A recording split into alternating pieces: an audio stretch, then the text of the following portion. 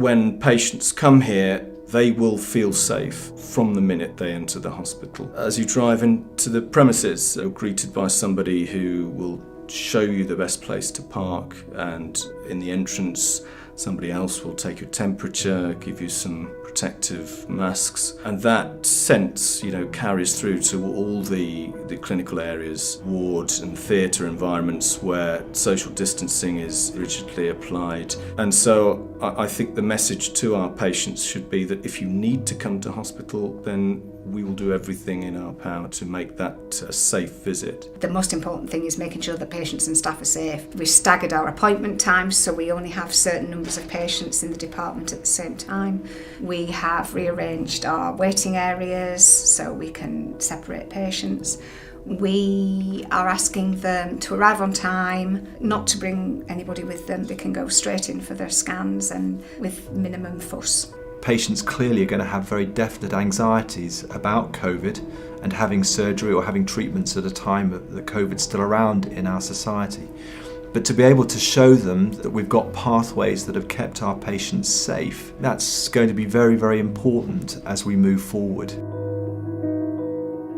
Clearly it's been challenging times, but out of challenges comes innovation. We looked at the infrastructure of our hospital so that we could separate patients in respect of whether they're an inpatient or an outpatient. Simple things, so video and teleconferencing for our outpatients. And I think that innovation is here to stay, and we've been absolutely so proud of the team and what they've done to be able to provide the patient care that we have done. We have impeccable infection prevention standards, and those standards we have fully embedded into all of our workforce. So this hospital has gone through a significant transformation.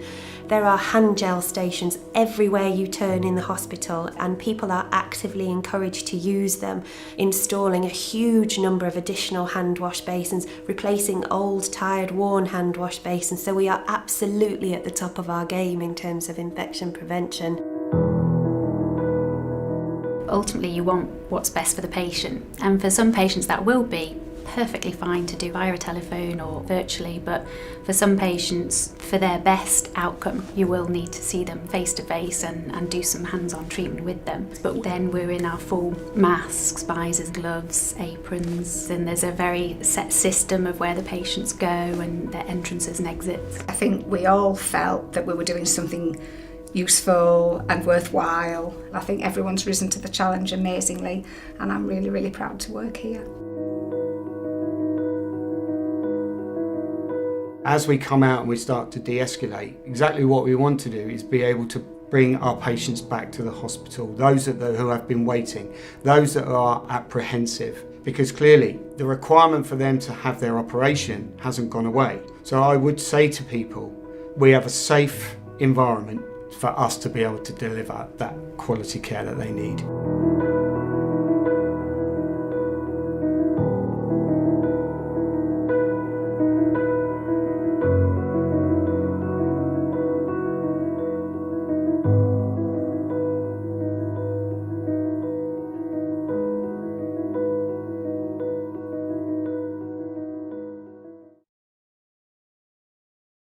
Welcome to John Pye Auctions, the nation's favourite online auction house.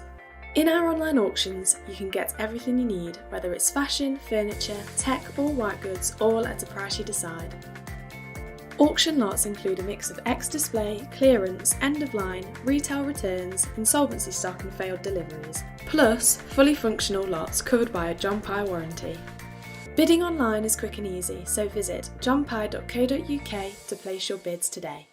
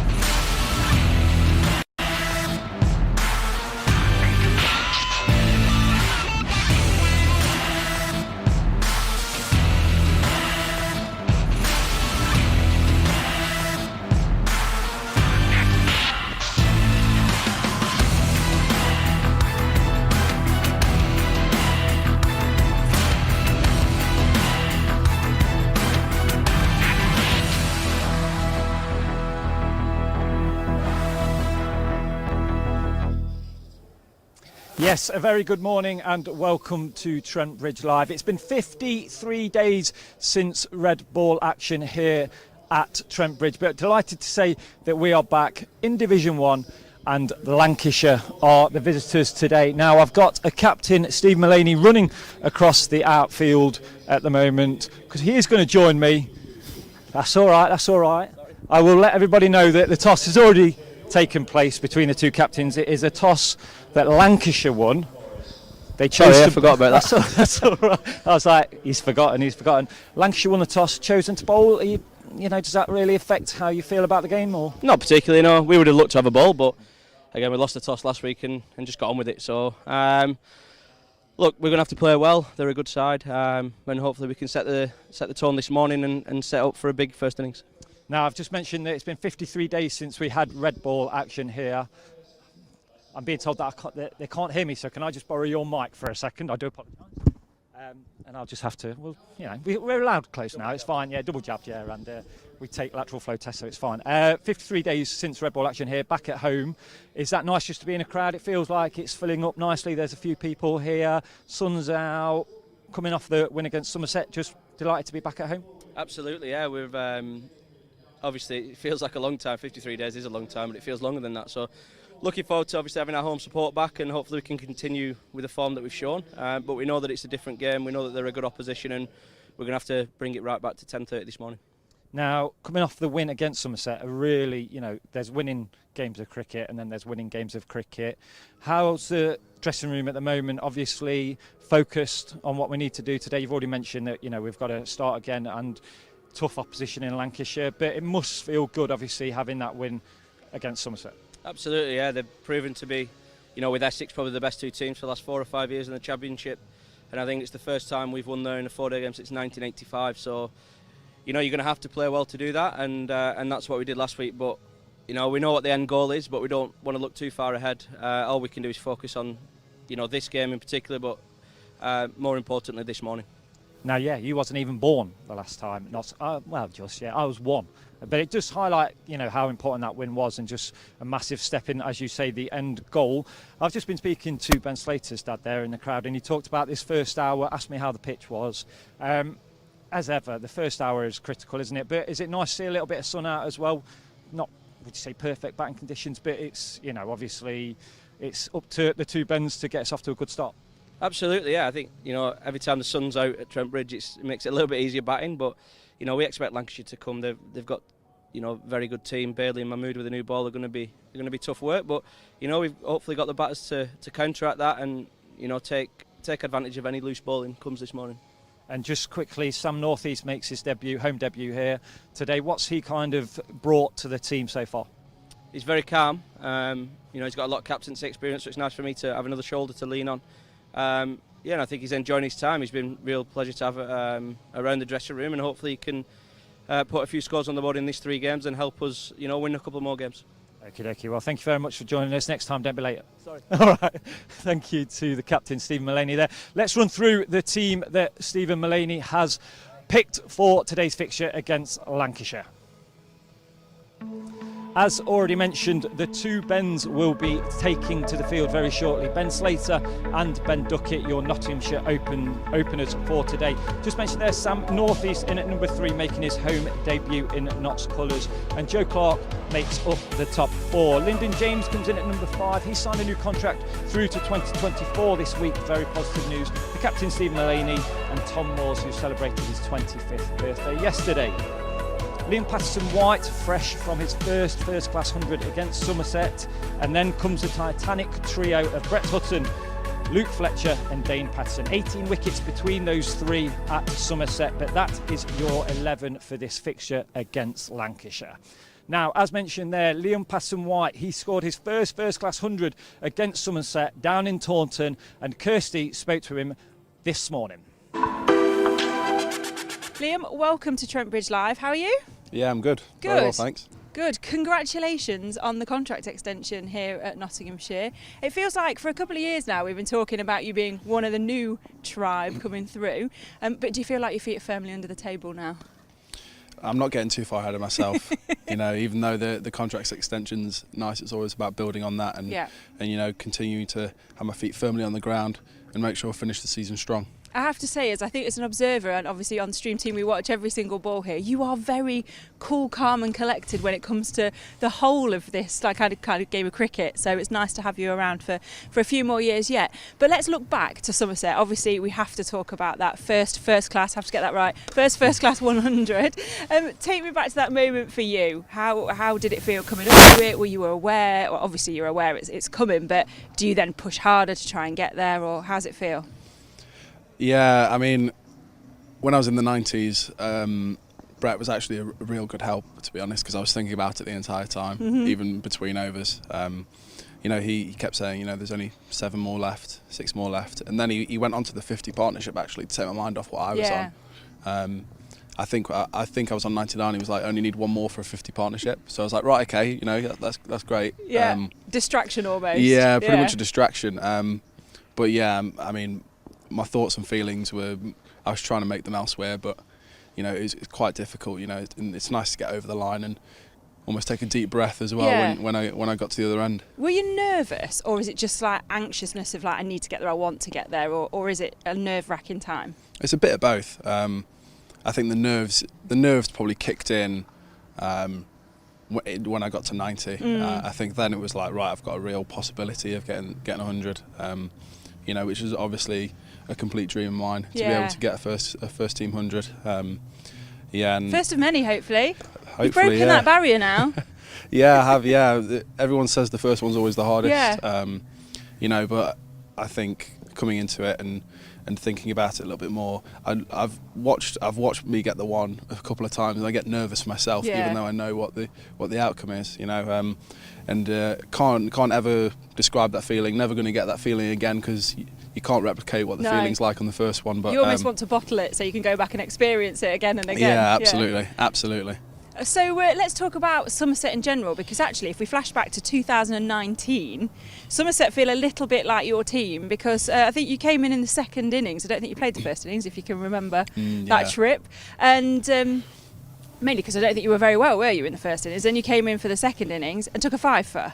So Somerset, being notoriously Somerset as well, and performing like that must bolster your confidence when it comes to big games and big teams that we're playing. Yeah, absolutely. You know, it's always a nice confidence booster to be able to do well in big games.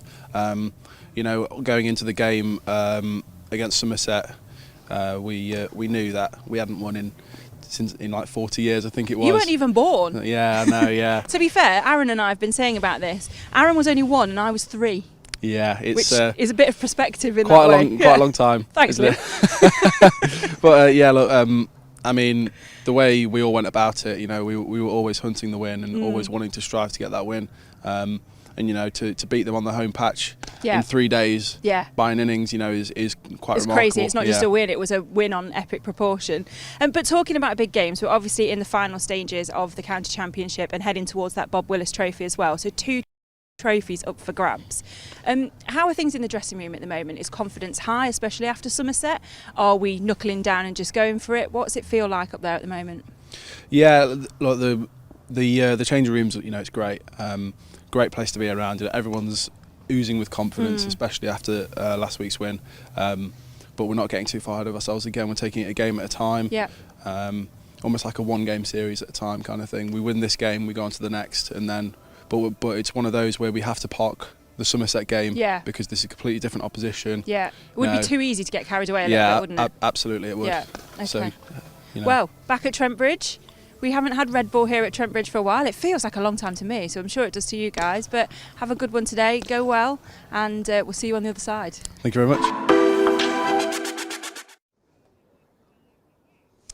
Really nice to hear from Liam there this morning, and a new contract for him as well as Lyndon, which is very positive news for the club. Now, while we wait for the umpires to come out, just want to give you an update on where we are regarding the bowling and batting for Nottinghamshire so far in the county championship. Now, if we take a look at the bowlers first of all, then you will see that man, Luke Fletcher, leads the way. He leads the way for Nottinghamshire, but also he leads the way in the county championship. 54 wickets for Fletch so far, and if you head to the Trent Bridge social media media channels, you can watch all 54 of those wickets. But just looking at the group there, it shows you that even the impact that Stuart Broad had at the start of the season, and obviously Dane Patterson there, 36 wickets for him. He's had an impact in the dressing room, but also on the field. Now, they were the bowlers. If we take a look at the batters, you'll see that the top six are all there, and that shows you that they've basically done their job, and it's given the team a chance to compete and get results. Hasib Hamid currently leads the way. Obviously, he's with England now.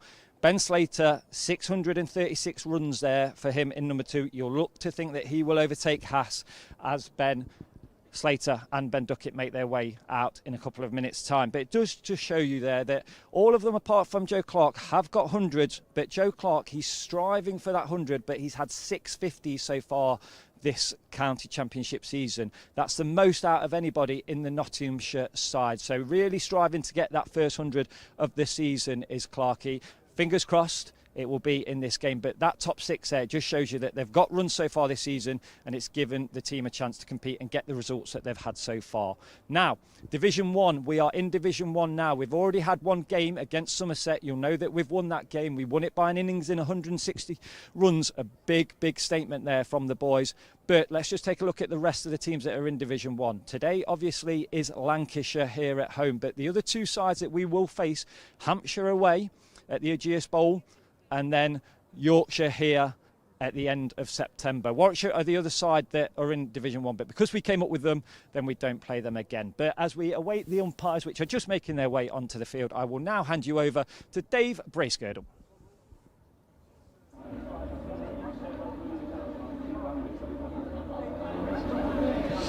Well, hello everybody, and very good morning. Welcome to Trent Bridge. County Championship cricket returning to Nottingham after quite a lengthy absence, but what an important match we've got with Nottinghamshire hosting Lancashire, 2 sides that sit in the top 3 in the table, in the elite group table, the Division 1 table. Call it what you will. Safe to say this is an important match that Notts have had here in Nottingham for many a year. I think the same can probably be said about Lancashire. They won the title following Notts' success in 2010. Lancashire won the title in 2011, and they too will have desires on lifting the top prize. Good morning, I'm Dave Bracegirdle from BBC Radio Nottingham. The news from the middle is that Lancashire, the visitors, have won the toss and have inserted Nottinghamshire. I'm a little surprised in that generally a decent looking track, although perhaps Dane Velas and his side just fancy with a greenish tinge out there, they might be able to pick up some Nottinghamshire wickets early on. Notts are unchanged. The Lancashire side, well, we've had 1 or 2 miscommunications. We think we've got it sorted out now, but to tell you, it's a man who's delayed queuing for ABBA tickets to join us this morning, the first day of the match. Very, very good welcome back to Trent Bridge to my old chum, Scott Reed. Good morning, Dave. Good morning, everybody. Yes, I'll just put those ABBA tickets to one side for the time being. I'm hoping to get in there at lunch and secure some. I bet you're on the waiting list. It'll be a popular waiting list, I'm sure. Lancashire's team, they've made 2 changes to the side that drew against Warwickshire last week. So out Matt Parkinson and Liam Livingston, and in Stephen Croft and Alex Davis. They're the 2 changes. So Davis and Balderson, and then Luke Wells, Josh Bohannon, Dane Villas, Rob Jones, Stephen Croft, George Lavelle, Danny Lamb, Tom Bailey and Saqib Mahmood. I've got lots of questions on that team selection, but we're just about ready to get underway with Tom Bailey to bowl the first over. And do you want to take the far end or this end? I'll take the far end, that's fine. So it's Tom Bailey, and I think the last time you were here we taught you an awful lot about the Thompson twins. Tom Bailey, the lead singer of the Thompson twins back in the day. Here we go. Yes, that was an education, was that, Dave? 3 slips in the gully, and Slater defends, pushing it back down to Bailey off his own bowling, and there is no run. Ben Slater playing his 100th first-class match, so congratulations to him. I was just about saying that when Ben Duckett earlier in the season played his 100th match, when he was dismissed either first or second ball. I can't remember which match it was, so we'll get it in nice and early. Congratulations on reaching that milestone, Ben Slater. Yes, indeed. Go well today with 3 slits behind him as Bailey comes over the wicket and bowls to Slater. Just pushes forward defensively and there's no run. So not, as I say, unchanged. Scott and Lancashire listeners, you might just want a refresher. Ben Slater and Ben Duckett opening the batting. Of course, Asiba Mead has done it all season, who you'll know very, very well, but he's away now with England. So Duckett promoted from 3 to open. Sam Northeast, who's playing for his 3rd county of the season, will make a home debut. He'll come in at 3. And it's Bailey. Right arm over the wicket, balls to Slater. Again, plays forward and defends. Ball bounces out to point and there's no run. Joe Clark, who scored a century, I think he got a century in the Bob Willis Trophy game here last year, didn't he? And also the year before in his first Royal London match against Notts, that 400 plays 400 game. So he's got a decent record against Lancashire. Lyndon James, Stephen Mullaney, Tom Moores, Liam Patterson-White at 8, fresh off his maiden century for the club last week. Brett Hutton, Luke Fletcher and Dane Patterson. It's Bailey bowls to Slater. It's wide of off stump and it's left and it's through to George Lavelle, who continues with the gloves this week, and there is no run. So effectively playing 3 wicket keepers, but it's the youngster who's got the gloves. Yes. Don't know a lot about young George. He's not played too often, really. Featured in the Bob Willis Trophy last year. I think he played the final game of last year, and played a bit in the 50 over competition, and last week as well. Ball into his gloves again as Slater leaves one that's angled across him. And once again there is no run, but being given his opportunity to keep wicket. Lancashire captain Dane Villas has done that for most of the season. Of course, Alex Davis is a wicket-keeper batsman, but it's George Lavelle who has the task and the challenge of doing that again today. Final ball of the first over of the morning. Slater waits for Bailey. Oh, and that deflects beyond Lavelle and through for a run. So a little edge which flashed past Lavelle, and they get through for the first run of the match off the bat of Slater.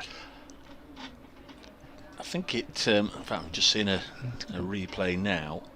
I think it would have bounced in front of first slip. Lavelle went and couldn't get there, but kind of went low to his left, didn't it? Yeah. It's in front of first slip. Nervy moment, nonetheless. The Lancashire team, I mean, I think, is it fair to say it was as much of a surprise to you as it was to me that the 2 England internationals, Liam Livingstone and Matt Parkinson, not involved? Yeah, the Livingston one, I don't know whether that's a carry-on from last week. He did pick up an injury last week when he was fielding. He got injured his shoulder or his neck, so I don't know whether that's because of that injury. Maybe it's just caused him 1 or 2 problems for him not to feature in this match. It could be injury related because of that problem last week. Parkinson, well, clearly they just want to go with that extra batsman, don't they? Really, Stephen Croft's in there.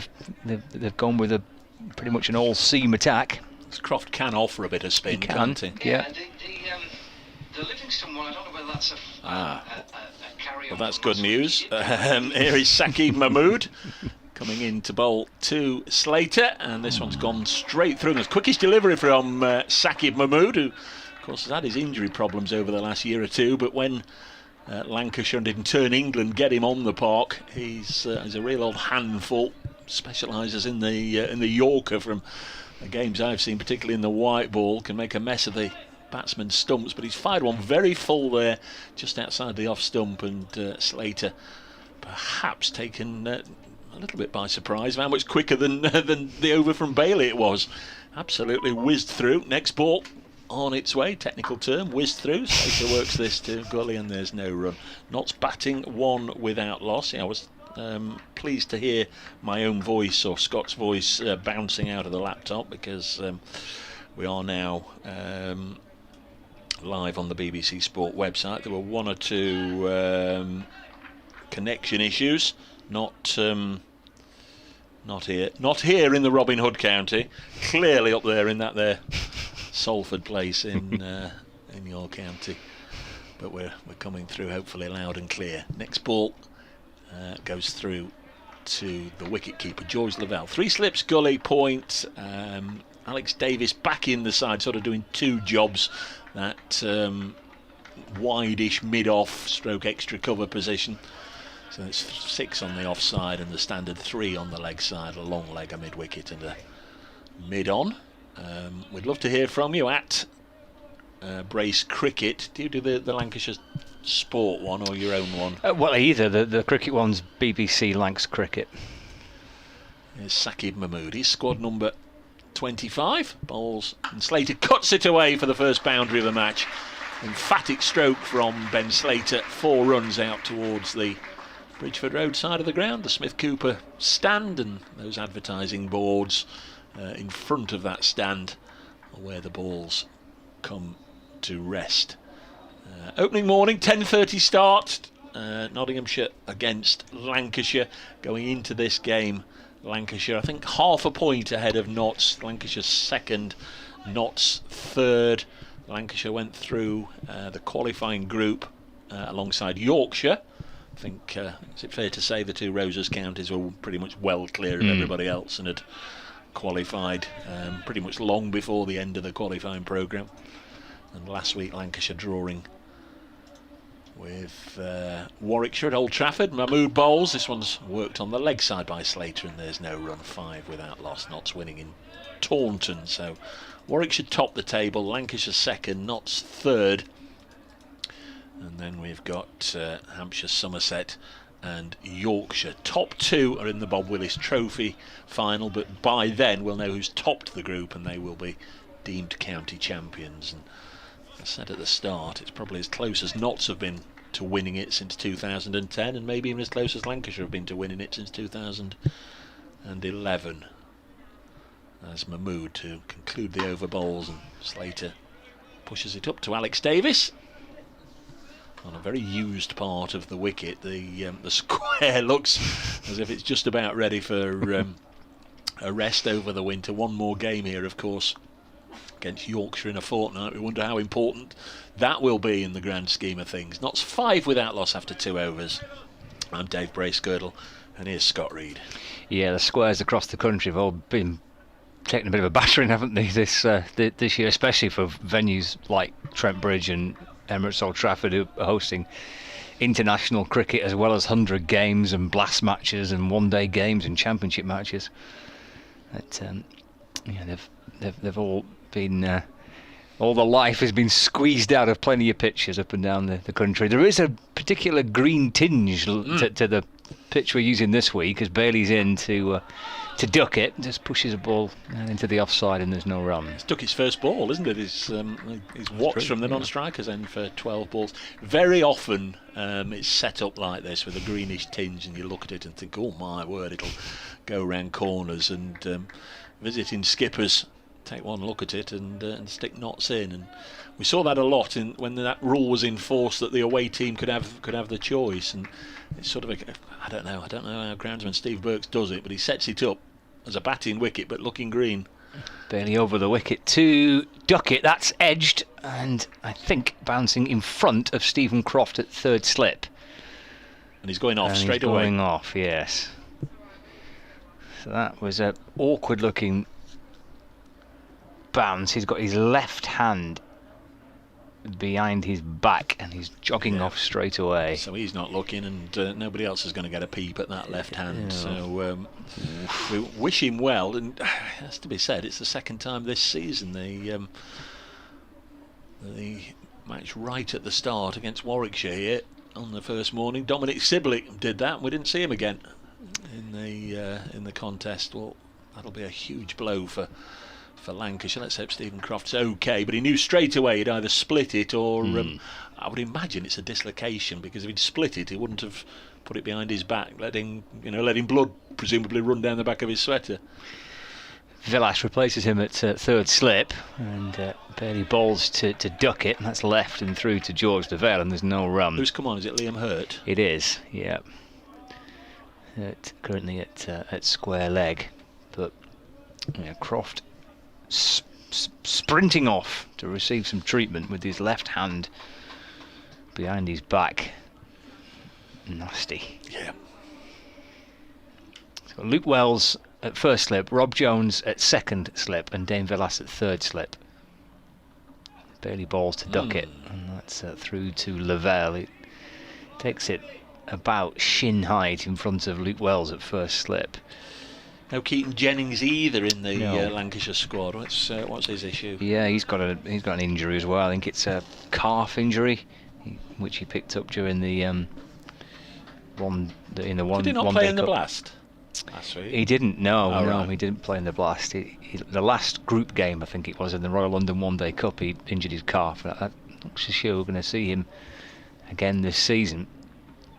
Bailey to duck it, gets bat on ball, just deflects it down to fine leg, where Balderson comes up to field, and there's one run for Duckett. He's off the mark with that, and Nottinghamshire move on to 6 without loss. Yeah, both this pair actually got centuries in this match last year. Ben Slater 142 and Ben Duckett 116. And you may remember that Lancashire were absolutely sick and tired of the sight of Ben Slater because he'd gone on loan, hadn't he? He couldn't get in the Nott side at the start of the season. Went to Leicestershire and scored 170 odd at New Road. He did, them. Yeah. Barely to Slater. He leaves this ball, was shaped back in a fraction, taken by Lavelle, and that completes Bailey's second over of the morning.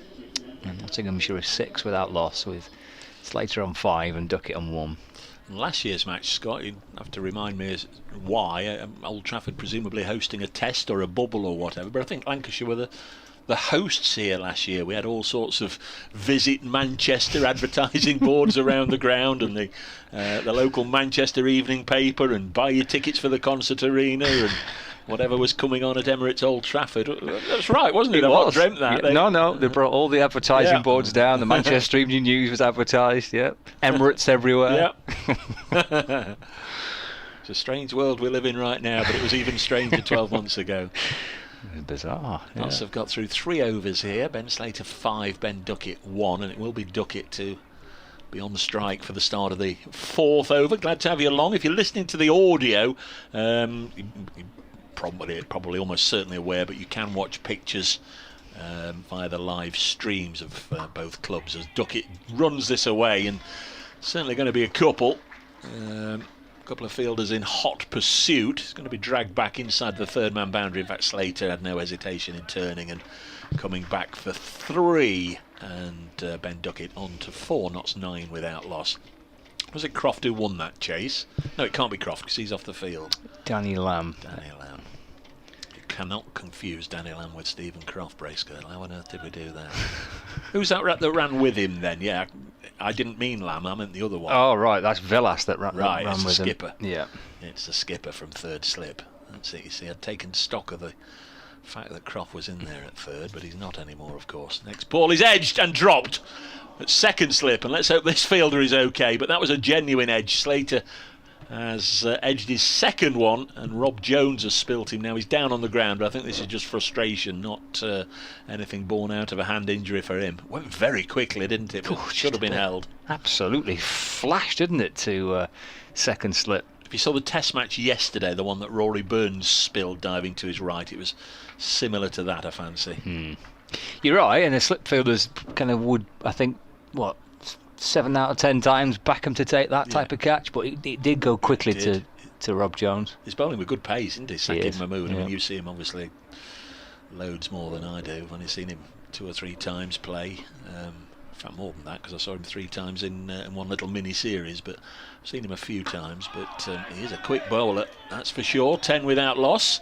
Has featured in England squads this year and had 1 or 2 outings. They'll be glad he's playing, because Liam Livingston and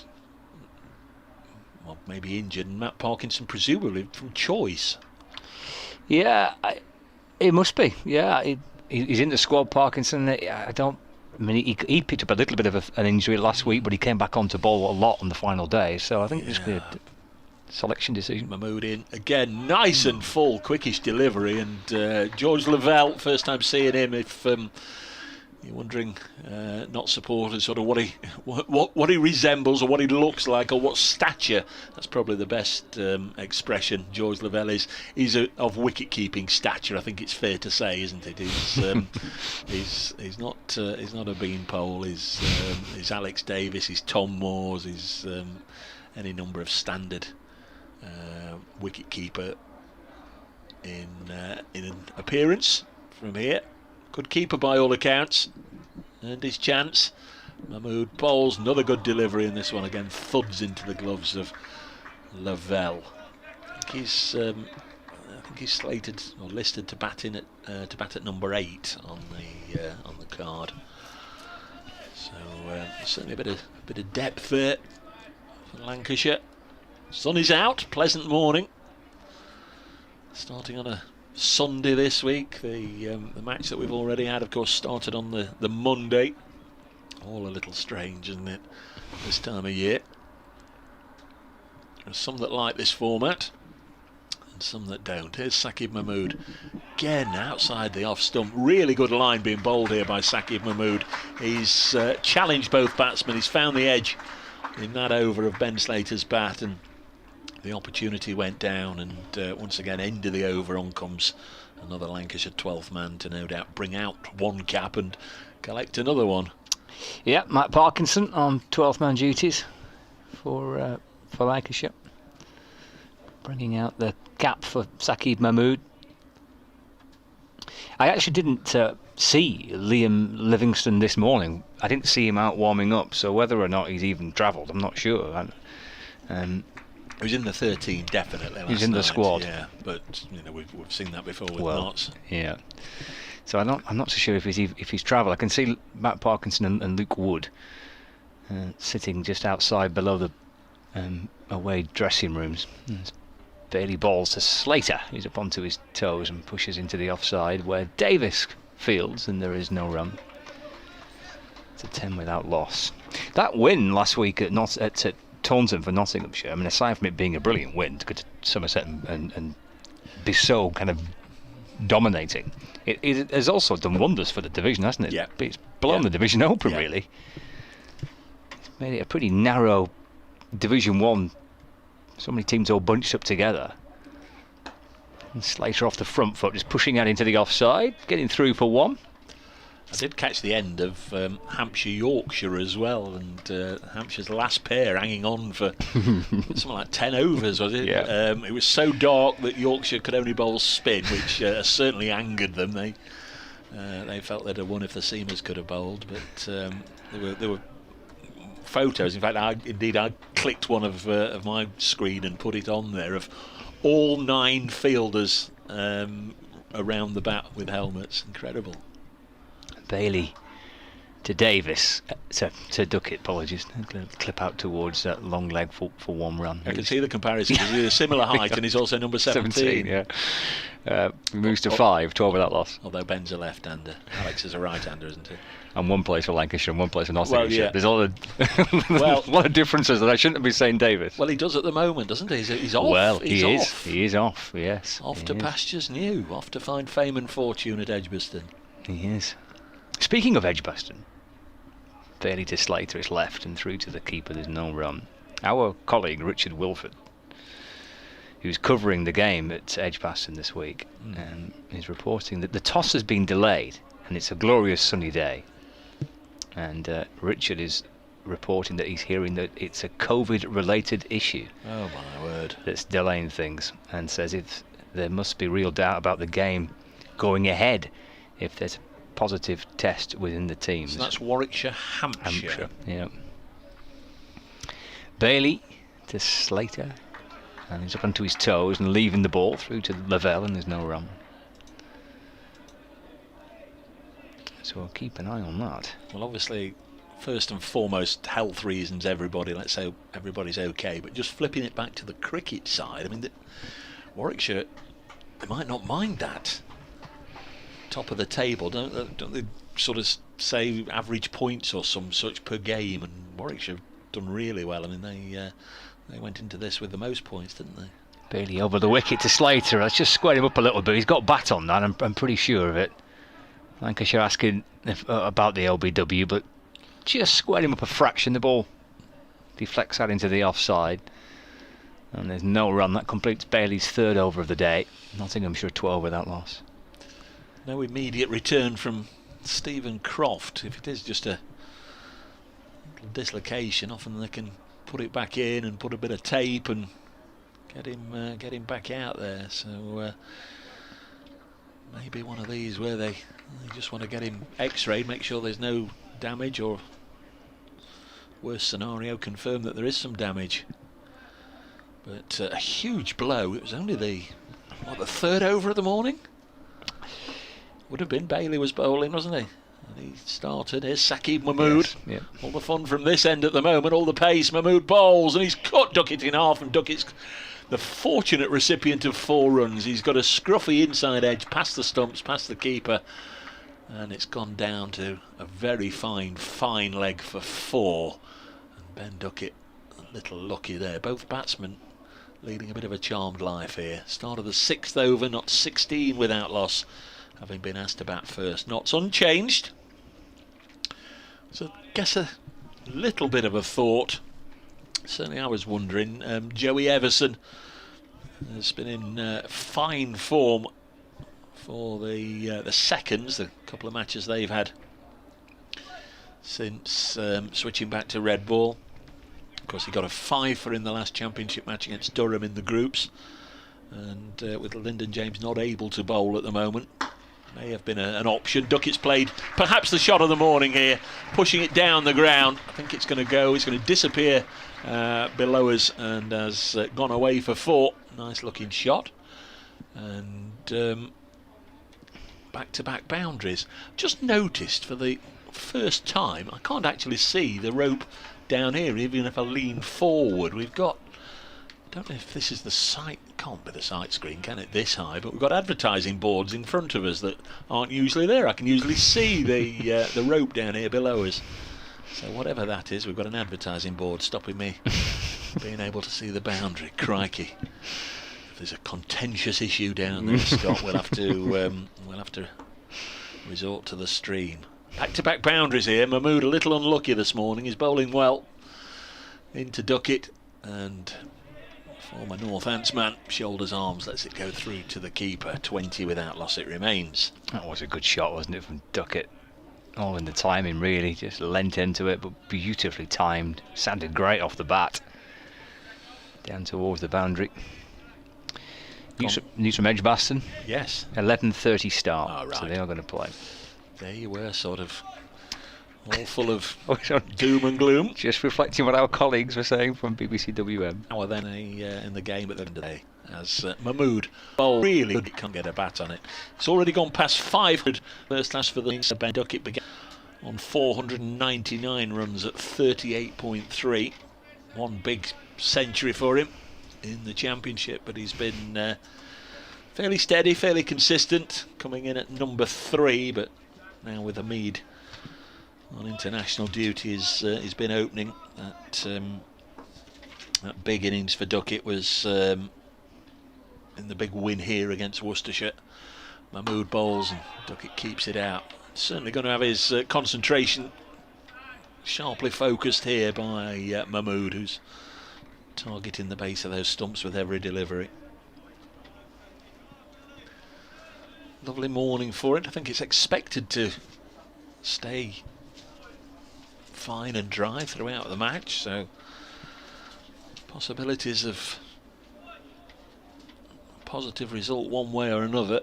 If either of these sides could get the W, as they say, get the win this week, really will be in a strong position with 2 games to go, as Mahmood bowls and Duckett will try and pull this away, and he's hit it to mid-on the bounce to Tom Bailey. And he makes the stop, and that's obviously 6 overs. It is, because they're all going to go and have a little bit of hand sanitising. Yeah, with it being such a condensed kind of final group stage, just the 4 matches, and all back to back, you win a couple early on, you're in a great position to be county champions. But I thought that the result for Notts at Taunton was not in itself was a brilliant result. to win so convincingly, but you know what it did to the table. Yeah. Just bunching everybody up. You look at that league table, and you see Warwickshire top 33 points, Lancashire second 28.5, Notts third 28, Somerset fourth 20.5. See, Notts went through with Warwickshire. They played really well all year, Notts. Well, not all year, but you know they had a very good series of first-class matches, but they lost both games to Warwickshire, so they went through with hardly any points. Here's Bailey bowling to Slater. Drops it into the onside.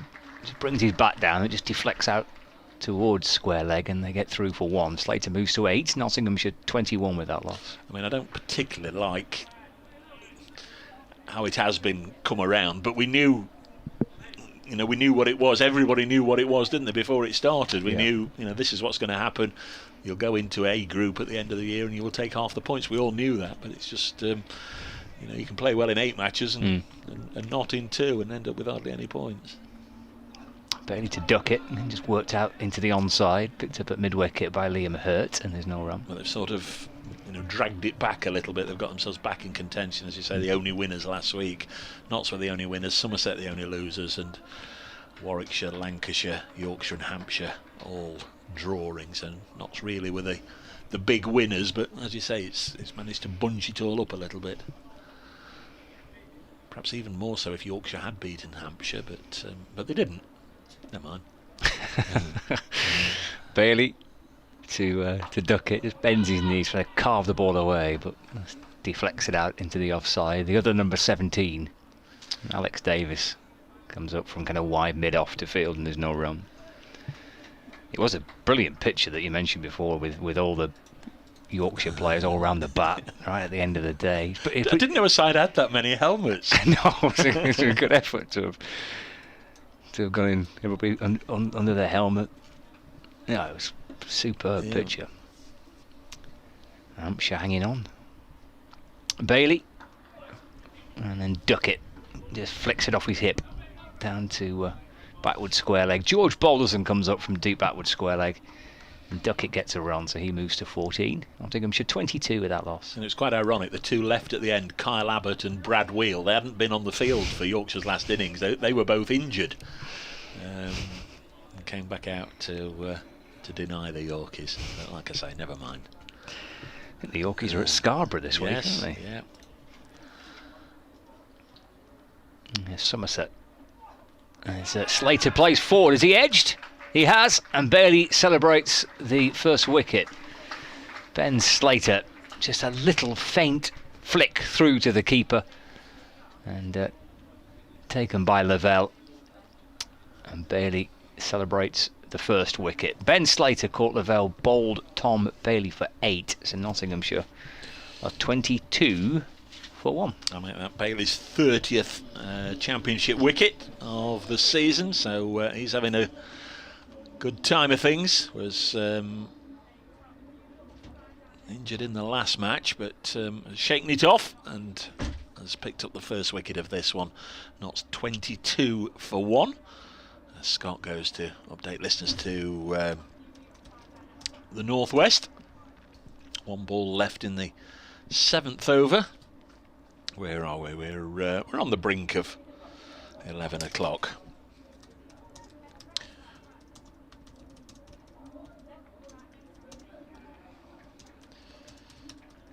New man then on his home debut, Sam Northeast.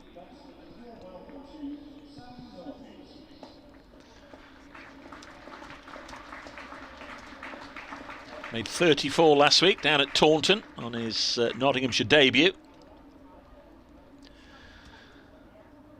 Played very nicely indeed. And it was a tricky old wicket to bat on. Went out a word or two with him in the hotel. Never at any stage did batsmen on that first day feel they were in, and then Liam Patterson-White came in, played well, very much a highlights reel towards the back end of the day, the last hour. Terrific stuff, really swung the momentum back to Notts, and 100 runs were added in next to no time, and he carried that on the next morning, the second morning. Notts getting well over 400.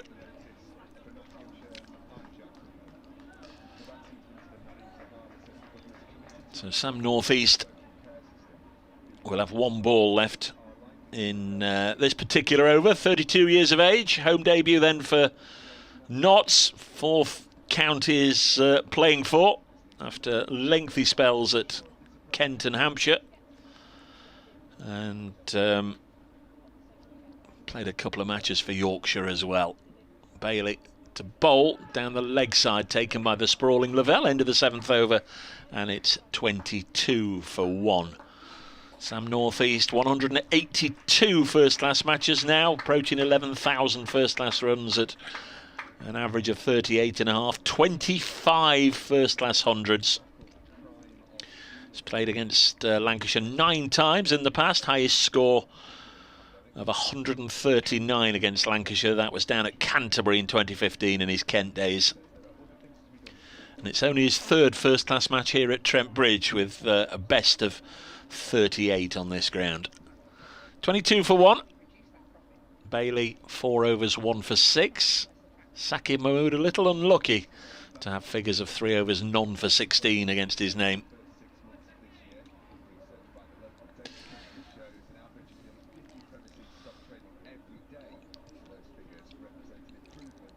Duckett has 14. Scored a couple of boundaries in Mahmood's last over. On strike now, and he's pulled this one away, just slightly short of a length from Mahmood, and Duckett all over it, pulls it away through mid-wicket into the wall on the Fox Road side of the ground.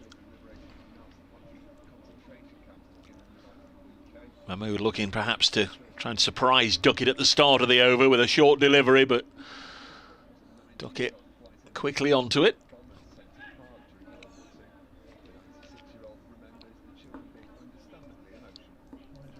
$26 for 1. Here comes Saqib Mahmood. This is very full, right up in the block hole, and Duckett digs it out. Waiting to speak to listeners in the local area, BBC Radio Nottingham, and then we'll just tell you what's happening elsewhere.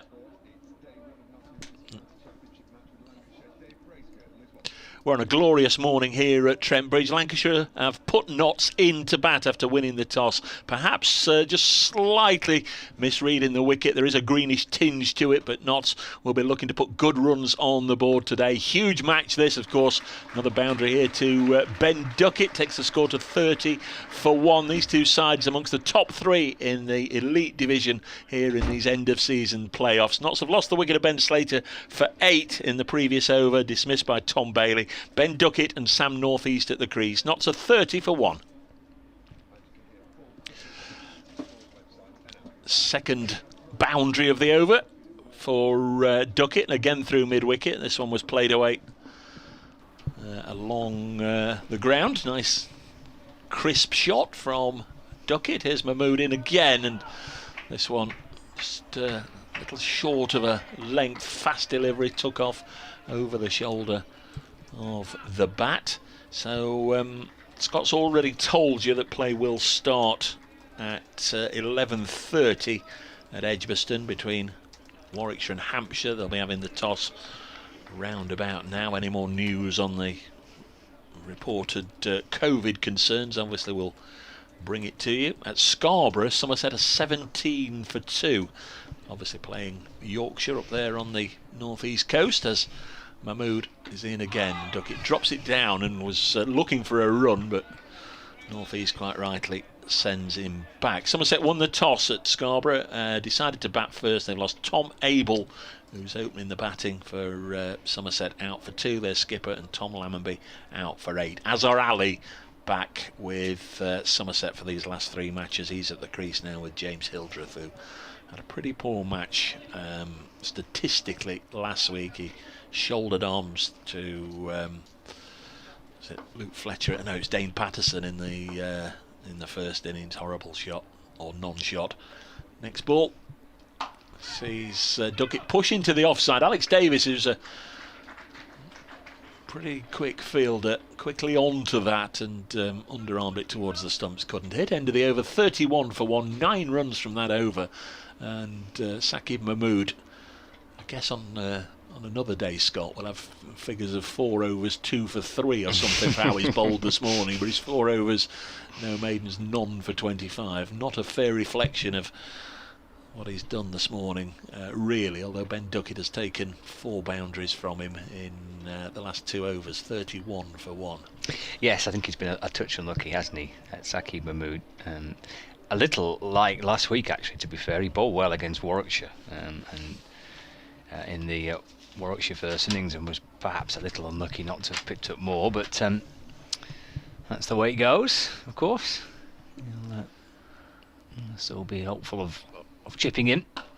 There's Duckett pushing out through the offside. Oh, and Alex Davis, who's at wide mid-off, picks up the ball and then whizzes it round the back. He kind of flicks it behind his back to try and run out to north-east at the non-striker's end. It's a bit cheeky, wasn't it, from Alex Davis? But, he missed. No damage done. So 31 for 1. Lancashire still with us. 3 slip fielders: Luke Wells, Rob Jones and Dane Villas. Danny Lamb at gully. Josh Bahanan just at backward point. Alex Davis at wide mid-off. Mahmood at mid-on. As Bailey's in. Squeezed away by Duckett, and a good stop by Lamb. Getting across to his left-hand side, and there's no run. Got Liam Hurt at square leg, and then George Balderson at long leg. My best stat of this pair batting together. Okay. Ben Duckett, who's known obviously as first and foremost a batsman, also a bit of wicket keeping, but he does have 1 first-class wicket from his decade in the game, and it was Sam Northeast down at Beckenham 6 or 7 years ago. Barely over the wicket to Duckett. Oh, that squares him up. And through to Lavelle, and there's no run. It's a nice one to have, isn't it? Yes, when it is, yeah. a new man comes to the club. Yeah, you might be good, but you're not that good, son. Even I've got you out. So that'd be a rare occasion that Duckett has a ball, blimey. One of those games, was it heading to a draw type game? Yeah. Well, I presume, yeah. If he's on to bowl for Northants, then yes. Yeah, down at Beckenham. They're both actually born in Kent, and they have this weird thing down there, don't you? Whether you're either, what is it, a Kentish man or a man of Kent or some such, don't they? Here's Bailey over the wicket to Duckett, and he's playing forward, and he's beaten this time. And through to Lavelle, no run. Don't quite get it or know what it is. There is something like I've that. heard Which this side phrase. of the River Medway or something Okay. you're born? I think Right. it's just a little bit of a play on the old Thames, isn't it? Which side of the river you're born in London, and all that nonsense. But I think they do have a Kentish man. Anyway, I don't know where they are. But Sam Northeast was born in Ashford, Kent, and Ben Duckett born in Farnborough, Kent. Bailey to Duckett, this little half shuffle forward, and then presses the ball out through the offside. There's no run. 31 for 1. Duckett 23 and Northeast on 0. I did promise when Scott was out of the room I'd read the rest of the scores. So just quickly, in the northeast, Glamorgan are batting against Durham, 42 for 1. At Chelmsford, Gloucestershire 28 for 4. The visitors are batting everywhere. Worcestershire 16 for 3 at Canterbury, that we were just talking about, against Kent. Final ball of this Bailey over to Duckett. Just drops it into the onside, and Bailey stops it off his own bowling, and there's no run. 31 for 1. Surrey 11 for 2. The visitors leg. batting at Wantage Road against Northants. And Somerset, we've said, 22 for 2 at Scarborough against Yorkshire. Warwickshire and Hampshire will start at 11:30, and still no news of the toss on the BBC Sport website. 31 for 1 here, Northeast. Yet to score. He's only faced 1 ball, to be fair. Ben Duckett 23, the man out. Ben Slater for 8. Notts and Lancashire. Last played, obviously, last season here, a match that ended up in a draw. Notts had the... I guess overall you would say Notts had the better of things, although Lancashire's openers battered through the final day, having been made to follow on. 120 without loss. Alex Davis 69 not out. Keaton Jennings 37 not out. So certainly the momentum at the end of the match was all with Lancashire, but they'd been made to follow on, having been bowled out for 173, 299 behind. Stephen Croft top scoring with 59. Bowling change. Daniel Lamb then to replace Saqib Mahmood, who's gone to lick his wounds. 4 overs, none for 25, and the muscular Daniel Lamb starts with one down the leg side, looking for a Luke Fletcher leg strangle. The reference to that is that Fletcher, whose whole aim in life is to run in and hit the top of off stump, got 2 leg side strangles down at Taunton, which, like he said, will take him. You're not going to say no to a wicket, but it's not quite what he was aiming for. Next ball wide at the off peg and goes through to the keeper. What are you reading? I'm coming out with some pearlers here, and you're reading. I know. I was listening to your pearlers, and I was about to say Fletcher's top of the charts, isn't he, across the country? Yeah, 54 at 12.5. I was listening to every word you said, Dave. Yeah. I was just looking back at that game here between Lancs and Notts last year, because I was trying to recall it when you went going through the scores. Lamb bowls, worked away. Sam Northeast off the mark. He's just deflected this, and it may have been 2. I think it was a run chase. They'd certainly have gone for 2, but Ben Duckett does like batting and more than happy just to say no, we'll stick at 1. 32 for 1. Have you refreshed yourself? I've refreshed myself. There's a lot happened since then. Yeah. I get easily confused about what was my assessment, which I've written down. Was, I think that's fine. Well, in Lancashire's yearbook, it is Nottinghamshire enjoyed the better of a match badly affected by poor weather. Okay, right. Yeah. Next ball is blocked by Duckett. And is there reference to the fact that this was a Lancashire home game, and will it stay in the stats as a Lancashire home game? That's the thing. Absolutely. Yeah. Well, I recall this being a new outground for Lancashire. Yeah. that was just one of their latest outgrounds is Trent Bridge. And you say Sedbergh is your most picturesque outground? How dare you? Yeah. Not a patch on this wonderful venue. Danny Lamb in, and Duckett helps it away. He's found the gap on the leg side, but no, there'll only be a single. Lamb this season 17 wickets at 33 apiece, best of 3 for 16. He's got 1 ball left in the 10th over, 33 for 1.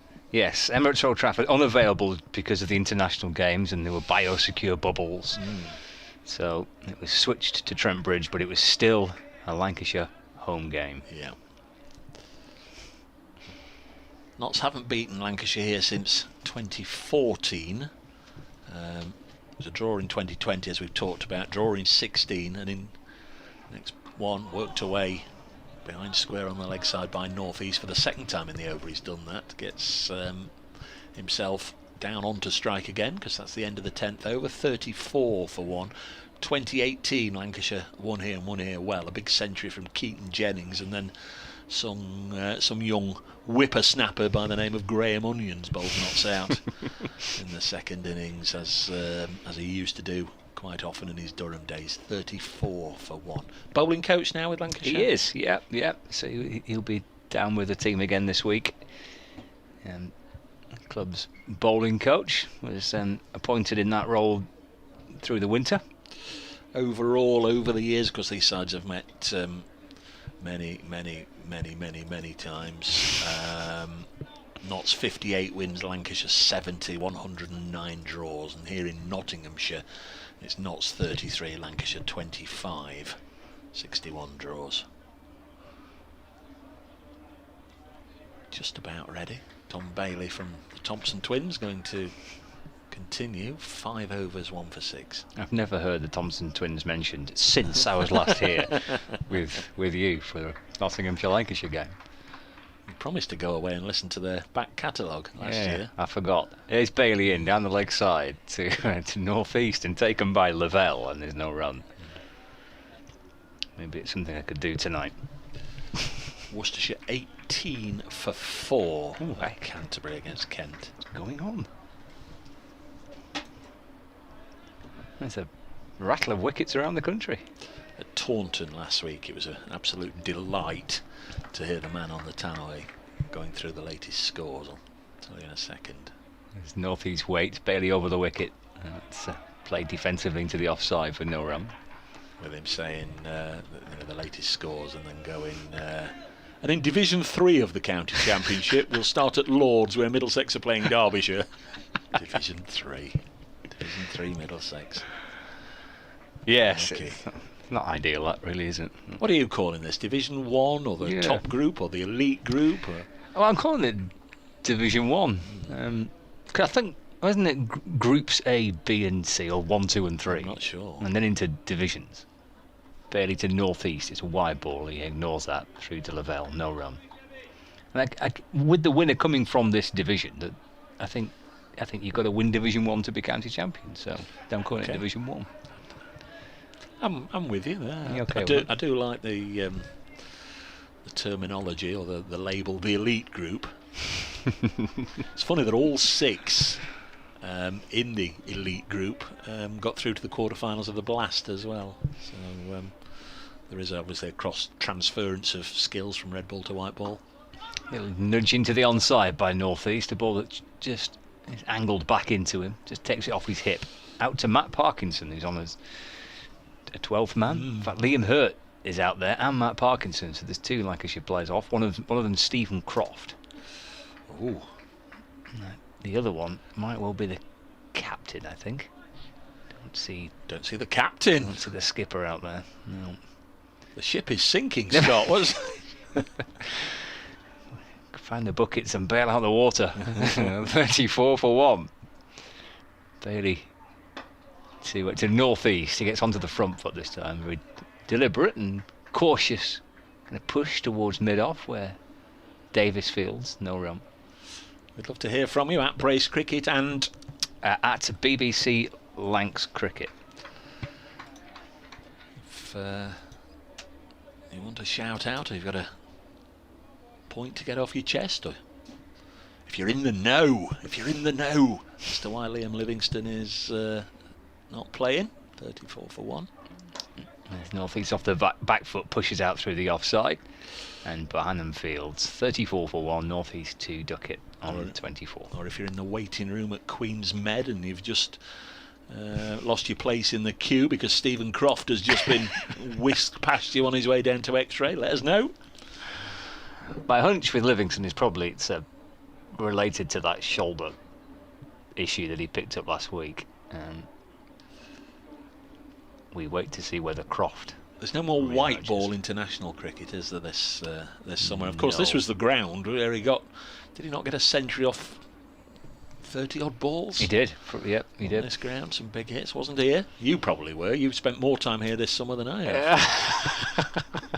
Well, that's only just a slight exaggeration, isn't it? You've been here a bit of a while as Lamb bowls 34 for 1. Have you done 100 games here? And you did the final of the Royal London One Day Cup, which I was here as well. But that was a nice day, wasn't it? Actually, it was. Enjoyed it. You know, if you're not here supporting your home side, and there are 2 neutral sides, it was nice to see 2 sides. You know, we know Durham have had a little bit of success in the past decade, but you are going back a few years, and Glamorgan haven't had any success since.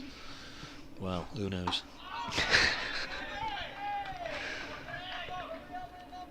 It's my over, isn't it? This is pushed back to the bowler Danny Lamb, and it remains 34 for 1. I think 1969 they were county champions, Glamorgan.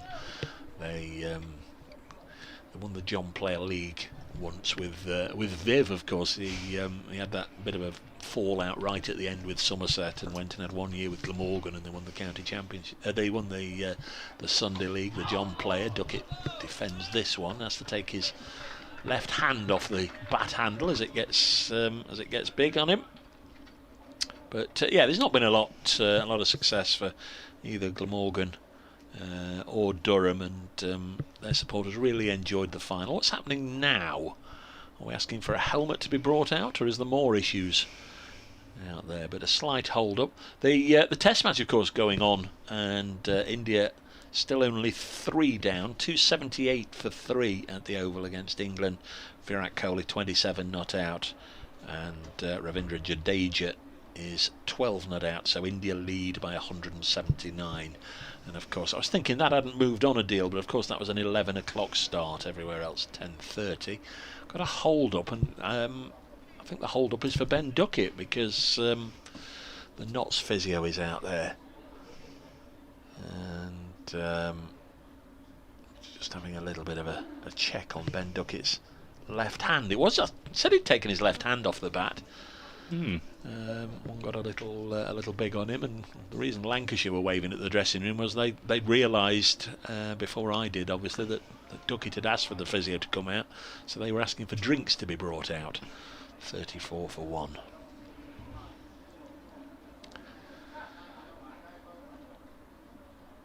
North East has a couple of runs. Ben Slater out for 8. He was actually dropped, wasn't he, before he fell.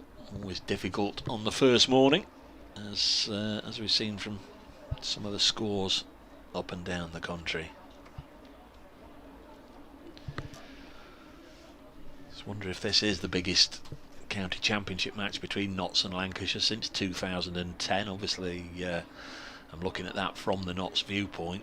Here, Notts got over the line. There was something set up between the captains on the last day, with Chris Reed and Glenn Chappell trying to set a game up, and Alex Hales, and I think I've checked this, or tried to check this many times since, fairly unique in that he was dismissed twice in the same day, the last day in the 90s, which is extraordinary, because he started the day in the 90s and didn't get his 100 in Notts' first innings. And then there was a little bit of collusion. Lancashire batted for an hour, so that'll be one to look up, Scott. The 2010 game here. There's a bit of collusion. Lancashire batted for an hour, setting Notts, whatever it was, 260, 280, and Hales almost led them home, but was then dismissed in the 90s for the second time in the day. And then, of course, the final game of 2010, you're not missing any cricket. We're not secured the championship. It was also the day, I believe, that Freddie Flintoff announced his retirement, and you ran off and left me, didn't you? I wondered how long it would take, and it's taken you just over 50 minutes. We're going to start again with Duckett defending against Danny Lamb, but that was the 16th of September 2010. Notts got the 400 on the board, so got maximum batting points, and then needed 3 Lancashire wickets. And was it Carl Brown? Crikey was the second one, and obviously Shiv Chandapal the third. Tall right-handed opener that went pulled away by Duckett. There's protection on that leg side fence. Got a single. Easier if I look than try and rely on a fading memory. It's a long I couldn't remember last season, let alone 10 years ago. And funnily enough, I don't know what you were doing in 2011, but didn't Liam Bradford do a lot of the games? You did them all. I was just being a little kind to you there. were you laid out to pasture? Had a year, what's a rotation policy? Was that your gap year? Just played on the legs. We know you're a young man now, so you must have been an infant back in 2011. Was that your gap year? It was 35 for 1. Chilton. Mark Chilton. Is it Mark Chilton? Yeah, Mark Chilton. That was the name. I couldn't remember. The 3 wickets Notts got. Carl Brown, he was dismissed by Ryan Sidebottom, and then Chilton, 2 in and over from Andre Adams. And it was a strange old thing, because they say that was the game that never really finished, because there was still about 13 or 14 overs to go. Nobody actually shook hands on a draw or anything at that point. After Notts had got the 3rd wicket, obviously they went off celebrating, and that was it, and the batsmen trooped off, and apparently the umpires were just, well, what should we, we'll take the bails off. But nobody ever officially ended that game. Barely continuing, starting his 7th over. That's driven away through the offside by Duckett, and out towards the cover boundary for 4 runs. Struck firmly through the offside. I mean, even on the official scorecard here, it just says Lancashire were 11 for 3 after 4.4 overs. If it's a handshake, you normally say declared, don't you? Yeah. Blimey, yeah. feels like a lot. Well, it was a long time ago. Yeah. There's a lot happened since then. So what were you doing in 2011? Having a gap year? It was a rotation policy, yeah. Well, have a year off? Yeah, it wasn't my choice. It's Bailey into to Duckett. That's worked off the toes out towards mid-on for a single. Now, the other thing with the 2011 Championship win, most of the matches were played at Liverpool. That's weren't right, they? yeah. And is the talk that the last Lancashire match might be at Liverpool this year? It will be, yeah. They're playing Hampshire at Liverpool. Final group fixture. Why is that? Because is the test at Old Trafford? No, it's a concert. Oh dear. No, is it? ABBA? The ABBA hologram? That'd be very popular if it was ABBA. Bailey in to northeast. That's pushed up to mid-off and there's no run. I don't know who it is. I mean, I'm not going, so that's probably the reason why I've not paid much attention to it. The ECB have issued a statement on the delayed start at Edgbaston this morning. The start of the Championship match between Warwickshire and Hampshire has been delayed until 11:30 following confirmation of a positive COVID within the Hampshire squad. The safety of players, officials and staff is our priority. It was important that an investigation was completed before determining that it was safe to begin the match. Okay. Bailey to northeast. Goes onto that front foot again, brings his back down. It's pushed to mid-on and there's no run. I mean, they don't like to name names quite rightly, but I'm guessing it will be fairly obvious to see if there's a definite absentee. I can see that Mohammed Abbas has come back into the side. He's another one. He was quarantining last week. Again, Northeast pushing out into the offside for no run. Kyle Abbott isn't there, but he was injured. Like I say, I know he was definitely injured. That didn't play last week. James Fuller's in the side. Felix Organ is in the side. So who is missing? Doing some detective work here. Not very well, you'll understand. 40 for 1 with one ball left of the 13th over. Lancashire just drop mid-wicket back towards the boundary. And Northeast turns the ball away through the onside, and jogs through for a single and moves to 3, and Nottinghamshire move to 41 for 1. The Cortinas, by the way, are playing at Emirates Old Trafford. Who? The Cortinas. Obviously, you're not familiar with them, are you not? Would you like to hum me one of their best-known works? Well, you have to stick it into YouTube later on. I'll listen to the Thompson twins, and you listen to the Cortinas. I think the two that are missing from last week's Hampshire side, and don't know if it's a player, it might be one of the coaching staff, but the two that are missing are Kyle Abbott and Mason Crane. There's Danny Lamb, and Sam Northeast plays a nice looking shot here. Don't think it'll go to the fence. Clipped it towards mid-wicket. Oh, it's been dragged back just inside. Oh, crikey, what a complete and utter Horlicks. And they've got the 3 runs, but brilliant work. Now, who's this down here? Liam Hurt, and who's that with him? Is it Alex Davis? Yep. Hurt just got to the rope, flicked it back as he slid into the rope, but as he flicked it back, I think he might have flicked it into the shins of Alex Davis, and it nearly rebounded off Davis back over the rope, and Hurt right on the rope now. Just had to make sure as he stopped it for a second time that he wasn't touching the rope. It was a little bit of Chuckle Brothers at their finest, but they did well in the end. Duckett back on strike and pushes this back to the bowler. Absolutely glorious conditions. We didn't see the sun in not for 1 minute, I don't think, in the 3 days at Taunton last week. Not only did we not see the sun, we didn't see anything but slate grey skies, which of course helped the seamers wobble it about. It was cloudy, overcast throughout the game. We didn't see any blue sky. This is Dubai in comparison. Glorious shot by Duckett. I say that, I think he intended to drive it through extra cover and he's got it behind square, but it's gone for 4 nonetheless. It was a drive rather than a cut, wasn't it?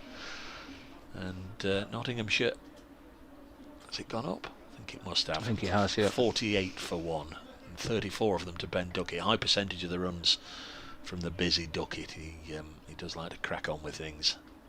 Terrific hour of play, this, isn't it, for Notts? The entertainers are looking to entertain. Yes, it's 11:30. Scott will be updating listeners to radio stations in the northwest. I'm sure Radio Nottingham will come for a chat in a wee while as Duckett pushes this out as far as Hurt. So Lancashire have been without Stephen Croft since the third over of the morning. There was an edge that he was unable to take low down. Immediately knew it was finger damage, ran off, and we haven't seen him since. Next ball driven away, 4 more. Well, not same spot, it was it's gone down to third man. I just lost the flight of that. Not that there was any flight, it was along the ground, but I just wonder if it was between slip and gully and away to bring up the 50, 52 for 1. That's at least the third time, if not the fourth, that Duckett has scored 2 boundaries in the same over. Getting on with things.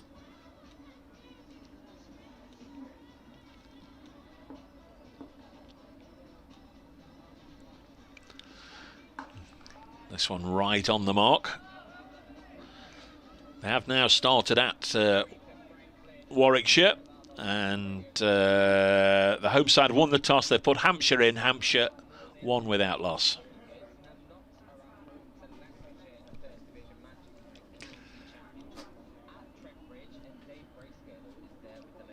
Really entertaining opening hour here. Remember, in September we start these championship matches 10:30 in the morning. We try and beat the fading light at the other end of the day, and a really good hour under blue skies, lovely sunshine. Notts batting after being put in. They're 52 for 1. They lost Ben Slater for 8 early on.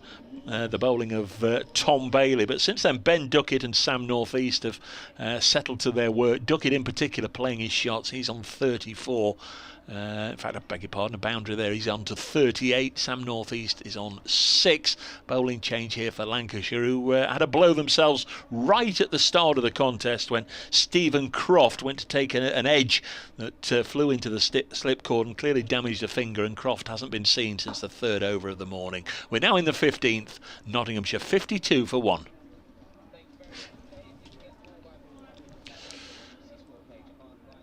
Change of bowling. George Balderson is into the attack as the 4th seamer.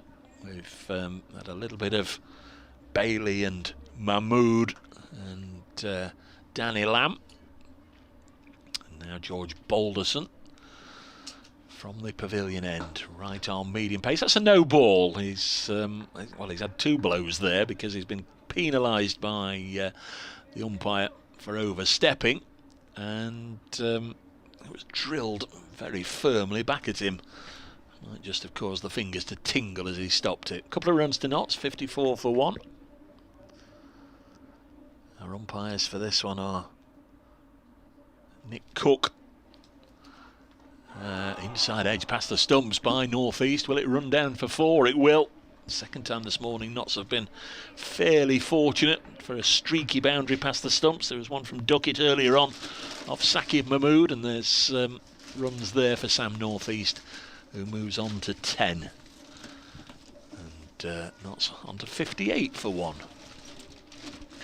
Joe Clark listed to come in at number 4 for Notts. 6 half centuries this season now to Clark. Surely sooner or later he's got to go on and convert one of them.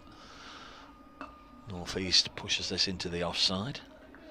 Lyndon James due in at 5. Stephen Mullaney at 6.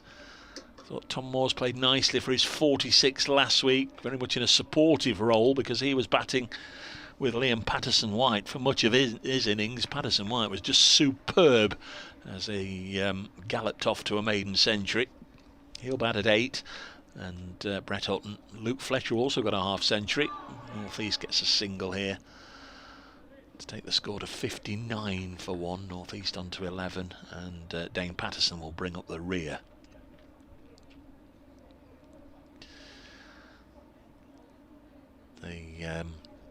the presence of the warm sun this morning, I'm sure will soon eradicate the look of the wicket, the look that still has it appearing very much with a greenish hue to it.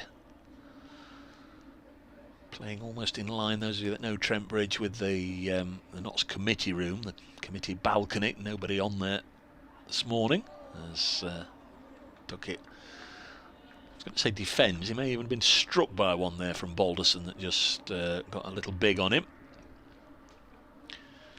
Got spectators once again sat in front of the main pavilion. We haven't had that in these COVID times, last year or this year, up until the blast quarter-final a week or so ago.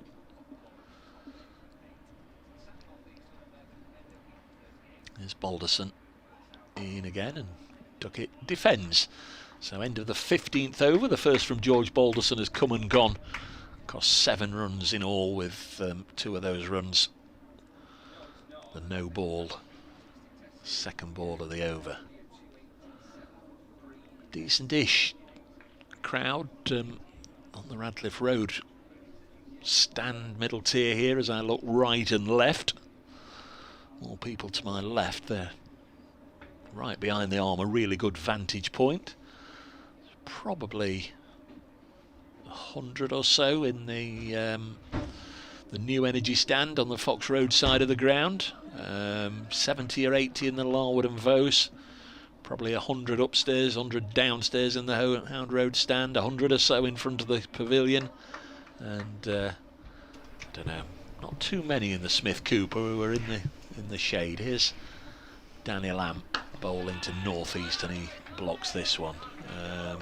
A handful in the William Clark, and there we've done a complete 360 degree of the ground. It's always difficult, isn't it, to estimate how many people are here, especially when you can't see how many are downstairs really. But again, with these larger grounds,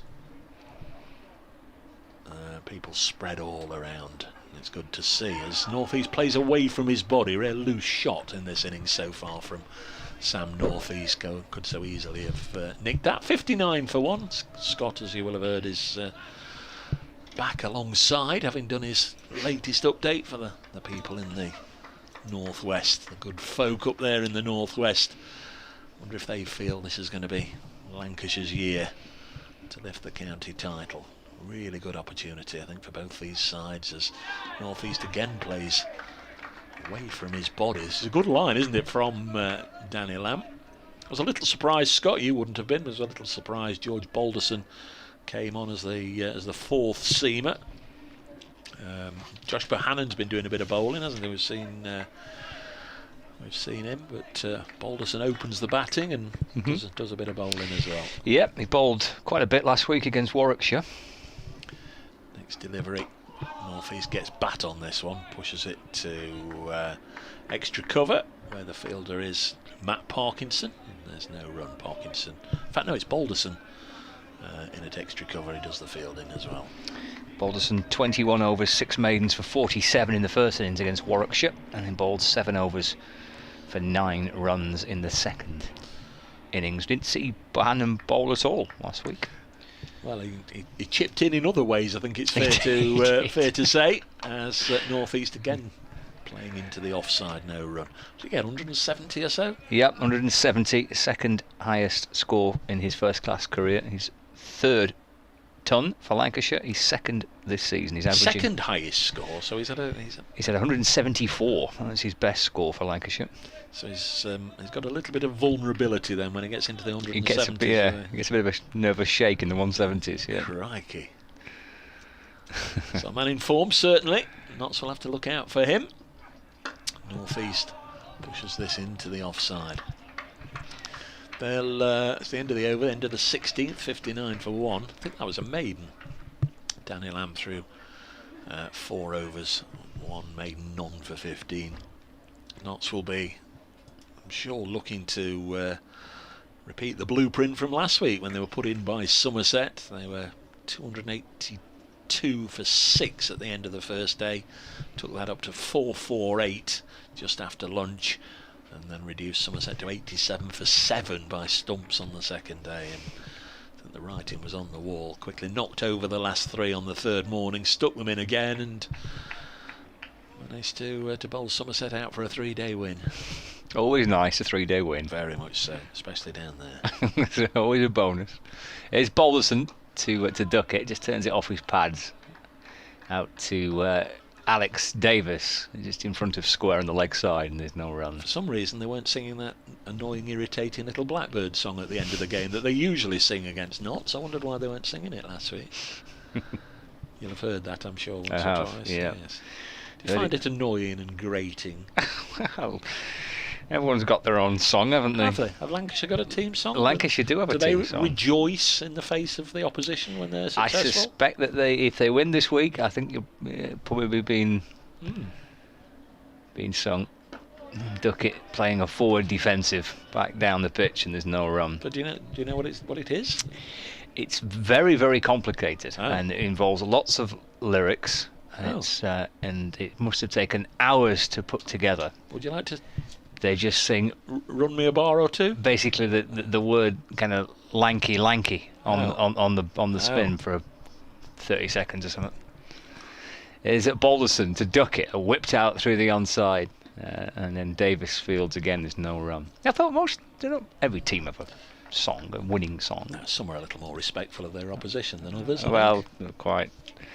Take it in good grace, have a beer, say well done boys. Quite like that, yeah, quite like that. March on. Yeah. 59 for 1. Balderson running in with Duckett on 38 not out. Just working the ball up towards mid-on. Bailey fields, and there's no run.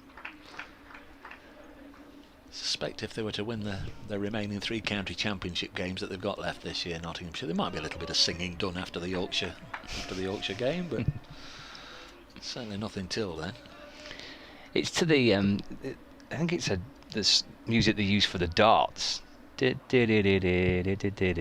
crikey. That one. So they've adapted that one and put the words Lancashire in there.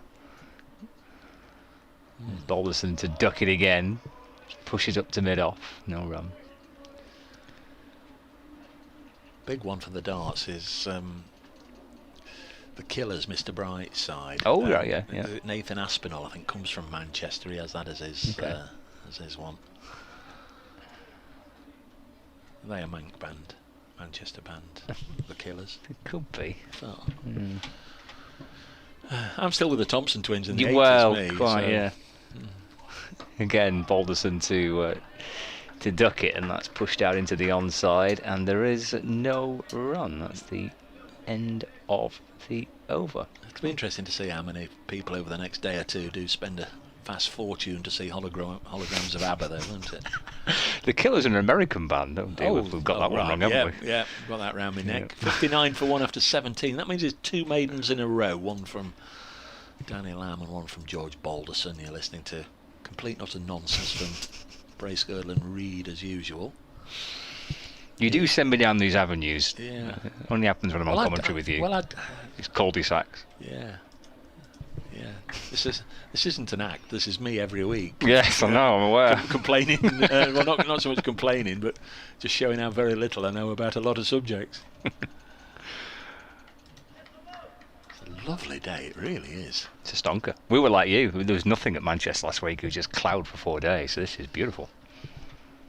So here we go again. Start of the 18th over. Can Notts break this streak of dot balls? Not from the first, which goes through to the keeper. BBC Radio Nottingham, BBC Radio Manchester, and BBC Radio Lancashire. We're all together. Sure, at some point in the game, perhaps later on, I would imagine there'll be a little bit of 5 Live Sports Extra. I wouldn't today, because of course test matches going on in parallel with the county championship as the next ball's pushed back to Danny Lamb. Yeah, it's a good little period here. Lancashire trying to build up a little bit of pressure, try and slow the run rate down. Balderson and Lamb are doing just that. 59 for 1.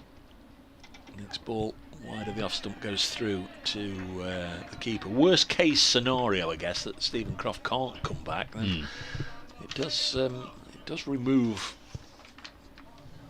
some spin options almost totally, doesn't it, from the Lancashire side? Yeah, I mean, Luke Wells has bowled a bit this year. Rob Jones could bowl, but definitely.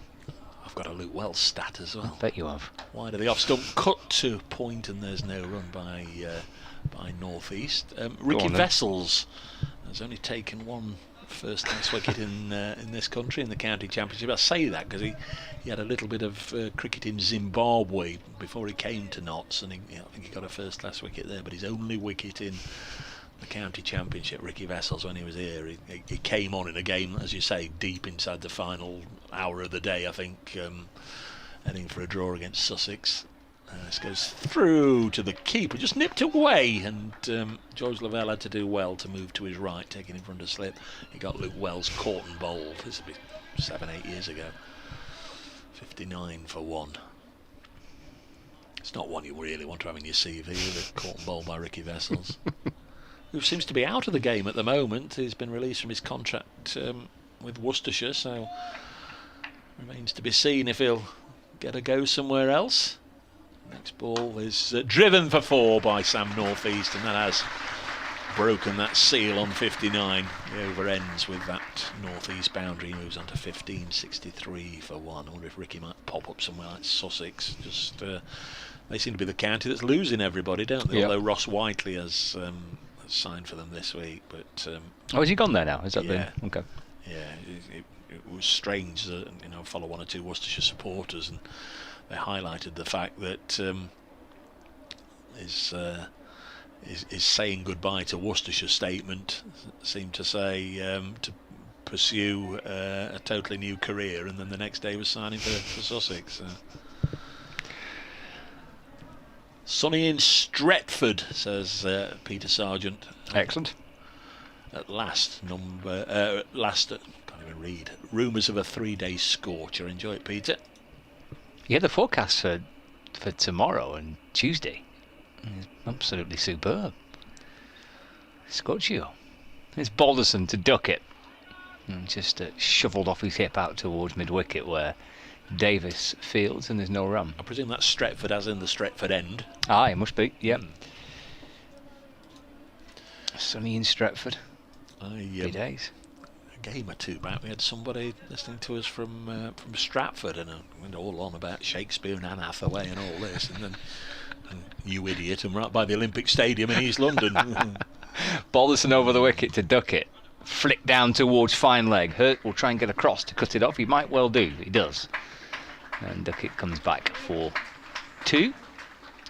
And he moves on to 40. And Nottinghamshire to 65 for 1. Ian Hoskinson is with us. Family day out watching Notts v Lancashire, guys.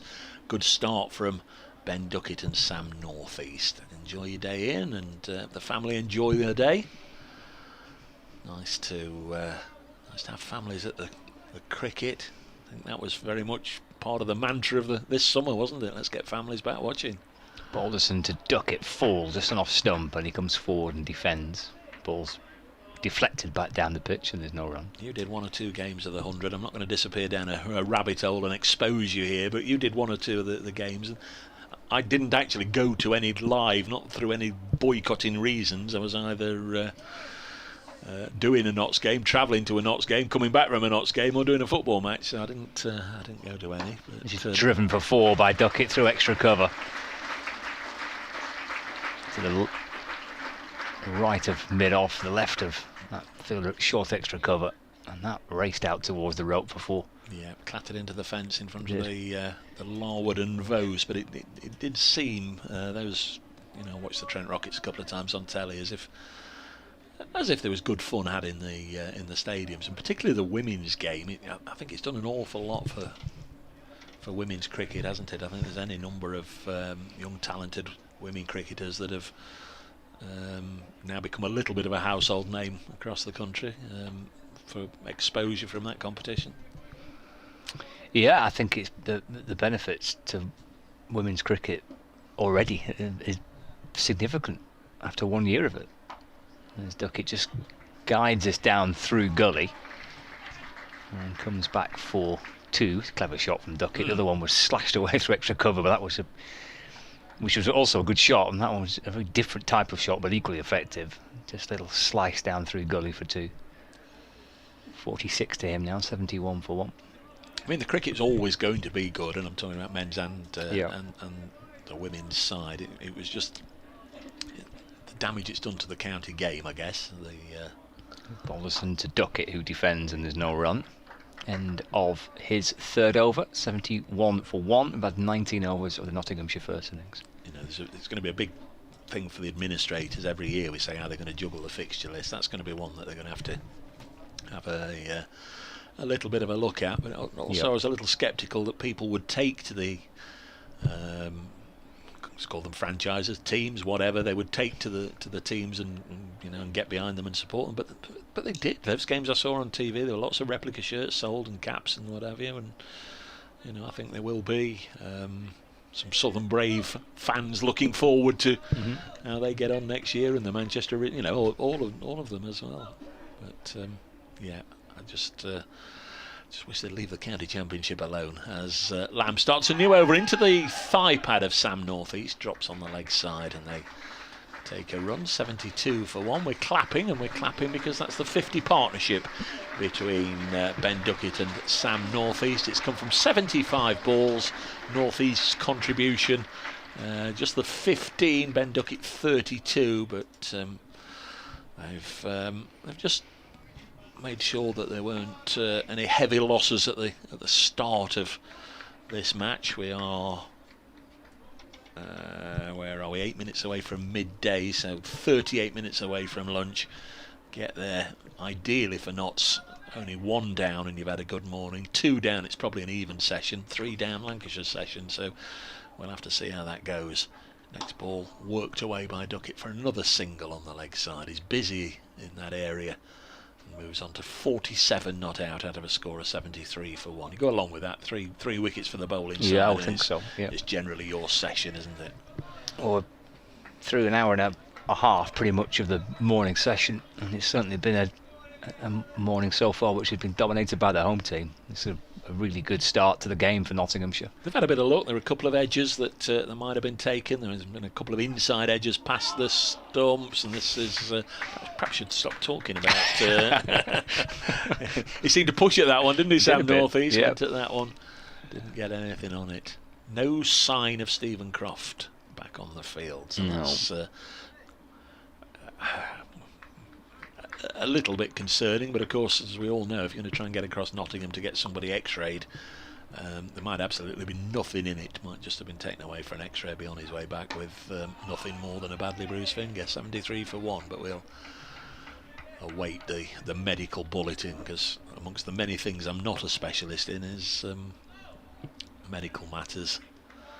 15 without loss. Sam North East scored a good century for Hampshire against Notts 2 years ago in the match on the Isle of Wight, which might just be the only first-class match to be played on that ground now, it seems. As this one's pushed up to mid-on by North East. There's no run. Does seem as if Hampshire might not be, certainly not playing there this year, but I think the ground was up for sale and all sorts of things. Yeah, it looked beautiful. I saw some pictures you put up on Twitter. Yeah, it was a very strange experience going on. There's an LBW shout. Strangled almost at birth, really, wasn't it? It looked as if Daniel Lamb was going to bellow to the rooftops, but he didn't really go through with it. 73 for 1, end of the over. Another hand sanitising break. Yeah, the trip to the Isle of Wight, going on a ferry across water to a county championship game was a little strange, but it was lovely when we got there. Very much enjoyed it, and I'm also looking forward to the day when we can do one together at Sedbergh, because thanks to the excellent live stream of your match against Sussex there, and the fact we didn't, we weren't in action. I was able to sit and watch that. That looked to be a cracking day. You had Kevin Howells with you as well, didn't you? We did, yep. It was a great day, and it's a super venue. Lancashire have been up there a couple of times now. They played a championship match there against Durham back in 2019, and now a one-day game against Sussex this year. And they've been good games of cricket. They've been well supported. The crowds have been good. An awful lot of Lancashire fans in kind of North Lancashire, which is an awful long way from Old Trafford, for example. It does open up kind of the more northern parts of the county to other venues. And how far are you from your accommodation? Oh, well, I was in the B&B right opposite the ground. Okay, so that was quite. So there's the hint. Quite handy. It's Balderson to duck it. Just trying to get him forward, trying to work the ball across his pads into the onside, just deflects away, and there's no run. And in terms of miles, how far away would the visiting team stay then, or both teams in fact? Well, Sussex stayed, I think, in Lancaster. Right. Well, that's away, isn't it? It's probably about 40-minute drive, 45 minute drive. Sedbergh the other side of the M6? Yes, Yeah. So it's further north and to the other side. Balderson to duck it, again, that's a defensive shot. Well, if you're going to Lancaster, you might as well go all the way and stay in Morecambe and have a go on the penny slots at night. Go and see the statue, Eric Morecambe statue. Eric. Yeah. See the mud flats. Go out there cockling on the mud flats. That's what they do, isn't it? Cockles and I think so. whelps Yeah. Balderson to duck it. It's driven up to mid-on, where it's fielded by Tom Bailey, and there's no run. I should think over the last 20 years I've done 10 or 12 football matches at Morecambe. You know, obviously very infrequently, but you know, one a year or one every 18 months or whatever. And every single time I go straight to the statue and have my picture taken. And do you do the pose as well? Yeah. Excellent. Yep. Very good. Balderson to duck it, forward defence again, no run. No ball. No ball. That's his second, isn't it, from Balderson? Same when I go to Barrow. I have to call in at Ulverston and see the Laurel and Hardy statue. And I saw our good friend Martin Emerson was there a couple of nights ago. Was he having pictures taken of it as well? Yes, yeah. He nips across to the Lake District every opportunity. He does, doesn't he? Of course, their Surrey game was called off last week. Balderson to duck it. Just glanced away behind square on the leg side. Flirt with the idea of two, but just the one. Throw comes in from Matt Parkinson. And score moves on to 74 for one. I've seen in fact yesterday I saw your name in a book. Oh dear. Is it the autobiography of Martin Emerson? Very close. I thought you were actually going to say what it was there. Very, very close. Very close to being an autobiography by Martin Emerson. Not quite sure what this could be. Final ball of the over. North East on strike. Again, that's a forward defensive. Played solidly back down the pitch. Gathered by George Balderson. And there's no runs. That's the end of the over. 74 for one. North East on 15. Duckett on 48. I obviously was at Taunton through the early part of the week and congratulated my commentary colleague down there, Anthony Gibson, on the release of his autobiography recently, West Country Man, and on the first or second day got him to talk about it and whatever, and I said, in all honesty, if you've got one, I'll buy one off you, not after favours or a freebie or whatever. I'll buy one off you, because he's an interesting man. Saki Mahmood's coming back into the attack, and we agreed on a purchase price, and I bought one, and I had a little flick through the index. I like a book with an index. I had a little look. Obviously nothing in the B's, so quickly lost interest there, and I saw Emerson Martin, and he got a mention. I didn't, but he got a mention. And Reed, Scott also got a mention. Here's Saqib Mahmood back for the second time this morning. Duckett works it on the leg side. The left-hander moves on to 49, not out, 75 for one. I could probably guess what it's in relation to. Go on then. I suspect it's in relation to Somerset Lancashire's tied match. It was. It was. And you shouting out Tom Bailey as the catch was taken, and you left the room to rush and go and do an update for your stations. Yeah, Scott shouted Tom Bailey at the right moment. Is that right? Well, you could be. My memory. My memory is dreadful. Yeah.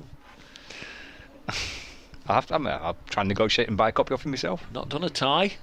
Next one past the outside edge and through to the keeper. Done lots of ties, particularly this year in the Blast. In fact, Lancashire Notts was a tie at Old Trafford. Extraordinary game. We might. Scott's gone, as I say, to do his radio update. Might get his memories of that. Done plenty of List A cricket, 50 over cricket ties, but never a first-class tie. Will this be the week? Who knows? Saki Mahmood to Sam Northeast, who's battled hard for his 15. A little push and run here. Duckett's got to be quick, gets home. Alex Davis came in and in fact he overshot the ball in the end, so no dramas. Don't know what that noise was. A huge noise outside the ground. Don't know if it was a I don't know what it was. Sounded like a little bit of an explosion, not quite a gunshot, but it was of that sort of loudness. But anyhow, there's not been an accident by the traffic lights outside the ground. It's huge noise. I don't know if you picked it up on the effects microphone. Anyway, next ball has taken off, well taken by wicketkeeper Lavelle. Duckett looks suspiciously back at the bowler Mahmood. He's on 49 not out. Probably just an exhaust backfiring or whatever it is they do. Mark Modlang says it's very nice here at Trent Bridge today, and Notts have made a good start. They have indeed. 76 for 1 at Brace Cricket. If you want to get in touch, can't remember Scott's particular Twitter handle. He'll refresh us, and here is Duckett's 50 as he clips this on the leg side. Well battered. Been out there for 93 minutes, 69 balls and 8 fours for Ben Duckett.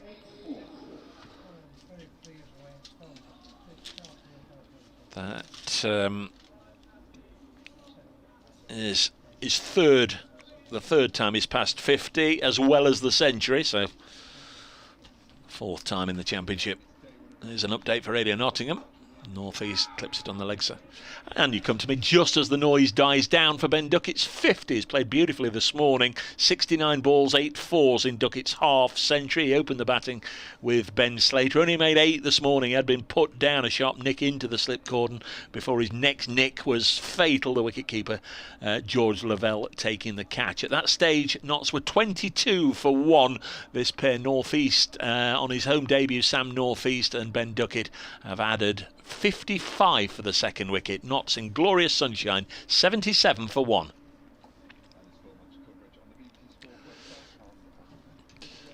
That's the end of that over. The 22nd, Mahmood's 5th over, his first one back, and he's gone for 28 now. There's Balderson bowling, punch into the offside by Duckett, and there's no run. Just tweet the fact that Ben Duckett has got to his half century. Ben, decent knock again, as ever. He's always looking to get on with things. Likes to play his cricket at quite a tempo. Drives this one up to mid-on. There's no run. Not 77 for 1. Here on BBC Radio Nottingham, BBC Radio Manchester, BBC Radio Lancashire.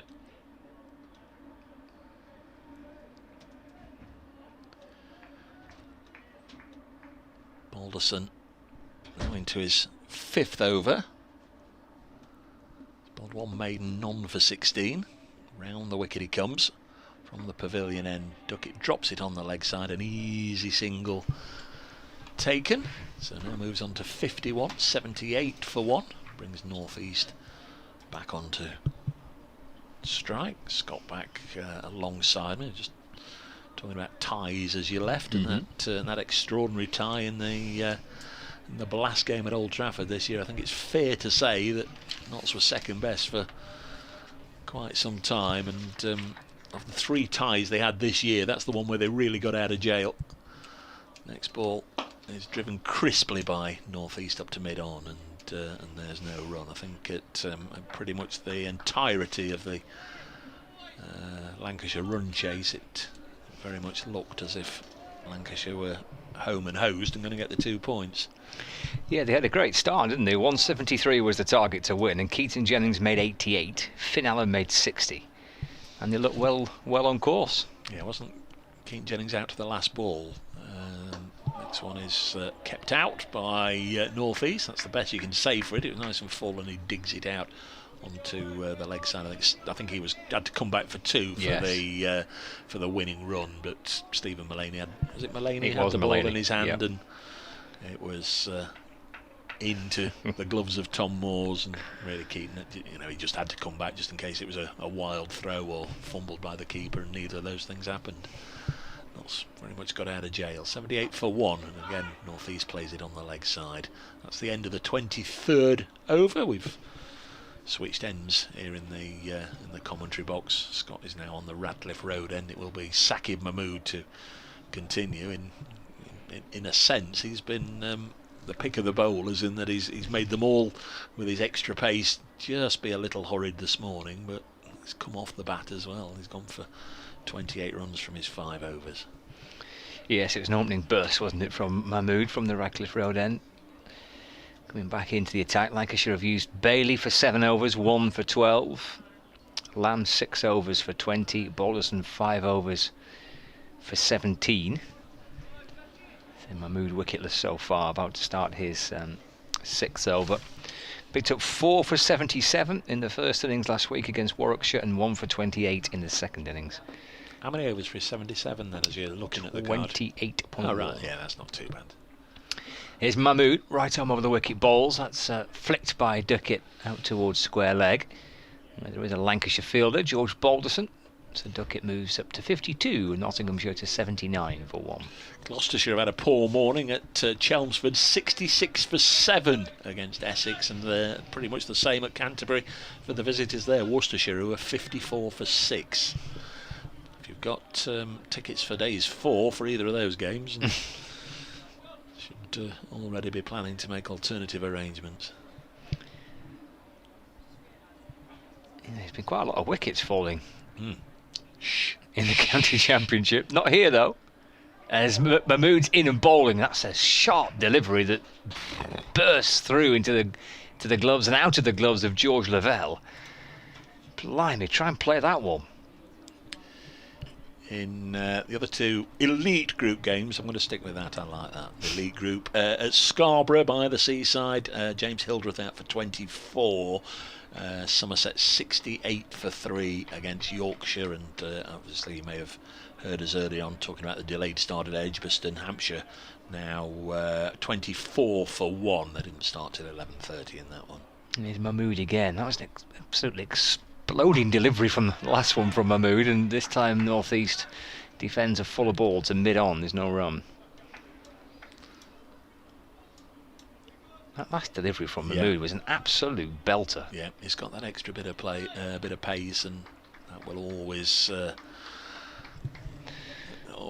give him a chance, won't it? And even the flattest of decks. Not saying this is the flattest of decks, but when you've got that in your armour, it really is such a handy fella to have. A little bit like Mark Wood, can make things happen on the deadest of tracks. Mahmood to North East, similar looking delivery again, flashes through to the keeper as North East kind of gets half forward. Is this what Dane Villas does predominantly, just giving 4 over bursts, run in and bowl as quickly as you can for 4 overs? It appears to have been the strategy this morning, hasn't it? Yeah. Says to him, just just operating 4 or 5 over little stints. So not, where are we, 20 minutes or so away from lunch. They might be expecting a little bit more from Saqib Mahmood in this session. He's cranking up the pace here, back into northeast.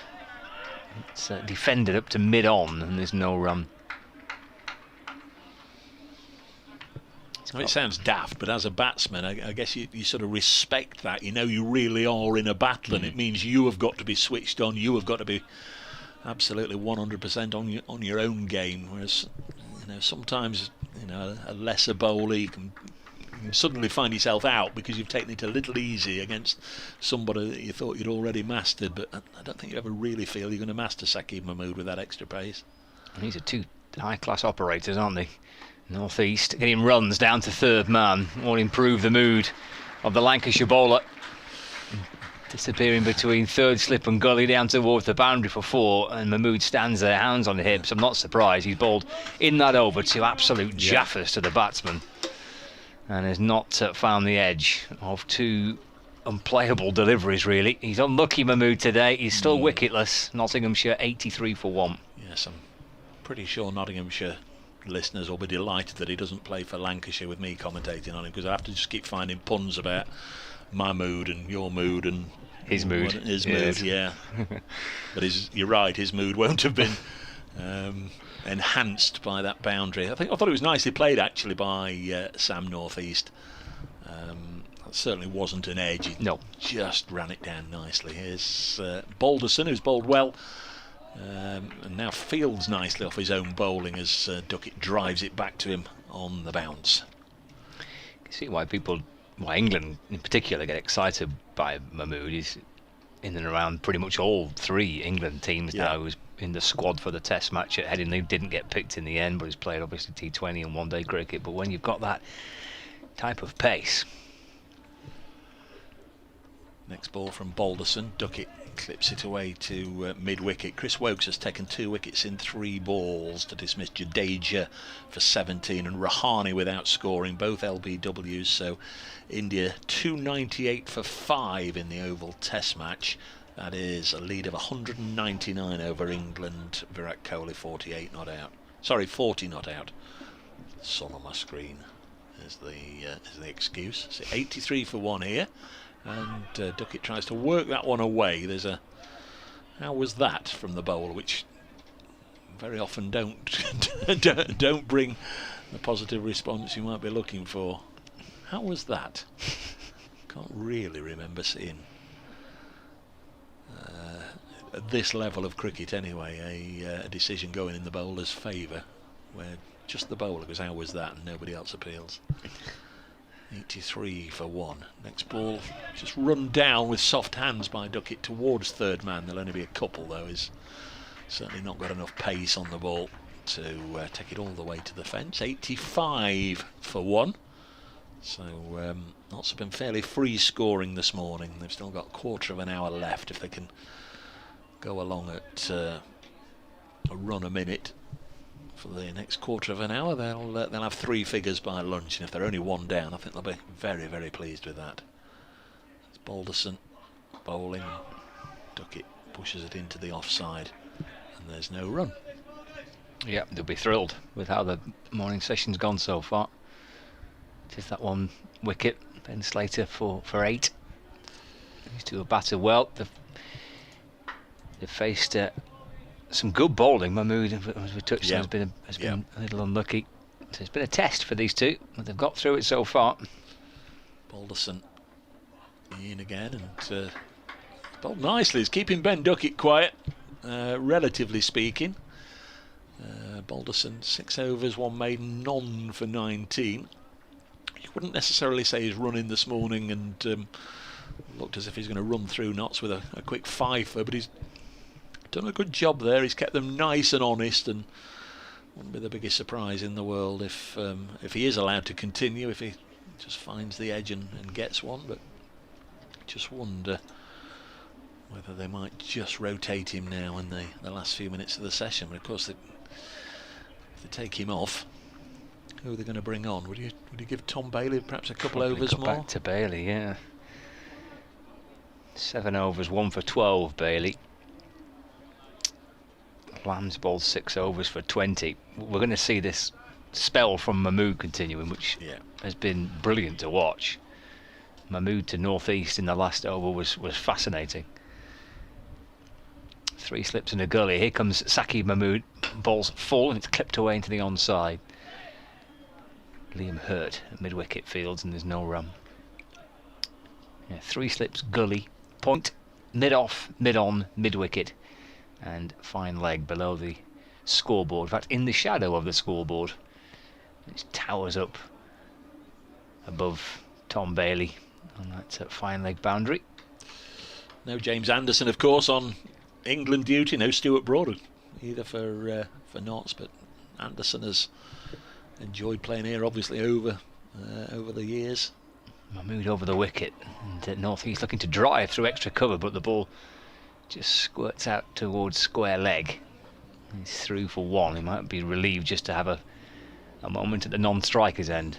Northeast moves to 21, allows Duckett to face Mahmood next. Certainly had 1 or 2 fifers against Notts, Jimmy Anderson. I know most of his success on this ground has been obviously in England colours, but he has played in this fixture a few times. Yeah, he likes it here, doesn't he, Jimmy? Whether with Lancashire or with England. Got his top score with the bat for England here, didn't he? Yeah. Happy ground for him. Going round the wicket here. Is this the first time Mahmood's tried this? Could be, yeah. Round the wicket to Duckett. Left by Ben Duckett through to George Lavelle. And there's no run. Bowling quite wide of the crease as well, Mahmood. Only 2 slips for Duckett as well. He's sticking with 3 for northeast, but dropping it to 2 for Duckett. Not sure if that's entirely wise, because that just, he's not put a third man in, so that just means it's a bigger gap to run the ball down if he's just a touch outside the off stump. Yes, there's a fine leg and a deep square leg. Mahmood in the beautiful sunshine at Trent Bridge from the Radcliffe Road end. Balls to Duckett, jab down towards fine leg. Just takes his bottom hand off the bat and flicks it down towards the fielder. Josh Bohannon gets through for 1 and moves to 55 not out. The score moves on to 87 for 1. Mahmood might revert to over the wicket now. Northeast is back on strike. Somerset have lost a couple of wickets since I last updated their score. They're now 68 for 5. Azhar Ali's out. 68 for 5. They were absolutely cocksure confident on the first day against Notts last week that this was going to be their year. Perhaps it won't be. Mahmood to northeast. Just angles the ball in towards the onside. And just turns it kind of off his hip out towards square leg for a single. 22 to northeast, 88 for 1. Certainly, if Yorkshire were to win that, very, very difficult for Somerset to come back the last 2 matches, and that might just help Lancashire a little bit when they go down there. Is that next? Is that next? Yeah. Yeah, Taunton next. 2 slips and a gully. Back to bowling around the wicket to Duckett. Big appeal for LBW. But the umpire unmoved. Where are we? Is it Hartley at this end, I think, and Nick Cook at the far end? 88 for 1 at the end of that over. Yeah, Nick Cook, isn't it, at the far end? Our scorers Chris Rimmer and Roger Marshall, still working from downstairs in the media centre here at Trent Bridge. I think they'll all be pleased when things revert to, in inverted commas, normal and we can get back in the score box. The far end of the ground, 88 for 1. Lots will be pleased. Another Mahmood over has come to an end. 7 overs, none for 36 now. He's had 3 overs in this spell. Balderson continues. This is his 7th, and Sam Northeast will feel he's missed out there, short and wide, and he's just bottom edged it down into the ground, playing the cut shot, and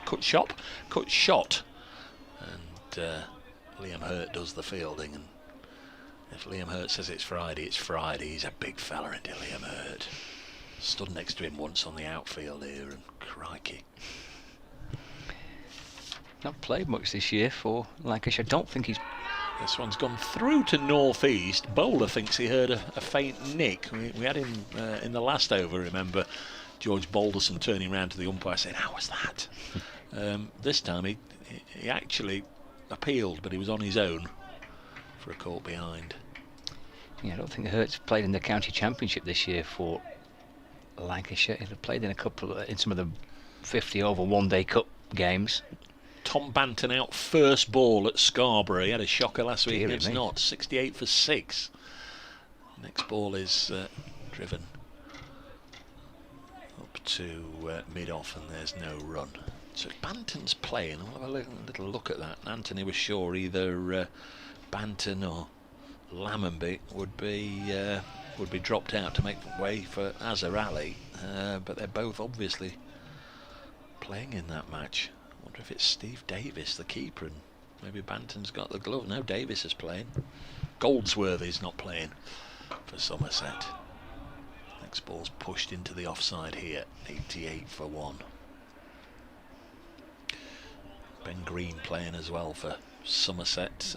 Jack Brooks not playing. There's been a lot of changes there for Somerset. They've sometimes when sides are whipped inside 3 days by an innings, the coaching staff will feel, well, we thought it was the best side that we selected, so we'll keep faith in you guys. Go out there and show yourself. 88 for 1. Next ball into the pad. They might have more luck here. No. North East on the front foot, but that one excited not only the bowler but those behind the stumps. But Somerset have made wholesale changes since their loss against Notts. But it's not paid dividends so far. 68 for 6.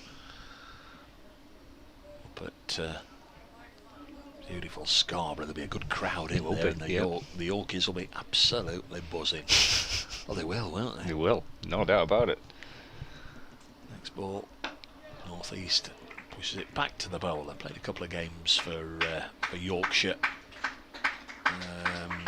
Did Sam North East after being released by Hampshire. Didn't stick around for long. Signed for Notts for the last 4 games of the season. 88 for 1 at the end of that over. Balderson now through 7 overs, 2 maidens, none for 19, and he looks quite an accomplished performer. Yeah, I think he's a good, solid, exciting young cricketer, really. George Balderson, you say, he'll open the batting. He offers a bowling option as well for Lancashire. I think he's only played a handful of games, 7 or 8 first-class matches now. Made his debut last year in the Bob Willis Trophy. Looks an impressive player. Speaks very well. He's captained England at different levels, and you can tell that really by the way he speaks and carries himself. He's obviously someone who, if you were kind of a coach of a team, that you'd look to as certainly that level, that age group, as being a person who could carry the responsibility of captaining a team. Mahmood in bowling, and again, this is it. I think that may have come off the edge. Did that carry through? Just from the reaction, I didn't at first, but from the reaction, I just wonder if that might have been nicked. Oh, well, Saqib Mahmood just kicked the ground in absolute frustration. So it appears to us absolutely a mile away, as if Duckett has been put down there by the keeper. Very low down, he dived across in front of first slip, probably wouldn't have carried to first slip, and on 55, Duckett may well have had a life. I think he may have done. There's Mahmood again, bowling around the wicket to Duckett, who gets in line and defends into the onside, no run. That's a type of dismissal he's looking for, bowling this line, isn't it, Mahmood? And bowling wide of the crease, bowling around the wicket to Duckett, trying to get the ball to angle him and just straighten on him and the edge through to the keeper. So it's all kind of worked out nicely, but the chance, I think, put down by Lavelle. Well, it was put down by Lavelle, and we're pretty sure that flicked off the edge of the bat. In the confused world of Martin Emerson, if Duckett goes on to reach 100, it doesn't count because he was dropped. That's Martin's mind for you. It is, yeah. Talk about Joe Clark. But that 100 didn't count because Durham dropped him twice. Mahmood to Duckett. Just defends into the onside, and there's no run. That's interesting logic to have, but if it works for Martin, then that's okay. Yeah, he can recount every incident of a Durham batsman being dropped, yet can never remember any occasion when a Durham fielder has dropped any. Staggering. We know it'll get back to him, and he knows I talk about him. 88 for 1. Mahmood balls again and just squares Duckett up and squirts out through the offside as he's shaped to play the ball out to mid-wicket. Flashes out to extra cover. There's no run. This is such a good spell of bowling, this from Mahmood. This spell up to lunch. Extraordinary cricket elsewhere. Gloucestershire 73 for 8 now at Chelmsford. Goodness. So Gloucestershire at 8 down. Worcestershire 6 down at Kent. Somerset 6 down at Scarborough. Crikey. Plenty going on. Mahmood to Duckett. It's driven to mid-off. And there's no run. One ball left of this over for Saqib Mahmood. His 8th, and he's still wicketless. Just wonder if he'll get another one. We talked about him having 4 over bursts. Well, I'll make it 25 past 12. Maybe that. Well, it should certainly be, shouldn't it? At the captain's disposal. He should get another over in 3 minutes, and then one more over from this end. This is the last ball of the current one. Mahmood to Duckett again, plays forward, he's beaten.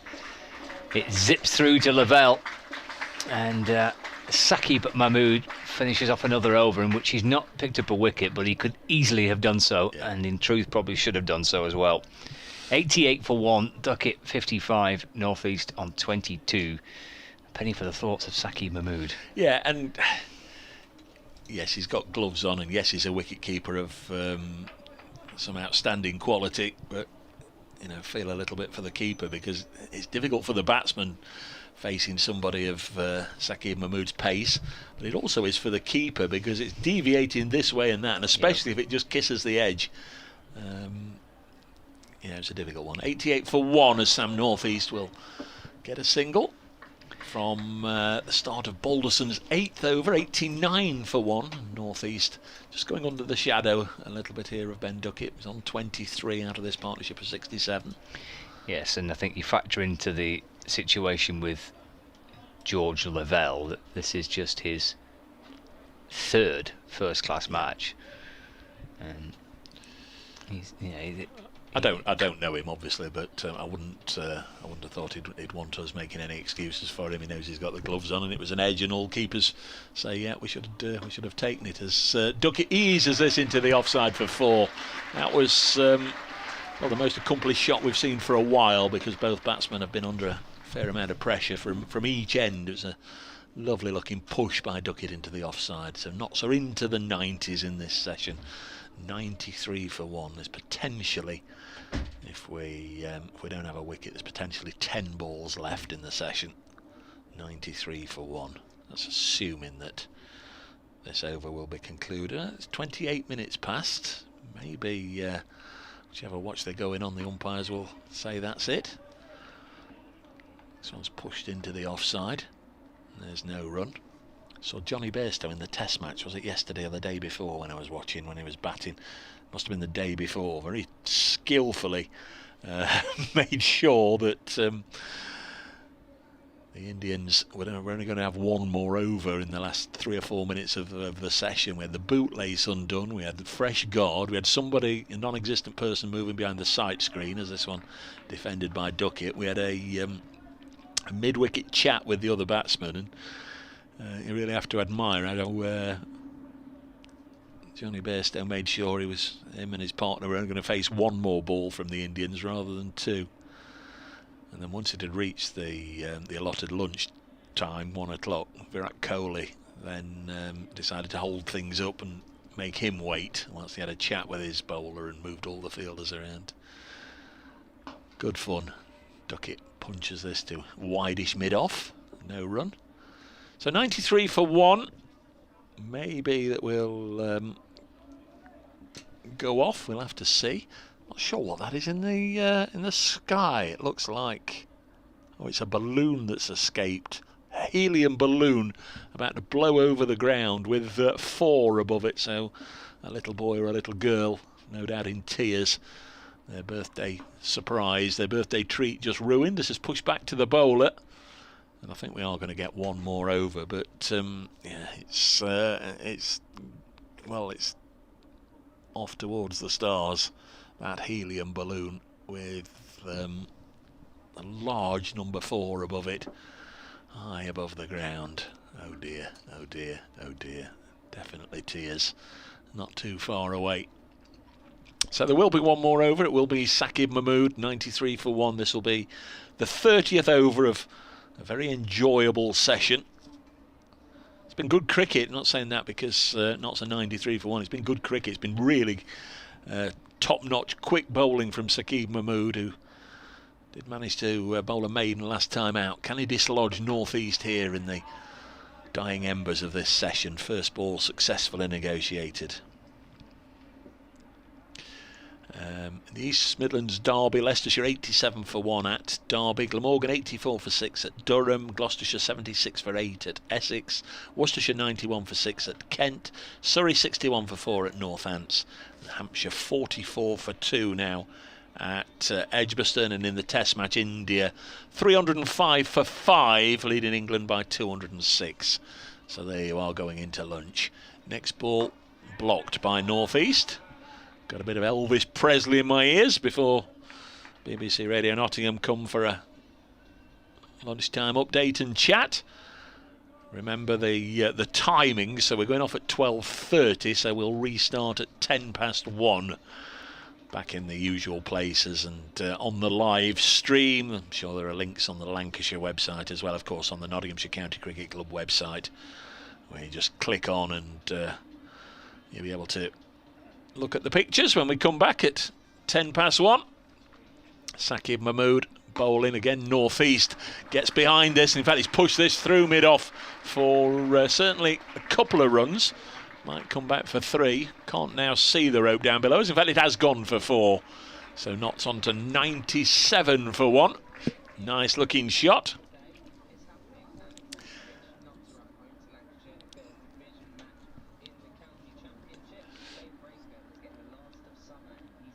Last of summer and the last of the session. We go to lunch at 12:30 at this time of year.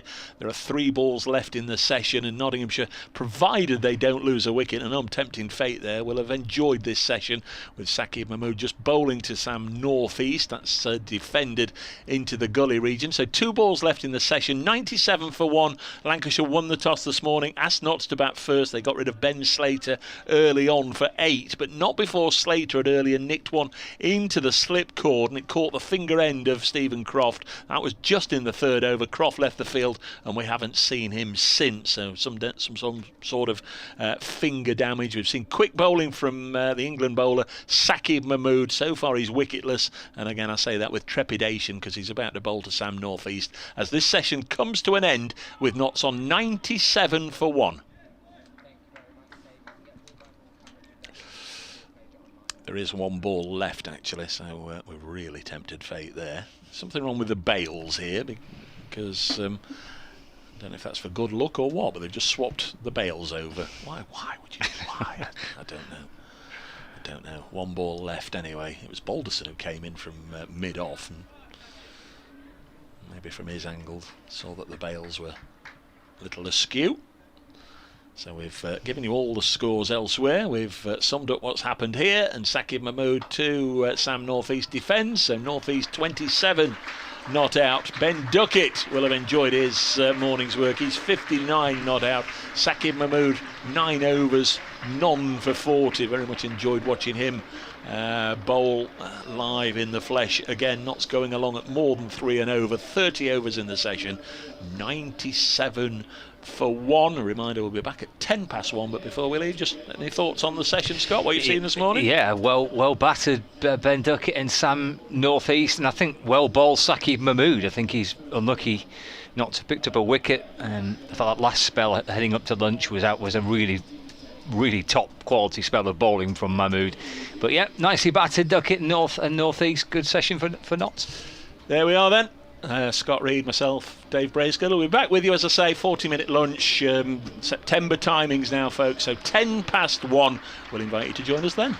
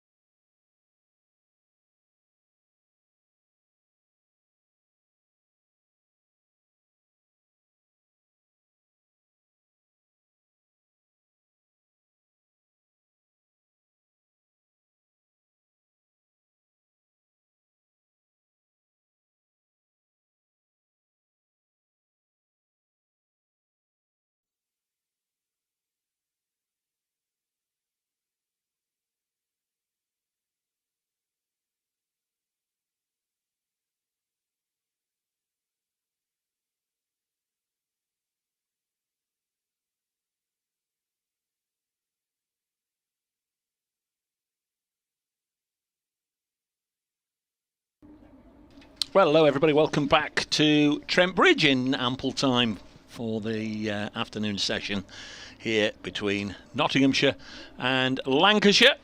First day of this Division 1 elite group, call it what you like, the top group from which the county champions will emerge in a couple of weeks. Notts and Lancashire. Nottinghamshire, you've got to say they shaded the morning, 97 for 1, but of course, as we've seen many times, a couple of wickets and things can very quickly change. Just as you went to lunch, I did a quick recap of the scores up and down the country. Gloucestershire were 8 down when I said just before lunch, then 9 down. In fact, they were all out, so they've gone to lunch with Gloucestershire 76 all out against Essex, and Simon Harmer finished it up 3 for 2, but 4 wickets for Jamie Porter in that one. Periodically we'll keep you up to speed. Ben Slater, the one casualty this morning, dismissed by Tom Bailey for 8. I think 2 or 3 times I've said during the session that Stephen Croft spilled Ben Slater and damaged his finger. I'm just trying to review it without any means, any resources. I just wonder if it was Duckett, because Duckett had a life early on, didn't he, as well?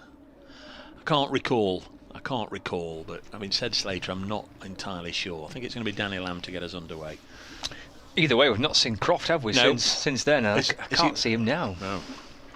Just having a little scout around. I can't, I can see Liam Hurt still out there, so whatever the problem, and we think it's obviously a finger injury, assume of some description, still not able to come and take to the field. Batsmen were a little behind the umpires and the fielding side there, whether they didn't hear the bell ring, or they didn't get the nod or the shout, or whether whatever the reason, they're out there now, and I don't think anybody will make anything of it. But normally you see them all walk on together. In fact, very often the batsmen are out in the middle whilst the fielders are having a bit of a huddle. But anyway, they're now. Ben Duckett 59 not out. Sam Northeast 27 not out. I just spotted something as well with regards to Ben Duckett being 59 not out. He scored at a you know how you say things and then a wicket falls and you get accused of everything. I might just sit on this one. I'll sit on this stat for a while. There's Danny Lamb going to get us underway from the Radcliffe Road end, and Duckett pushes it into the offside. And we're underway this afternoon. 97 for 1 Nottinghamshire playing Lancashire. They went into this round of matches. Lancashire just half a point ahead of Nottinghamshire, 2nd and 3rd. But the side at the top, Warwickshire, they might just run away with this, you know. Sides have got to be very careful. They won't play Notts again, they won't play Lancashire again. They're at the top as this one passed the outside edge and goes through to wicketkeeper George Lavelle. And I don't think they've reached lunch yet, but a delayed start there. Hampshire 71 for 6. So Warwickshire have already got a couple of bowling bonus points this morning, and you'd have to say, looking at Hampshire 71 for 6, Warwickshire have already taken a huge slice to winning that game as well, wouldn't you? 97 for 1 it is here. Daniel Lamb bowling round the wicket to Duckett in bright sunshine, clear blue skies, forces this to backward point. The captain, Dane Vilas, who popped off the field for a comfort break just before the luncheon interval, back out there leading his troops. 2 slips, Luke Wells and Rob Jones. Always thought Rob Jones, maybe it was just when it came here one game as a sub-fielder, in fact I think he was on for Luke Wood, spent much of the game as a sub-fielder. This is punched into the offside, and he took a couple of catches and made some really sparkling stops square of the wicket on the offside in the backward point region, and it's in my mind that Rob Jones was always sparkling in the field in that position, but he's been in at second slip for much of the morning. That must have been the game season then. I recall that. It was for Luke Wood, wasn't it? Yeah. Luke Wood's return, and he didn't play too much of a role in the game, did he? Next ball, wide of the off stump, and just forced into the offside. Luke Wood out injured again. He, of course, played here for the Trent Rockets in the 100. So we've not seen him come back. Nor Jack Blatherwick. You've not seen too much of Jack Blatherwick since he signed. He's been really unlucky because he was. I think he would have played through the 50 over competition, but he picked up an injury in the first game of it, and then we didn't see him again. So he's had a bit of bad luck there. Lamb to conclude this first over afterwards, and this is worked away on the leg side. So a maiden for Danny Lamb. His second of the innings, 7 overs, 2 maidens. None for 20, his figures. BBC Radio Nottingham, BBC Radio Lancashire, BBC Radio Manchester, all joined together in bringing you the coverage. There's a live stream as well if you're only listening via the BBC Sport website or app and want to see the pictures. There is a live video stream available via the Nottinghamshire County Cricket Club website. I'm sure Lancashire have popped up a link to it as well on their website. With our commentary, or you can mute it if you want, but it is there if you wish. It's going to be Tom Bailey to get things underway. Actually, I was incorrect with that. He actually played in the warm-up match to the One Day Cup at Sebba against Cumbria and got injured in that game, and then didn't play again. Yeah, so rotten luck really for. So has he not played a first team match yet for Lancashire? I don't think he has. No. It's Bailey in and bowling. That's a wide of off stump and through to the keeper, and there's no run. I'll have a little look. It might be easier for me to find because I'm on the page now of Nottinghamshire players. I didn't play too much for Notts, of course. Young quick bowler, Jack Blatherwick. Let's have a little look. He's only played 3 first-class matches and 3 one-day matches. So let's have a look. He's played 1 first-class match for Lancashire, so we'll have a look who that was against. As Bailey comes in from the Radcliffe Road end with 2 slips waiting, north-east on strike, and that's defended. Rosa's match at Headingley. Ah, right, yes, and that's the game we didn't actually. That was the game that was washed out. Yeah. So we. Yeah. Well, there was an injury, wasn't there, to a Yorkshire player, and that's right. And you didn't get on with it after then. We basically there was no play on day 2. Play was stopped on day 3 at 2:15 because of a wet outfield, and we didn't get back on again. So he did play in that game, but didn't actually bowl or bat or field. Because Bailey comes in, forward goes north-east in defence, and that's pushed into the onside. There's no run. I can't remember where I was. It might have been Durham, but we had Kevin Howells with us for 2 days, and this is right. Sorry, folks, I'm going to leave you now. I'm going to make an executive decision because I think the Rosas match is bubbling up nicely. I'm going to go to Headingley for, was it day 3 or day 4? They made a poor decision because there wasn't a ball bowled. No, it's all rather unfortunate really as Bailey comes back in. It's a white ball which north-east down on one knee. Trying to drive but a playing a miss. And through to the keeper, no run. So there's a problem with the outfield. There's like a wet outfield. One of the Yorkshire players got injured. He quite badly hurt his knee. Yeah, that's right. And the umpires deemed it was not fit and not safe to play. So we never got back out. Steve Davis was dismissed in the first or second over of both innings against Notts. They've dropped him down to number 7 in the order, and he's been dismissed straight away. They're 7 down now. Bailey to north-east, push full but wide of off stump, and this time he leaves it through to the keeper, no run. This is Somerset at Scarborough, 86 for 7 against the Yorkers. Goodness. I think that was their overnight score against Notts at the end of the second day, 86 for 7, replying to Notts 448. It'll be a cracking day at Scarborough, won't it, today? Or this week. The weather's forecast is great. Plenty of Yorkshire fans there. I'm going to say, yeah, they'll love it if the Yorkies are on top. But whatever happens, in fact, they'll be all right with the evening meal, won't they, with these earlier starts? It's Bailey to north-east. That's dropped into the offside for no run. End of Bailey's first over. And I think he's first from the Radcliffe Road end of the day. Yeah. I don't know if you've ever been there to a championship game that was going to finish at 6:30 or there or thereabouts. Because just before 6 o'clock, it empties, absolutely empties. There's nobody left because they all book in for bed, breakfast and evening meal. meal and have to get back to their lodgings for the 6 o'clock evening meal. You see, I've not been there to witness this, but I have heard this, and I find it difficult to believe. But now 2 or 3 people have told me this is true. They do. They do. Can't miss their evening meal. No. Fair enough. Well, you paid for it. You might as well. Well, I think that's the Yorkshire thinking. A bit of Yorkshire philosophy there. That's paid for it, lad. 97 for 1. 2 maidens then to begin the afternoon. And Duckett has hit this up in the air and he's going to be out. 97 for 2. And Ben Duckett has got, into an awkward position. It was a leading edge. It just spooned up off his bat, and there would have been 1 or 2 or 3 even seconds where he knew his innings was over. It's going to be a long old trudge off. Saqib Mahmood underneath it.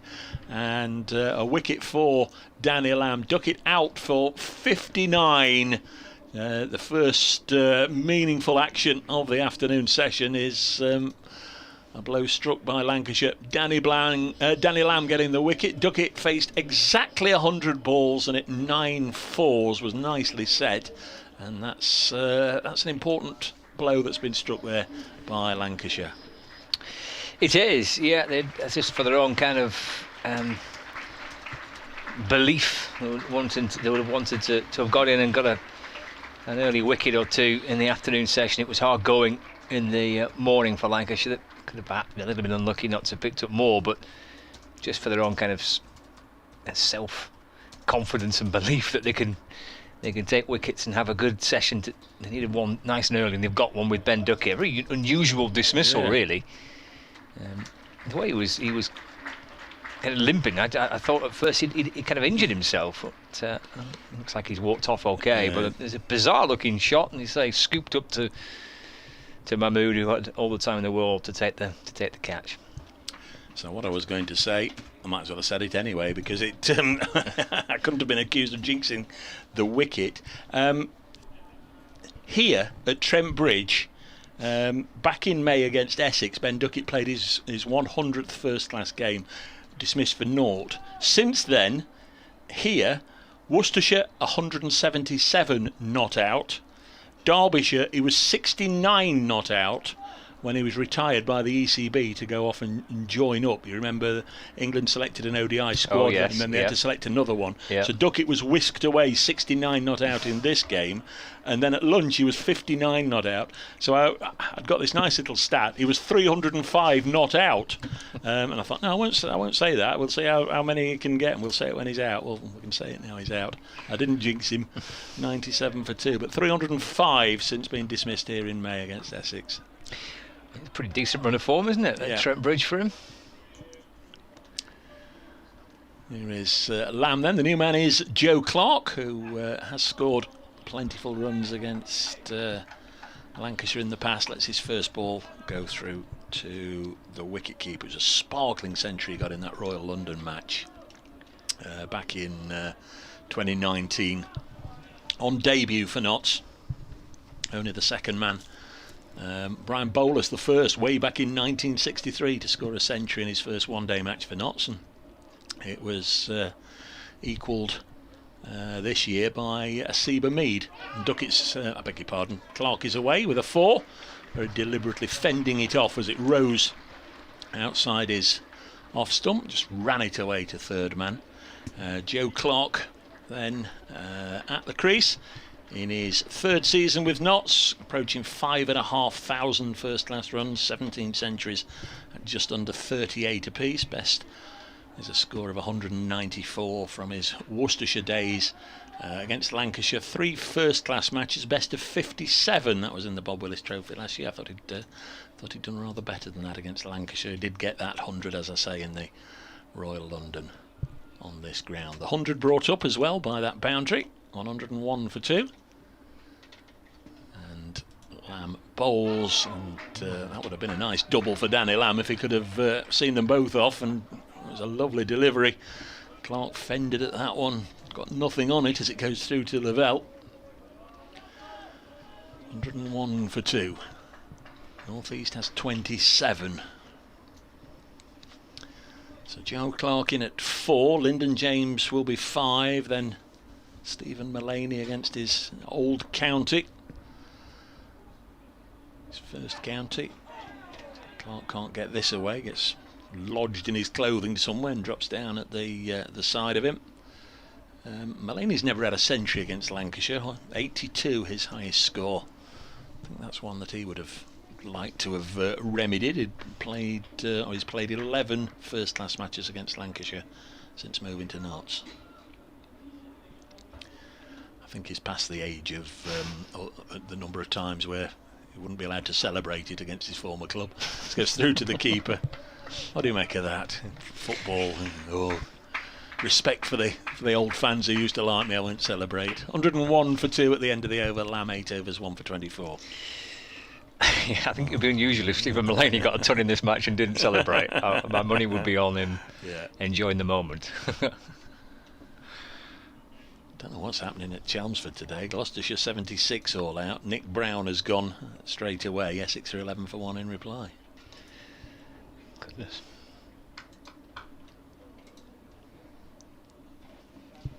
Just the 2 wickets to fall here at Trent Bridge so far on the first day. Some North East on strike as Bailey starts a fresh over, and North East just defends the top of his off stump and snaps it away into the offside. There's no run. Hampshire 62. No. The website hadn't updated. 88 for 8. 88 for 8. Crikey. Some low scores around today. Will Rhodes 4 for 23. James Vince still there and 21 not out, but everybody else has come and gone very quickly and cheaply. 2 slips wait as Bailey balls. North East pressing forward. The ball squirts out to point and there's no run. As if Warwickshire could polish off a 2 or 3 day win against Hampshire, they'd be sitting pretty, wouldn't they? Absolutely would. Put a bit of pressure on everybody else to try and force a win if this game and the other game goes to 4 days. Although Yorkshire Somerset doesn't look as if it's going to go the distance, with Somerset 96 for 7.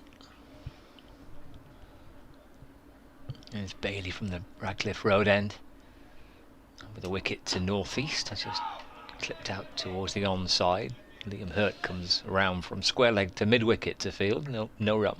It's like there's a second prize, isn't there? If one side does run away with it, there is that little carrot, and we all like a few days at Lord's, don't we? A little carrot of the Bob Willis Trophy final, which, like last year, is a 5-day match. That's right. Does that creep into October? I think it does. Yeah. Forward because North East in defence. And the ball bounces to mid-off. There's no run. Yeah, I see what you mean. It kind of gives you that extra. Obviously, every county will want to finish top. You want to be crowned county champions rather than Bob Willis Trophy winners. But it does give teams a little extra something to keep going for if they can sneak into a second place finich. You just don't want one team to run away with it. That's no. I was thinking, purely of myself and yourself, or whoever. Nice 5 days in London. Could be quite happy with that outcome. Bailey to North East. That's driven to extra cover where Josh Bohannon fields, and there's no run. You do feel as though if we're going to continue with the groups and stuff, it would be perhaps nicer. I think that was a no ball. I just wondered. He's just moved on from 101 to 103. The umpire was. You never know if they're signalling to each other, do you, when they sort of momentarily stick their arm out. But if the scorer's right on the ball and has spotted it straight away, the light is on. There's Bailey, and North East off the back foot, plays it up to extra cover, and there's no run. North East remains on 27, 103 for 2. So the umpire is signalling towards the scoreboard or towards the scorers in I know. in this Radcliffe Road end. I'm not sure. Burst of music in my ears, which you can perhaps detect on the live stream. Don't be too alarmed. It's just Radio Nottingham giving me the programme feed. Next ball wide of the off stump, goes through to Lavelle. Indication that they're going to come to me in a second or two.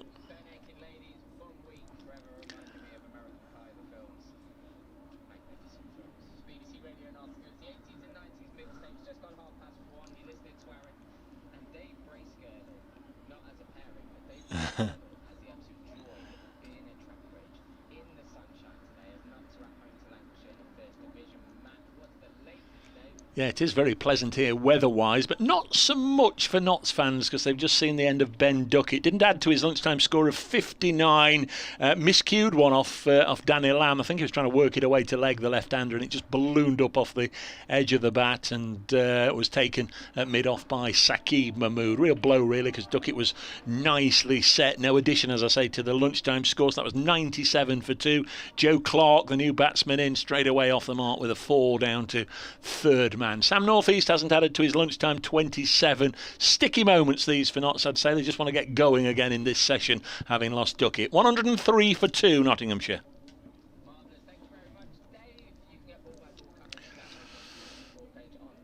In comes Lamb in his the 9th over.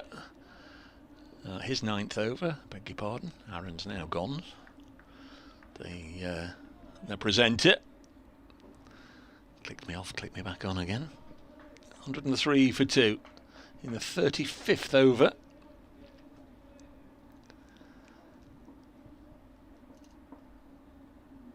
You mentioned the weather. You can't help but mention the weather. Very, very nice indeed. Hope it is wherever you're listening. Next one's forced up to mid-off, and there's no run.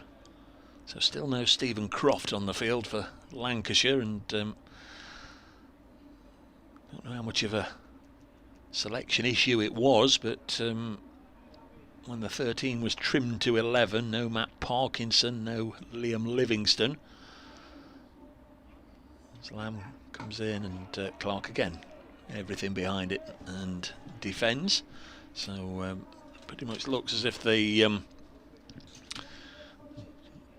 main threat of spin in this match for Lancashire would come from Stephen Croft, but if he's unable to bowl, then a real old blow for the Red Rose.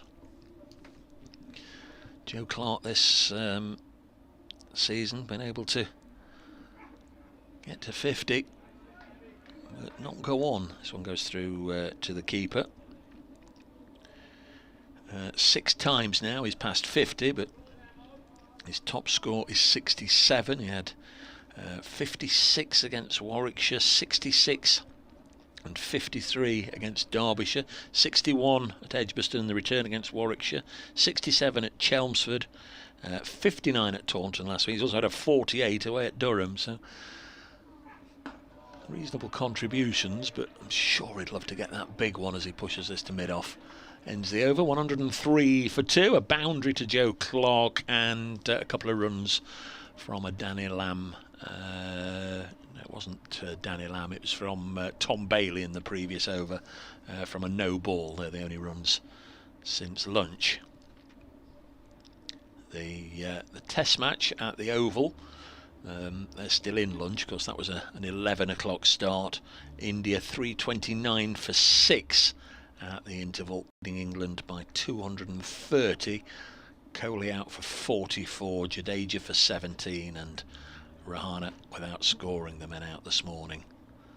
And Rishabh Pant and Shakil Thakur are the not out batsmen. Going to be Bailey to resume from this Radcliffe Road end. Lively right on medium pace as somebody being asked to just bob down or move. Sam Northeast, the batsman, has been distracted by somebody behind the bowler, and now we're ready. Comes Bailey. Northeast forces it out into the covers, and there's no run. Somerset 100 for 8 at Scarborough. 103 for 2 here. Did say to Scott before the toss that that greenish tinge, greenish look and feel about the wicket has often lured opposition captains into thinking it will hoop round corners as Bailey and Northeast defends, whereas lots of runs have often been scored on the first day here over the last few years. Having been put in, Notts will be hoping that that trend can continue. 103 for 2 they are, with Lancashire 1 wicket away from first point of the match.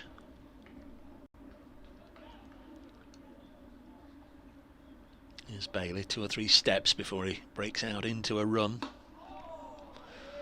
Lively action, works it through his body, delivers a full-length ball which Clark just runs out to mid-wicket, fielded by Danny Lamb.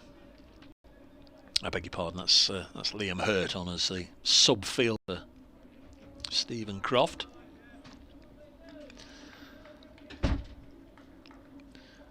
Fairly regulation 6-3 offside field, been maintained by Lancashire pretty much throughout as Bailey bowls again, and once more North East leaves it alone, still not been able to add to his lunchtime score.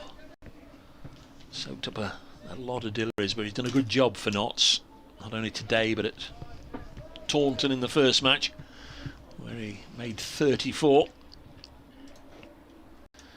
Got an LBW decision down there, Sam North East, to end his stubborn defence. 103-2. Here comes Bailey again, bowls, and textbook forward defensive block by North East, former England Lions skipper. Always thought he must be there or thereabouts over the last 3 or 4 years when England have been looking for a top order player, but for whatever reason didn't quite make the elevation from the Lions up to the senior team. Scored lots of runs for Kent and went to Hampshire, did the same there, quickly became the captain there as well. James Vince away for long periods, so it was a natural successor. Bailey bowls, and North East happy to defend, but there's certainly been a parting of the ways this year. He was told he wasn't going to play in the T20 Blast after the first game, and I think 1 or 2 home truths were spoken, and it was decided to have a parting of the ways. End of the over, it was a maiden, it was a good over, tacking over from Bailey. As 10 overs, 4 maidens, 1 for 14, and they really are figures to cherish, given very little away here. 103 for 2 knots, and it's been a very sluggish start to the afternoon session. We've had 6 overs, and Notts are 6 for 1 in those 6 overs, and 2 of those were from a no ball. Yeah, one scoring shot. Which I guess the boundary. What Lancashire kind of would have wanted this afternoon. Asking if it's an LBW, Danny Lamb, to Joe Clark. That's umpire Nick Cook. Says not out. The tilt of the Cook head. Classic that, isn't it, from umpire Nick Cook. In fact, Daniel Lamb stopped appealing as soon as Nick Cook put the little tilt in. He's like, oh no, what's going to come now? 103 for 2. Is North East, is it just a signing on loan until the end of the season? He's not on loan. He's on a short-term contract with Notts. Right. Okay. Lamb to Clark, and that's played up to mid-off, and there's no run. Okay. They agreed to terminate his contract, and it was a parting of the ways at Hampshire. Then he had a short-term contract with Yorkshire for the last 2 matches of the group stages, and however many Blast games, and then I don't know. Suddenly he was not with Yorkshire and signed for Notts. Left by Clark through to the keeper, no run. So he's a terrific talent, isn't it? It's a great signing. You know, the club have sort of said they were looking for a little bit more experience than they had in their reserves. And by reserves, I don't mean the second team, but in their resources, they were looking for a little bit more experience after Asiba Mead was called away, and for his half century in the last match, it was clear that he was going to be with England for a while. Joe Clark's on strike and clipping this one beautifully off the toes through square leg for 4 runs. Ball just angled in to him from Daniel Lamb and flashed away through the onside, all along the ground for 4. It's funny. The wheel has almost come full circle, because whatever it was 4 years ago or so, when he announced he was leaving Kent, there were a number of suitors, and in the end I think it came down to Nottinghamshire or Hampshire. And I know the club here desperately wanted him, but I think he had family on the south coast, and I don't know, maybe Hampshire offered him a shilling or 2 more a week, I've no idea, but I think it was for family reasons he wanted to stay in the south, but he's ended up here. Lamb to Clark. Clark shoulders arms, holds the pose as well as the ball goes through to the keeper and there's no run. It's a good player. Yeah, there won't be a shortage of interested parties to get his signature on a long-term basis if Notts don't go down that route with him. It'll be a popular signing. Well, those that work with Peter Moores on a day-to-day basis, the batsmen I'm talking about, are unstinting in their praise, and all say what he's done for their career. So Clark leaving the ball that's wide from Danny Lamb. Content with the work he's done in the over, which included that lovely flick off the toes to square leg for 4. And that's taken Nottinghamshire to 107 for 2. Clark on 8, North East on 27. I was going to say, and I guess that perhaps includes some of the Lancashire players, but I'm not entirely sure, apart from Stephen Croft, how many of them would have been there 10 years ago when Moores led Lancashire to the title. Perhaps none of this side. I don't think any of them now. Just Stephen Croft. Just Croft, yeah. Obviously, Chapel and Chilton. Yeah, part of the setup, but in terms of playing staff, your Carl Browns, well, Jimmy Anderson, of course, would have been around, wouldn't he? But like today, not around that much. Here's big to bowl to North East, who still hasn't scored since lunch, and I think he thought he was going to get one there. It was partially stopped by Josh Bohannon in the covers, but then it ran away from him, but he deflected it to mid-off, so there wasn't a run. 10 runs since the break, 2 boundaries for Clark and a no ball. Dane Vilas contacting his slip cordon almost by a semaphore there. Semaphore, the one where you need flags. He was waving from distance to them, and this is a drive just short of point. 1 or 2 cries of catch. 107 for 2. Pleasantly warm. In fact, just getting a bead or 2 on the forehead as we lean forward. Not had the sun coming through commentary box windows pretty much anywhere we've been, or marquees, or on top of roofs, or wherever we've been for the Royal London. 107 for 2. Here's Bailey in again to North East. It really is stalemate between this pair. Bailey bowling to North East. He's not been able to get Tom Bailey away at all since lunch, and Bailey now halfway through his 11th over, still 1 for 14. Well, it's been good tight stuff, hasn't it, from Lancashire? Good tight bowling. There's been very few scoring shots, as you say, but I guess Nottinghamshire, with after a good morning session, happy to sit in there and wait for it to come. Next ball driven for 4. Did come there, slightly over pitched, and North East to the onside of straight drives it down below us for a boundary. So emulating what he did at Taunton, gets into the 30s, on to 31. Sam North East, and it's the 3rd boundary of the session. First runs from the bat conceded by Bales, as somebody shouted out there on the field. Come on, Bales. That's a lovely shot, wasn't it? Just eased into it. Feet off the ground time. Yeah.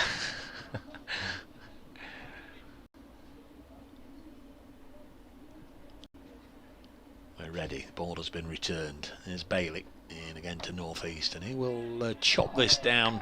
Well stopped in the gully, and there's no addition to the total. Yeah, Danny Lamb doing well there. Low down to right at gully.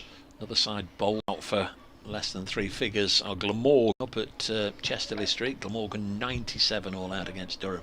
They were absolutely thrashed by Essex, weren't they, last week? So since winning the Royal London One Day Cup, I don't know if they're still on the lash, but they were beaten in about 2 days and an innings by Essex in the first round of matches, and they've been bowled out for 97 by Durham. This goes through to the keeper, and it is a new ball. Now I don't know if that's for overstepping or for height stroke width. It was an ugly delivery, to say the least. In fact, that is the meeting of the Royal London One Day Cup finalists, isn't it? Glamorgan 97 all out against Durham, so Durham will feel that's a modicum of revenge, and Glamorgan will say, well, we don't care because we've got silverware. Exactly, yeah. Won the one that mattered, they'll say. 113 for 2. Next one goes through. to the keeper. So Glamorgan 97 all out against Durham, Gloucestershire 76 all out against Essex, who were 21 for 1, Worcestershire 120 for 8 against Kent, Surrey 75 for 4 against Northants, Hampshire 89 all out now at Edgbaston, confirmed maximum bowling points for Warwickshire, and they're going to take lunch. So they've had a rotten morning, Hampshire, haven't they? Absolutely rotten morning, and on and off the field. There were COVID reasons why they had to make alterations to their side, we understand, and been bowled out by the Bears for 89. And Somerset are going down the same route. They're 108 for 9 at Scarborough. Yeah, when you look at it's only day one of these games, but when you look at those scores that Dave was just going through there, and it brings you back to this fixture here, and potentially the significance of a result one way or the other. If there's going to be potentially a big win for Warwickshire, because Lancashire second and Notts third in the group, but there's only half a point difference between the two sides coming into the fixture. You wouldn't want to be losing this fixture, would you, really, no, if Warwickshire were to go and win that one? No. I see George Balderson replacing Danny Lamb from the pavilion end. And Clark uses his feet just to come a step down the pitch and drives to mid-off, but for no run. Went to see a bit of non-league football yesterday. Newark Town, my home club, in I think it was Step 6, they were playing the Central Midlands League. Thrilling games, 4-3, but they're all a little excited because the honorary life member, president or whatever, I'll tell you in a second, keep you on tenterhooks. Balderson comes in with 2 slips waiting, and that's through to the keeper, and there's no run. It's Patrick Bamford. He actually grew up in the area, in the Newark area, and played, for the academy, if you like, for the young kids team for Newark Town, and they were all very excited yesterday about the prospects of their life. I don't know what title he's got, but he is the one famous name that's played for them. About him making his debut today, and I've just seen the BBC Sport website. Patrick Bamford expected to make his England debut against Andorra today. Clark defends to mid-off, no run.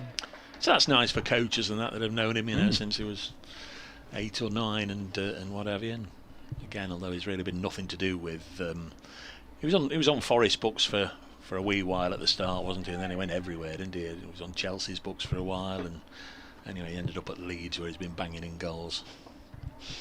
And was it a good game yesterday? 4-3. Oh, it's a thriller. Cracker.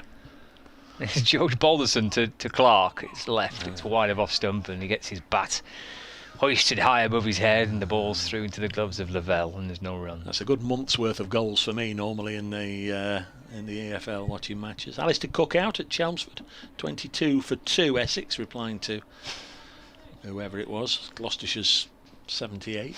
What's going on at Chelmsford? Will Alistair Cook have another year, or do you think he's had enough? Balderson to Clark, up onto his toes, and plays it safely to mid-off, and there's no run. I think it's brilliant how he's just, even though he's retired from international cricket, still that desire to play the game, to come back and to put the hard miles in county cricket again. It shows how much, one, he loves the game, and 2, how much he clearly has an affection for Essex. That's a nice shot, played off the back foot by Clark. That's 4 runs, squared the wicket. Just a little bit of width there offered to him by Balderson, and he went up onto his toes, slightly off the back foot, and played a glorious drive square towards deep point for 4. Lovely shot. There's been a number of occasions recently. I think Matt Critchley of Derbyshire last week, was he 9 fours in 36 or 10 fours in 40? But I think that's 2 or 3 times this season there's been somebody who's got a start with all 4s, and I'm just keeping an eye. It's almost like 147, isn't it?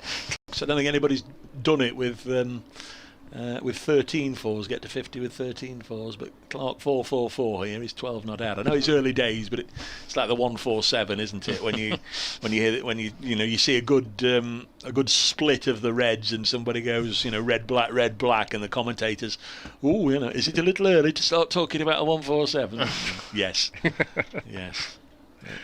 But Clark is 4-4-4 here in the start anyway. The umpires were just having a bit of a chat about the ball there. I don't know if Lancashire had brought it to their attention, or they were just having a chat anyway whilst the fielders were hand sanitising, I'm not sure. 117 for 2. Of course, the nearest we've seen to something absolutely extraordinary in that was when Ricky Vessels played 3 or 4 years ago at New Road, funnily enough, against Worcestershire.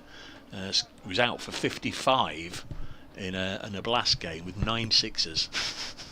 54 of his 55 were sixes. I said to him afterwards, in-depth question. What was all that about then? First question. Hard-hitting question from you. He said, I've always fancied hitting 6 sixes in and over, so I decided today I was just going to go after everything. But, he didn't hit 6 sixes in and over. I think he hit 3 or 4 a couple of times. There's Saqib Mahmood back into the attack. Ball very quickly this morning, and starts with a quickish delivery, which North East pushes up to mid-on, and there's no run. 117 for 2. Saw at lunch as well the old PCA rankings for the season, and well, heaven knows, because before last week or whenever it was, Tuesday, Luke Fletcher hadn't scored a run all year, but he's top of the rankings. I know he's the leading wicket taker, but you get more runs as well, don't you, for runs. Next ball is forced away through the offside for 4. High quality shot from North East, and this is now his highest score for Nottinghamshire. It's a small sample size because this is only his second innings. 34 at Taunton, he's 35 not out here. So we had Samit Patel, and back in the day Andre Adams, he was top of the rankings, but Samit Patel for a while one season was top of the PCA's rankings, but Luke Fletcher there, so it's a nice little milestone for him. He's been in the form of his life, so having said that, he'll probably bowl 16 overs, none for 100 in this one, but he really has leading wicket taker by quite some margin, although Simon Harmer picked up 3 for 2 today. He's within 6 or 7 now, I think, of Fletch. 121 for 2. The ball has been fetched back from the wall at the base of the U Energy stand, and Mahmood, who's none for 44, comes in to bowl, and 4 more. Run away by North East through where 3.5 slip, 4 slip maybe was, just helps it down to third man, and I think Saqib Mahmood can quite rightly have a rueful look on his face. Can't see, I'm not that close to him, but it's been one of those days, hasn't it, for him? Yeah, he's bowled well, hasn't he? Yeah. He'll bowl a lot worse and get 2 or 3. But so far, it's not been his day. Through little fault of his own, in truth. Just a bit of news from with regards to Liam Livingston's absence from the team. So Lancashire have just given us an update as to why Liam Livingston isn't playing this week, and he's missing the game through illness following his second COVID jab. So that's the reason why Liam Livingston is missing this week, through illness. All right. Affects people in different ways, doesn't it? Indeed. Yeah. Didn't bother me in the slightest. 125 for 2. Saqib Mahmood got an extra slip in there now, 3rd slip, and North East drops it on the leg side. And I only say that not for any bragging reasons or whatever, but I'd had no reaction to the first and whatever, and booked the second one the day before a match here, a county championship match. So I don't know what it had been starting. What days were they starting? Earlier in the season, I can't remember. Day did all the matches start? They started on Thursday, didn't they? Was it Thursday? Well, let's say to Thursday. So I'd not thought at all about it. So I bought my second jab for the Wednesday then before a match started. Here's Mahmood, 125 for 2, and this is pushed into the offside, and there's no run. So on that day, it was tea time on the Wednesday then, the day before, if the match was starting on the Thursday, and I was talking to Colin, our sports editor at BBC Radio Nottingham, just having a bit of a catch up and and yeah, so right, I'm off now. I'm off to get my second jab. Wait, second jab day? Yeah. We know there's a match tomorrow. Yeah. Everybody knows it's been poorly with the second jab. Do I need to get somebody on standby? So it drops away behind screen. It just got me, well, we're going to be poorly. Yeah, 126 for 2, but no, it didn't have any effect at all. Single taken by North East. Keep strike is on 40. It's the first time this pair have rotated the strike. They've put 29 on now. Been some nice shots in the innings of North East. Hasn't given a chance as yet. Joe Clark is on 12, 126 for 2. But as I say, it's just seems to be the luck of the draw. It's nothing to do with my body or genes or whatever. I guess it's just affects somebody. Some people different to others, doesn't it? Indeed, yeah. So we wish Liam well anyway. Let's hope he's okay. That's clearly not well enough to play. No. The Matt Parkinson is here. He was in the squad, but I think I just think that's we've seen him on the field, haven't we? We have, yeah. It's just a selection decision from Lancashire. Balderson to North East. That's a lovely shot. Glanced away off the pads.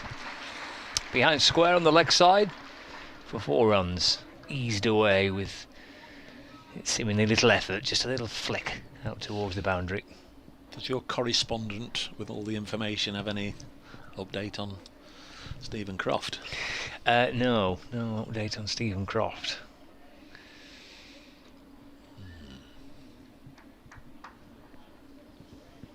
I suppose if I know you've had the binoculars trained on the Lancashire balcony.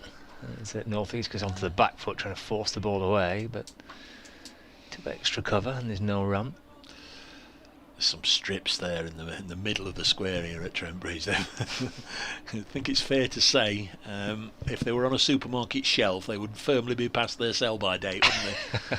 They've had test matches and ODIs and Royal London Cup finals and blast matches and whatever, but the 100 matches. Balderson to North East, who defends safely into the onside for no run. And you'd imagine the strip next to the one we're playing on would be for the one remaining championship game, wouldn't you? The Yorkshire game. That doesn't look to be used, does it? It's about the only one left out there that,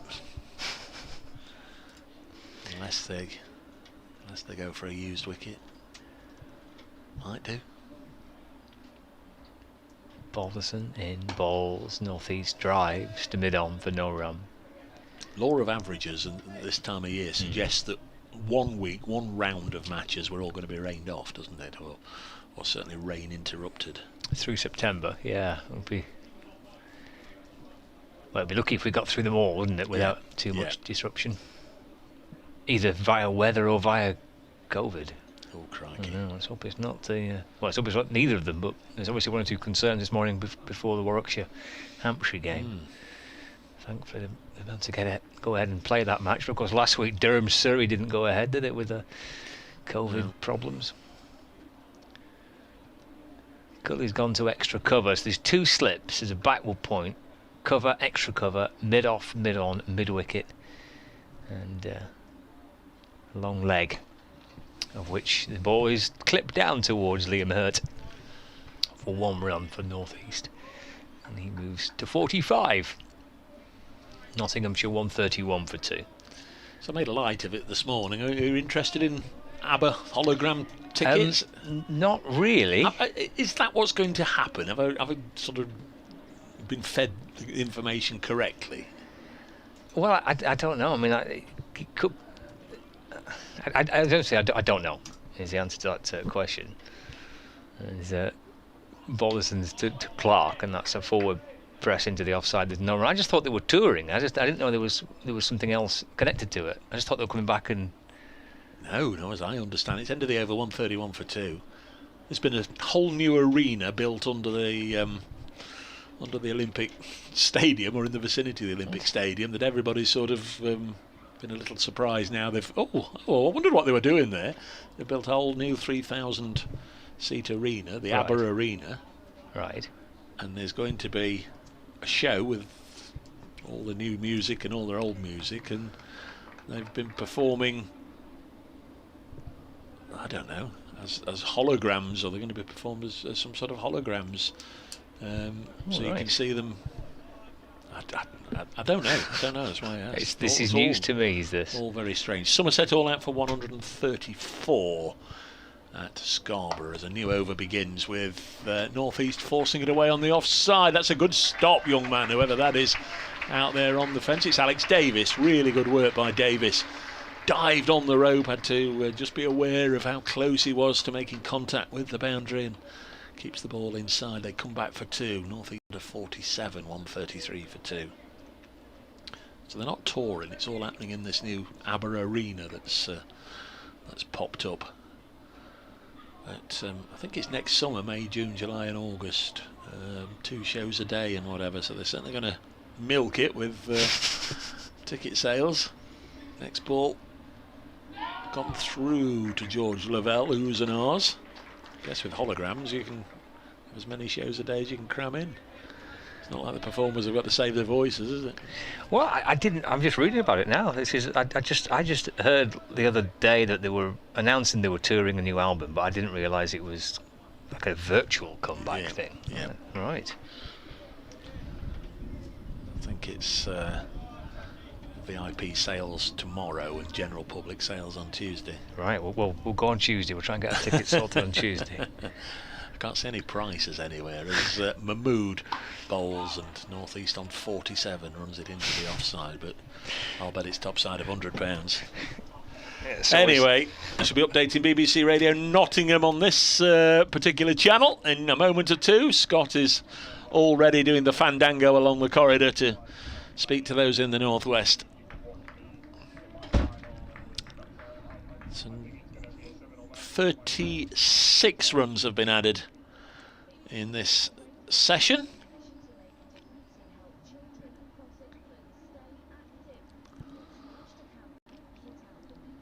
It's Mahmood. North East still on 47, now drives, but can't get it beyond mid-off.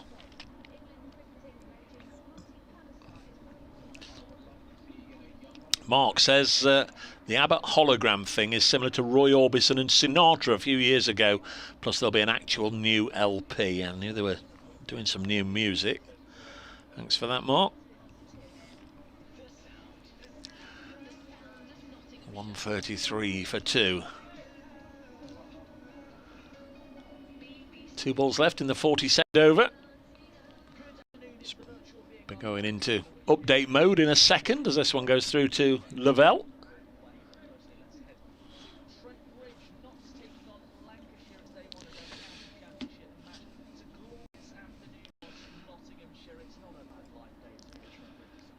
Enjoying the cricket as well, Nottinghamshire. I think last time I spoke to you, a little sticky after lunch. They lost the wicket of Ben Duckett for 59 and only 6 came in the first 6 overs of this session. But they're getting going again now. Joe Clark's hit 3 boundaries to move on to 12 not out. Not seen that much of the strike lately because Sam North East has also moved on with some lovely shots, and this will be another one. And the reason I'm just raising my voice is because if it goes for 4, which it has, that takes Sam North East to a half century. It's been a very good knock from North East. This is the player that's joined Notts for these last 4 matches after leaving Hampshire after a long association with both them and Kent. And on his home debut, good round of applause for North East. He's gone to his 50 from 110 balls with 9 fours, and Nottinghamshire 137 for 2.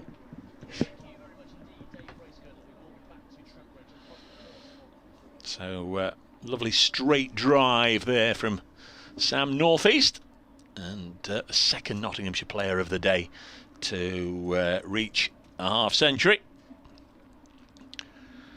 Nicely executed, full pitch delivery from Mahmood, trying to get it up there. Try and get one of those toe crunchers. But North East was up to the task.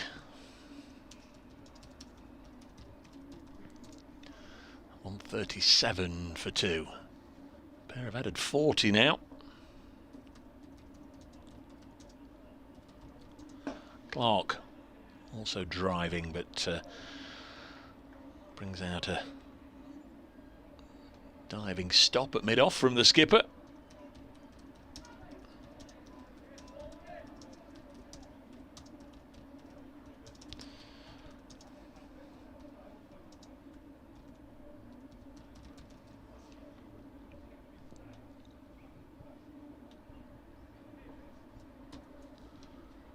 There's Balderson. Oh,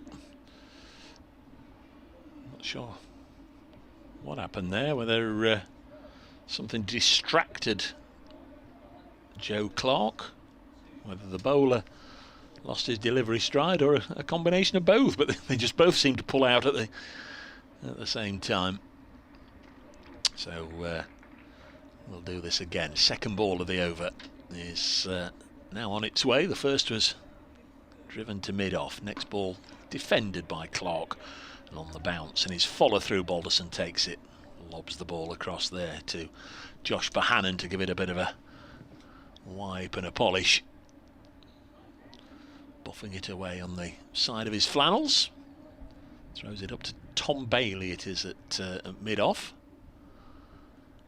And the ball returned to the bowler. And he comes again, bowls, and Clark defends, pushes it again back to Balderson. 137 for 2. Far end of the ground, you can clearly see the groundsman's stripes, those stripes that Martin Emerson says resembles the Southampton home kit of the 1980s or some such. Can't quite make them out as clear down below us here, but at the far end you can. Clark's worked this onto the leg side. Ben Vilas is after it. They won't get a boundary here, so 2 runs to Clark, and that ends any prospect of him hitting a all boundary 50. 139 for 2. While you were out, Scott, I read out that Mark said a few years ago they did something similar with the holograms with a concert for Roy Orbison and Frank Sinatra. Oh, right. 139 for 2.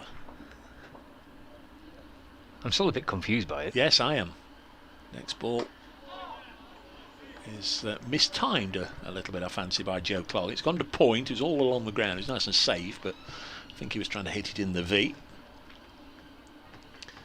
1 ball left in the 43rd over. Umpire Cook is just checking the crease there, just having a close inspection where George Balderson's foot is landing, his front foot. Get off my land. Here comes Balderson. Put in a good shift here. This is the 11th over, and Clark just brings his bat down on it to stifle any prospective appeal. 139 for 2. Notts have added 42 since lunch, and we've been playing, well, coming on for an hour now. It's nearly 2:10. Yeah, I think he's done a good job, hasn't he, Balderson? Yeah. He's kind of plugged away. He's not been too expensive. 11 overs, 35. Difficult first day. I mean, there's quite a bit of pressure on him to be first change bowler and to be following Bailey and Mahmood, which for serious seasoned professionals is quite a tough ask. Mahmood and Bailey, 2 high class county championship bowlers, and obviously Mahmood an international bowler, so I think he's done a pretty decent job for Lancashire's Balderson. Mahmood will start again. Over number 12 for him. 3 slips in place. The North East just works the ball up towards Tom Bailey at mid-on, and there's no run. So 139 for 2. Excellent 51 from Sam North East. Joe Clark 14 not out. Wicket of Ben Duckett since lunch. Caught by Saqib Mahmood off Danny Lamb for 59. Now Mahmood in the sunshine from the Radcliffe Road end. 3 slips. All settle into position. As Mahmood comes past the umpire. And that's glanced down towards fine leg. And that will be 4 leg byes. No bat on that. Little deflection off the thigh pad perhaps. But down towards the boundary for 4 leg byes. 143 for 2. Yeah, the run rate had dropped to 2.8, and it's all irrelevant really, to 2.8 and over after that fairly sticky start to this session. 6 runs in 6 overs, but they've got going again. It's back up to 3.3 and over now, and the boundaries have started to flow again. This partnership now worth 46. Mike's been in touch. I'll He's got a bit of a question, which I don't know if I can answer, but we'll have a stab at it at the end of the over. Here's Mahmood. Comes tearing back in, balls once more, fallen off stump, and northeast drives to mid-on, where Bailey fields, and there's no run. 143 for 2. Well, I'll read it now. In the commentary, I'm sitting in the sun in central London, but I'm coming to watch at Trent Bridge tomorrow. I'm intrigued by Nottinghamshire's continuing fine form in the county championship. What do you put this transformation down to? There's a nice easy one that can be answered in 3 words. Mahmood, top of his mark. Squad number 25. Bustles his way back in, over the wicket, bowls, northeast defends, and there's no run. First and foremost, I think 2019 there were games where Notts were absolutely shocking. There's no getting away from that, and they just, winning becomes a habit. So does losing, and certainly in cricket, so does collapsing. You can lose 3 or 4 or 5 wickets, and it becomes a bit of a habit, and it did in 2019. There were some horror shows as they went the entire season, but the winter before last, between 19 and 20, a lot of good was done then. Yes, Mahmood fullish on off stump and driven by northeast. Again, Bailey at mid-on fields, and there's no run. There's a little bit of a change in personnel in 1 or 2 areas, and there were 1 or 2 players that weren't that far away from finding their form in 2019, but just needed a bit of confidence, and perhaps 1 or 2 technical aspects, I guess, worked on. And of course the delayed start to last year, I think, made them all a little bit hungry for some cricket. They were desperate to get that county championship win last year, and in fact in all 5 matches last year they were ahead at the end of the first innings. Mahmood balls again have fallen off stump, and northeast sees the ball ricochet down towards long leg for a single. Northeast keeps the strike as well. At 144 for 2 at the end of the over. First game last year, last day of a match that Notts had been in a good position throughout. Derbyshire set to score 360. How often does that happen on a last day? Not very often. Notts didn't have a great day. Derbyshire, Finn Hudson-Prentice, 91 not out, saw them over the line. It's a thrilling game of cricket, but Notts supporters aren't bothered about thrilling games of cricket if their sides lose. The week after, here against Yorkshire, it was the other way around. It was Notts doing the chasing. They only had to chase 180, and they couldn't do that, the pressure. And the other 3 games, Lancashire we've talked about, they made them follow on. Who else was there? Leicestershire away, they were in a strong position there, and rain held them up, and Durham as well, they were in a strong position. So they couldn't get that win last year. Here's Balderson bowling, and first ball pushed into the offside. So it went into this year 30 games without a win in the county championship. Durham first game here, well, they just couldn't get Beddingham or Eckersley out. They put, what did they put on? 450. No, but they both got big centuries. David Beddingham and Eckersley. And that was always destined to be a draw. This one's tickled down the leg side. Will it be cut off? Again, there's this area of the ground down below us immediately that I can't see. I think it has been cut off, and they'll go back for 3 to Sam Northeast. Applause for the fielder there. 55 now to Northeast, 147 for 2. Warwickshire here, that was another thrilling game that Warwickshire chased 3-3-3 on the last day and got home. And you thought, is it going to be one of those? But the 3rd match of the season, to be fair, Derbyshire were pretty poor at Derby. They were missing 1 or 2 players. Godalman, that was the first game that Billy Godalman missed, so they got a new skipper there. 147 for 2. Next ball, no, Godalman played. It was I can't remember. Was it Madsen who missed? But it was a poor Derbyshire side and a poor performance, and Notts were on top of the game. Luke Fletcher bowled well, Stuart Broad bowled well, and they absolutely hammered Derbyshire, and they just got a lift. They got a huge lift from that. They came here, Essex, defending county champions, defending Bob Willis Trophy winners from last year, came here, and Luke Fletcher ran through them. And from then on, bowling Essex out before lunch on that first morning, This is pushed into the offside. They've looked like a very strong side. The last afternoon at Edgbaston, where instead of playing for a draw, they decided to go for an unlikely win, and they all got out playing shots apart. They've played good cricket in the county championship, and it was just a build-up of momentum brought by that first win and the release, and then carrying it on. Luke Fletcher's having the best season of his career. Next one eased into the offside, and that's nicely stopped. Good diving stop there in the covers. But a single is taken, 148 for 2. I know I'm not answering your question, Mike, and I guess there is no one single reason, but I think it was just getting that monkey off the bat. 50 partnership brought up, by the way, from 78 balls. But it all came together, certainly at Taunton last week. That was the near perfect performance. The side gets 400, so they do well with the bat. Bowl the side out cheaply and then make them follow on and bowl them out cheaply again. So the bowlers came to the party as well.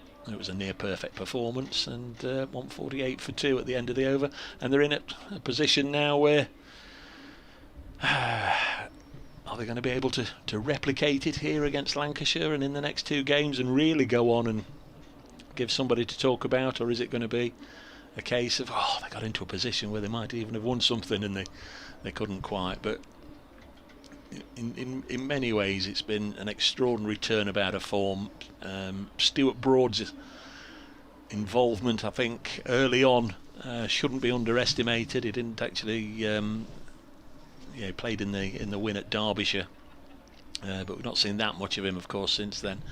But whenever he plays, he sets the tone, and his little battle here when he was bowling to Sam Hain in that match, that's as good a tussle in county championship cricket as many as I've ever seen. And he did well, set the tone. Stuart Broad away with England. Of course, he's now out of the game injured, but Luke Fletcher has taken on the mantle and played really, really nicely. 148 for 2. Hand sanitising break over. If anybody's got any thoughts as to the defining moment as to when Nott's fortunes changed, I just think it's a culmination myself, and having got that win against Derbyshire, Essex next up here the week later, and they bowled them out for less than 100 on the first morning, and they were always going to win that game then, and took the momentum into the next game when they beat Worcestershire for 3 in a row. I mean, the team that got relegated in 2019 on paper was a terrific team. There's a lot of good players there, and eventually good players come good, don't they, again? No. I mean, they might have gone down. There was the year that Lancashire went down. Yeah, sure, like a point difference. Was that on wins? It could have been level points. It may well have been level points. Yeah, it was a really tight battle, wasn't it? And Lancashire just on the wrong end of it and went down. There's Mahmood, fresh over for him. Clark on strike. Off the back foot, just steers the ball out through the offside for 1 run. Moves to 16. The score moves on to 149 for 2. Somerset all out for 134 at Scarborough. You're 1 for 1. Adam Lythe out for 0.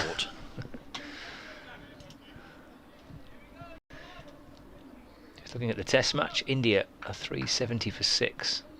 So lead England by 271 runs. So with 4 wickets remaining, day 4 of 5 in that game at the Oval. Mahmood to northeast. Plays a forward defensive. The ball bounces out towards extra cover. Josh Bannon comes jogging up to pick up the ball. Gives it a bit of a polish. Northeast walks away towards square leg. Umpire Nick Cook at square leg. Peering up towards the scoreboard. You have a nice gentle breeze blowing into his face there, Nick Cook. The breeze just from left to right as Dave and I look on. Just occasionally see the flag fluttering on the roof of the pavilion. Might just give you a little bit of relief from the sun today. It's a hot day. This is driven by northeast through the offside. 4 runs for him. He's playing nicely here, Sam Northeast. 59 not out for Nottinghamshire. Such a key role, number 3, isn't it, in every side? Because inevitably you come in with the bowlers a little bit cock-a-hoop. They've dismissed one of the openers. It It might be early on, it might be a sense of relief having broken a decent opening partnership, but either way, you're right in the firing line against a side that's undoubtedly cock a hoop and looking to make it 2-2. He's played very well. 1-5-3 for 2. Defends his next ball from Saqib Mahmood. Going into the offside where Josh Bohannon fields, and there is no run. How your number 3 plays can very often set the tone for the innings. You've seen India, the last test match or two, Pujara come in and sort of not score, just look to occupy the crease and not go anywhere. But North East done a good job here. He scored his runs at a reasonable rate. He was happy to play second fiddle to Ben Duckett, and certainly if Joe Clark is in any sort of nick, he'll probably concede much of the strike to him. Mahmood North East just eases the ball away off his hip towards backward square leg. Shoots through for 1 as if he wants to come back for a second, but Liam Hurt quickly up there to prevent that second run. So North East moves to 60 now. 1-5-4 for 2. Brings Clark on strike. Must be great to bat with Clark because with him being such kind of a natural stroke player. North East having had Duckett and now Clark to bat with, 2 players who naturally would score quick, just allows him to go about and do his own thing. He's been terrific. It's a great knock, this. Clark's on strike though now. It's fall by Mahmood. Squirts into the onside, and Liam Hurt completes the fielding. That might be the end of Mahmood's spell. I was going to say, he couldn't have telegraphed it any more, could he, than if he'd suddenly told the Tannoy announcer to read out, I'm now coming off the field. Because he bowled the final ball of the over. Obviously, he knew it was the 6th ball of the over. And immediately he made that, you see managers, don't you, on the side of a football pitch doing the substitution roll of the hands. He did that to the dressing room. I've finished, I'm coming off, get somebody on here now, I've done. And put your feet up for a bit. I'm going to have a massage or a little comfort break for a few moments. It's another high-intensity spell, isn't it, from Saqib Mahmood? So Matt Parkinson shuffles on as Mahmood goes off for a short period. At 1-5-4 for 2, North East 60 and Clark on 16. So a time for, I think, a sanitising break, or it's a mini drinks break, or it's a something break. To the Lancashire players in a bit of a huddle. The Nottinghamshire batsman. Well, the physio's out there, James Pipe, and he's just given Joe Clark a tap and a bottle of water. Joey Everson's alongside him in the black track top. Just wondered if they might find a place for Joey Everson in this game. The workload that the 3 Prince seamers had at Taunton, but clearly they've all pulled up well, and maybe if they need some reinforcements, we might see a little bit more of Stephen Mullaney bowling in this match, and of course Liam Patterson-White, the slow left-arm spin option. So Notts will have all bases covered, but I think Joey Everson perhaps a little unlucky that he's not played more this year than he actually did. He got a 5 for at Durham in the Championship, and that might be his only Championship game. We've got a bowling change. Tom Bailey's coming back. No, he's played 2 Championship games, Joey Everson. Derbyshire and Durham, the last 2 matches. Gary Morgan's been in touch. He's been looking at some of the scores. So he's the stats man, Gary? Yeah, well, yes, he's Lancashire's second team scorer as well. And he's been looking at some of these low scores across the country. So he's been digging into his impressive archive of information. And he says today has seen 3 sides bowled out for below 100 in the county championship. I'll come back to it. It's Bailey bowling to North East. First ball right on the money, and North East respectfully pushes it out as far as Bohannon in the covers. So he says today has seen 3 sides bowled out for below 100 in the county championship in the same round of games in the first innings of the match. This is the first time it's happened since August 1963. Good grief. Back then it was 79 for Glamorgan against Warwickshire, 66 for Leicestershire against Hampshire, and 78 for Northants against Worcestershire. Blimey. 154 for 2. North East has 60. Bailey bowls. And asking here, he's a long way down, isn't he, Sam North East? There has to be an element of doubt, I guess. Whether that's the reason it's not been given or not, I don't know, but it's not out. The reason the question I'm not even going to put to Gary, but just in my mind, where would you start looking for that sort of information? I have no idea. I often think, I wonder if that's ever happened before, about various things involving cricket, of course, and just don't have any idea as to how you'd start looking for stuff. 154 for 2. Next ball this time is met by the face of North East's bat.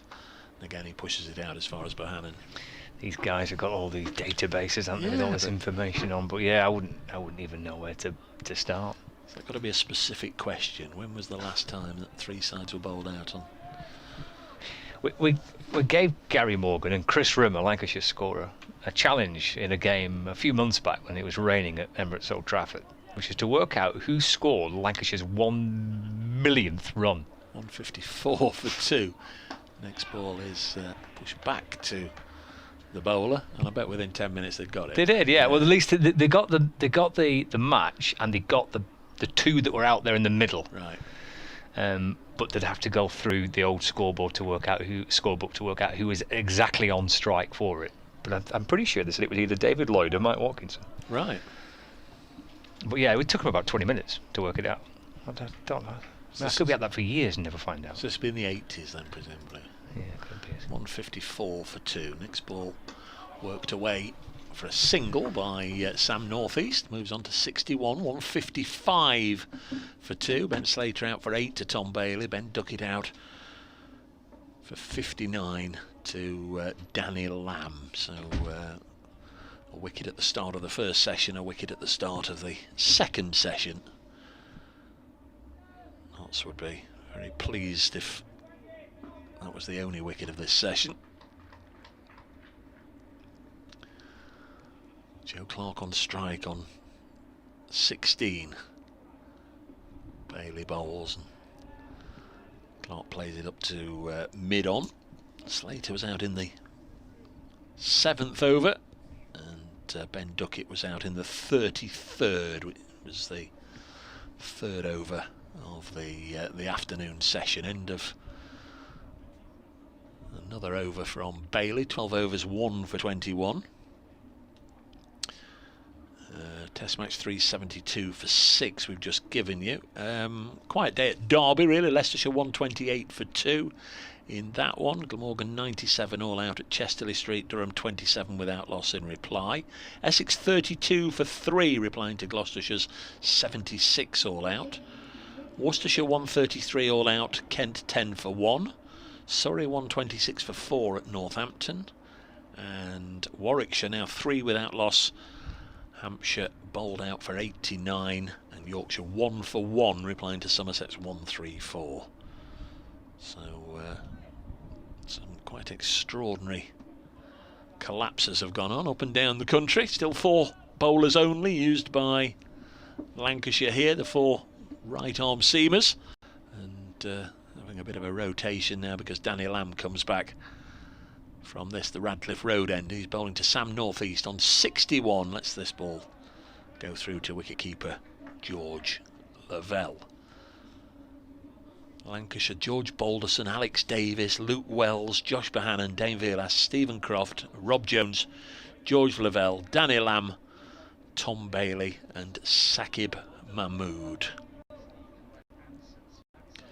Essex lose another wicket, 32 for 4, 14 wickets at Chelmsford.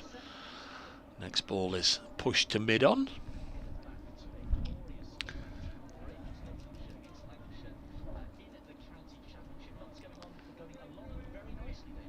Yes, we're nearing the halfway point of the day. This is the 48th over being bowled by Lancashire, who won the toss, of course, this morning and stuck Notts in. So after this one, there'll be another 48 overs remaining in the day. Notts are 155 for 2. The first wicket was that of Ben Slater early on in the piece, and equally similarly at the start of the afternoon session, Ben Duckett out. Duckett made 59. He's been joined in the half-century stakes by Sam North East, now on 65. The scoreboard has just momentarily gone to an action replay of the last shot, so I've not got the score for you, but it's in the vicinity of there we are, 159 for 2, as the scoreboard reverts to telling me what the score is.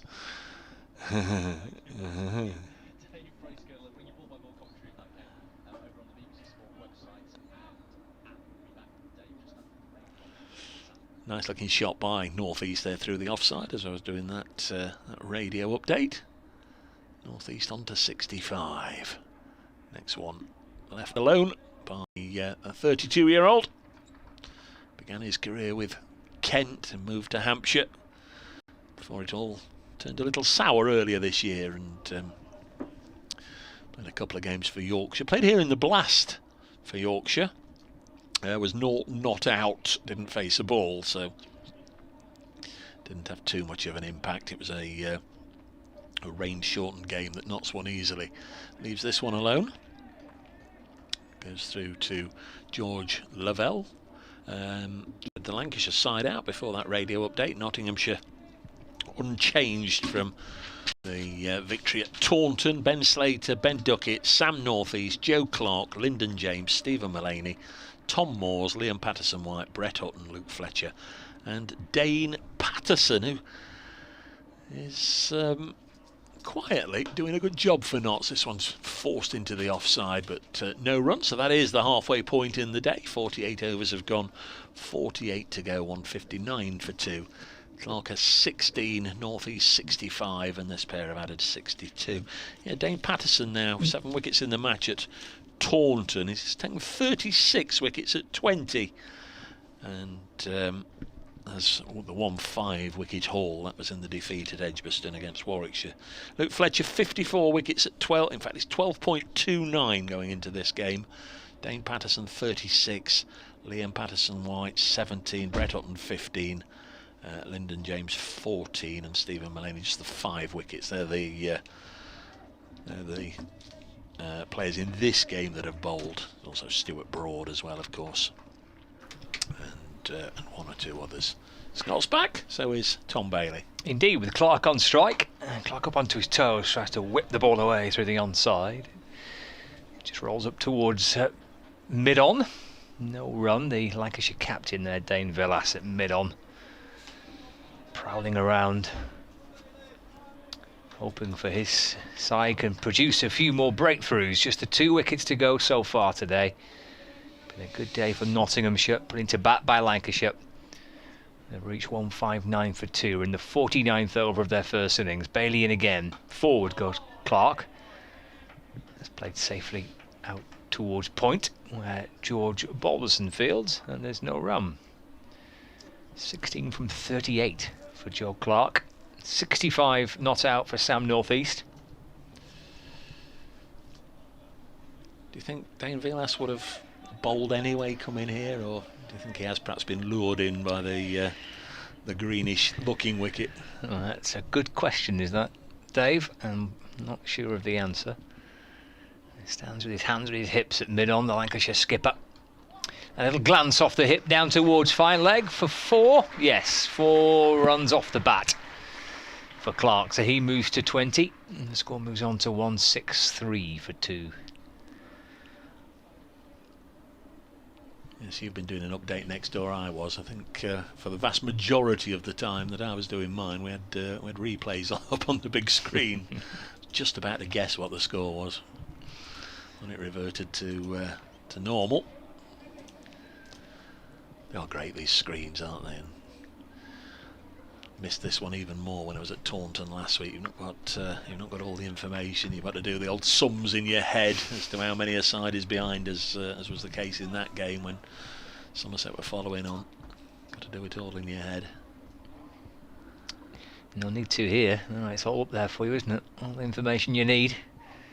Clark up onto his toes, just trying to whip it away through the onside. It just comes off the inner half of the bat and deflects down to Matt Parkinson.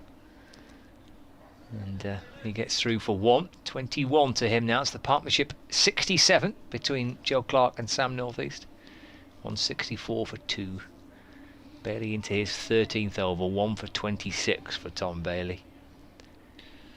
Seen Stephen Croft slide up and down the Lancashire order over the years, anywhere between 3 and 7 or 8. Where would you have thought he'd have battered? It's nudged out into the onside by North East, out towards mid-wicket, and there's no run.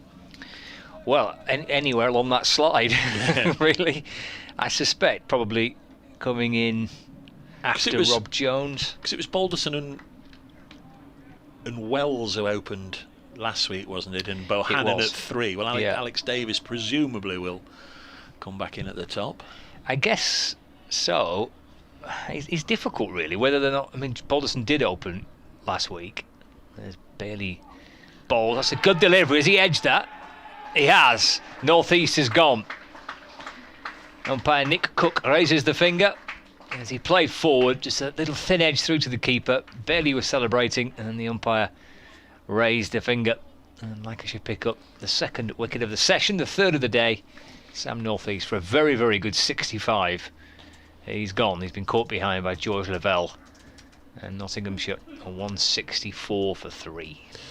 Had to be sent on his way, didn't he? Just stood there rehearsing the shot as if nothing had happened. But I feared the worst, judging by the celebrations. You suspected there'd been a tickle. 136 balls faced by Sam North East, 11 fours. He was at the crease for 3 hours, almost exactly. 164 for 3. Yeah, he gets a good reception too, richly deserved. It's a batting. No, it's not. It's a bowling point, indeed, for Lancashire. So they move 1.5 points clear of Notts as Lyndon James moves out to the middle to join Joe Clark. Unlikely, I guess, then that the sides will finish on level points, whatever happens at the end, isn't it? With Lancashire and Notts, or with Lancashire on 0.5. And Notts not, so they shouldn't finish on level points at the end of the group. 164 for 3 is the score. Bailey's second wicket, that 2 for 26. That's the end of his 13th over as well. So yes, we'll find out how Lancashire come out to bat. They could go with Alex Davis and Luke Wells as the opening pair, Bohannon at 3 and just drop Balderson down the order. He played in the middle order last year for Lancashire, just give him a bit of a breather in the middle. Especially if he's going to be bowling more than perhaps they'd anticipated. Absolutely. Yeah, absolutely. So I wouldn't be surprised if they go with Davis, Wells and Bohannon as their top 3 and Balderson somewhere in the middle, but we shall see. Here's Danny Lamb. Joe Clark is on strike on 21. And you've all heard the old saying, the only good. There's only 2 types of leave. That was a good one. 164 for 3.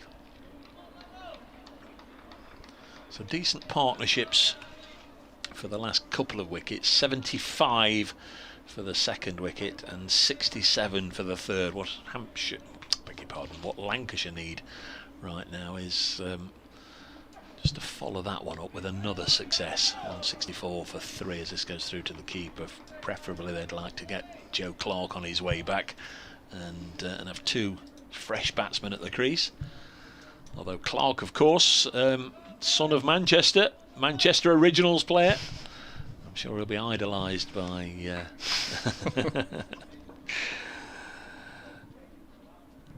Manchester folk. Next ball is pushed into the offside. There's another Nottinghamshire player, of course, who played for the Manchester Originals, Calvin Harrison, the leg spinner who was in the squad and still waits his first-class debut for Nottinghamshire. 164 for 3. I think he will have played. You'll have seen him in the Blast game at Old Trafford, the leg spinner, Calvin Harrison. Scott, fine prospect. Really good pick-up by Notts. This one is driven mid-off. Yeah, I watched a bit of him in the 100 as well for the Originals. He looks a great prospect. Some good young spinners around, which is quite exciting to see. There's some good young players who've come from nowhere, and I think it's Chris Benjamin. Yeah. Nobody had heard of him, sort of, almost literally. It was last week, or this week I suppose, if you count Monday or Tuesday of this week. He got a century on his first class debut. A single here to Clark, working it on the leg side, 165 for 3. Jake Lintott, after toiling as a bit of a journeyman who couldn't get a game for 1 or 2 or 3 counties, now finds himself playing in the Caribbean Premier League, bowling to the likes of Chris Gale and Andre Russell and so on. Extraordinary turnaround in fortunes for a number of people. 165 for 3. Lyndon James then to face his first ball. Lets it go through to the keeper. Tall young man, has had a decent season, first full season in the side, end of the over by the way. 50 overs have gone, 165 for 3. Lyndon James 446 runs, around about exactly 30. Top score 79 not out for Lyndon. 4 times he's passed 50. He'd like to go on and get that first 3-figure score. Saw his mate Liam Patterson-White do it last week for the first time, and surely there's one in the tank for him. He was mentioned it every time he comes out of bat. He was 79 not out here against Durham inside the final hour when they agreed to shake hands on draw. I just wonder if they'd gone on the full final hour, if he might have just got his maiden century there in the first match of the season, and who knows how that would have shaped things up for him from then. 165-3. It's a pretty solid start to your first class career though, isn't it? First full season, closing in on 500 runs at an average of 30. 450s, that's, I think you take that as a young man breaking into a team. Good numbers. Encouraging start. Chipped in with some wickets, I think, as well. Yeah, he has. He's not bowling at the moment though, so it's a little bit of a blow to Notts. They can't use him. James Pipe out there again, the second time in 3 or 4 overs, attending to Joe Clark. He certainly had a tablet this time. Seemed as if James Pipe, I don't know if lifted up his shirt, showing him something. I don't know. Might have been adjusting a strap on his thigh pad. No idea. Couldn't quite see what was going on, but don't think he's too incapacitated. 165 for 3. Loves being on there, James Pipe, anyway. You often see him running on instead of the 12th man to collect the caps and redistribute the caps. There's Tom Bailey from the pavilion end to Joe Clark. He's up onto his toes and an angle bat steers it to mid-on where Dane Villas fields, and there's no run. So we've got, apart from that ball, 14 overs to go until tea. Should be 10 past 3, but it's not going to be, is it? We're going to be a little late going to tea, but that's no great surprise. You don't want tea at 10 past 3 anyway, do you? Well, you don't. Bailey to Clark, forward defensive, there's no run. I mean, 12:30 for lunch felt early. Yeah. Although I do like the 10:30 starts. I wish they had a 10:30 start anyway, all through the season. I really do. We often find ourselves in grounds, don't we, 9ish, and quite some time to kill. Why do you come so early? Well, we have to come so early because we have to set all the kit up and sometimes speak to our respective radio stations about what the day may hold. Bailey to Clark, it's nudged to Mahmood at mid-on. Came a waltzing down then, Joe Clark, didn't he? Yes. You often see that with Clark. He's not done it so much in this innings, but on that occasion he almost met the bowler halfway down.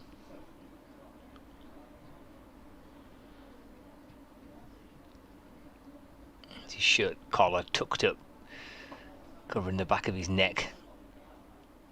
Little tap of the bat, short sleeves, bends his knees as Bailey comes bustling back in. Clark defending once more, quite busy even in defence there. Plenty going on, up onto his toes, pushes it out towards mid-on. Mahmood comes round to complete the fielding. Walks back out towards square leg. It's good to watch, isn't he, Clark? He's a fine cricketer. Played a very patient innings here, 22 from 49. 165 for 3. Lancashire just put a man in short at mid-wicket now, so there's a short mid-wicket, deep square leg, long leg, mid-on. He drives handsomely, but straight to extra cover. And Josh Bohannon gets in behind it. That's an unfavourable position to field that on this particular square at the minute with all these used pitches. That'll be pretty firm, bouncing off a couple of pitches that have been used in the past. Andy Easom, presumably watching the live stream, might be in the ground, but maybe watching the live stream. Hi both. Looks like Joe Clark's got a back issue. The physio was manipulating his spinal area. Thanks for that, Andy.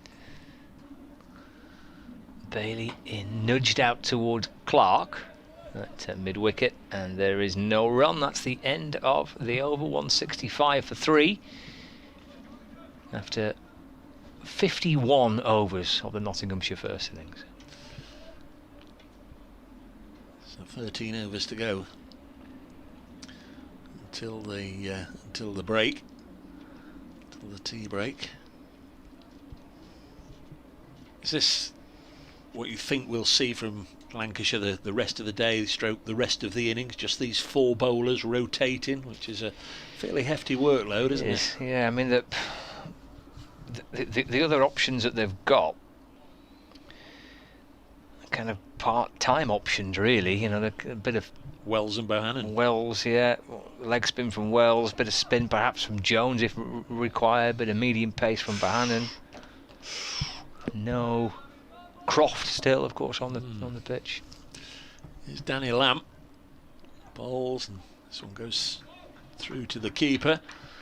And of course, Saqib Mahmood, whenever he bowls, is expected to rush in and bowl at the speed of light, and all takes it out of you. Warm, sunny day. Exerting a lot of energy each of those spells, and will need adequate rest when he's not bowling. Here's Lamb, already into his 13th over. It'll push into the offside by Lyndon James, who's still on 0. Only faced 3 balls though. Bailey's bowled 14 overs, and the other 2, Balderson 12 overs and Saqib Mahmood 13. So they've all bowled there or thereabouts. The same as Lamb comes in again and Lyndon James defends. 11 maidens have been sent down out of the 51.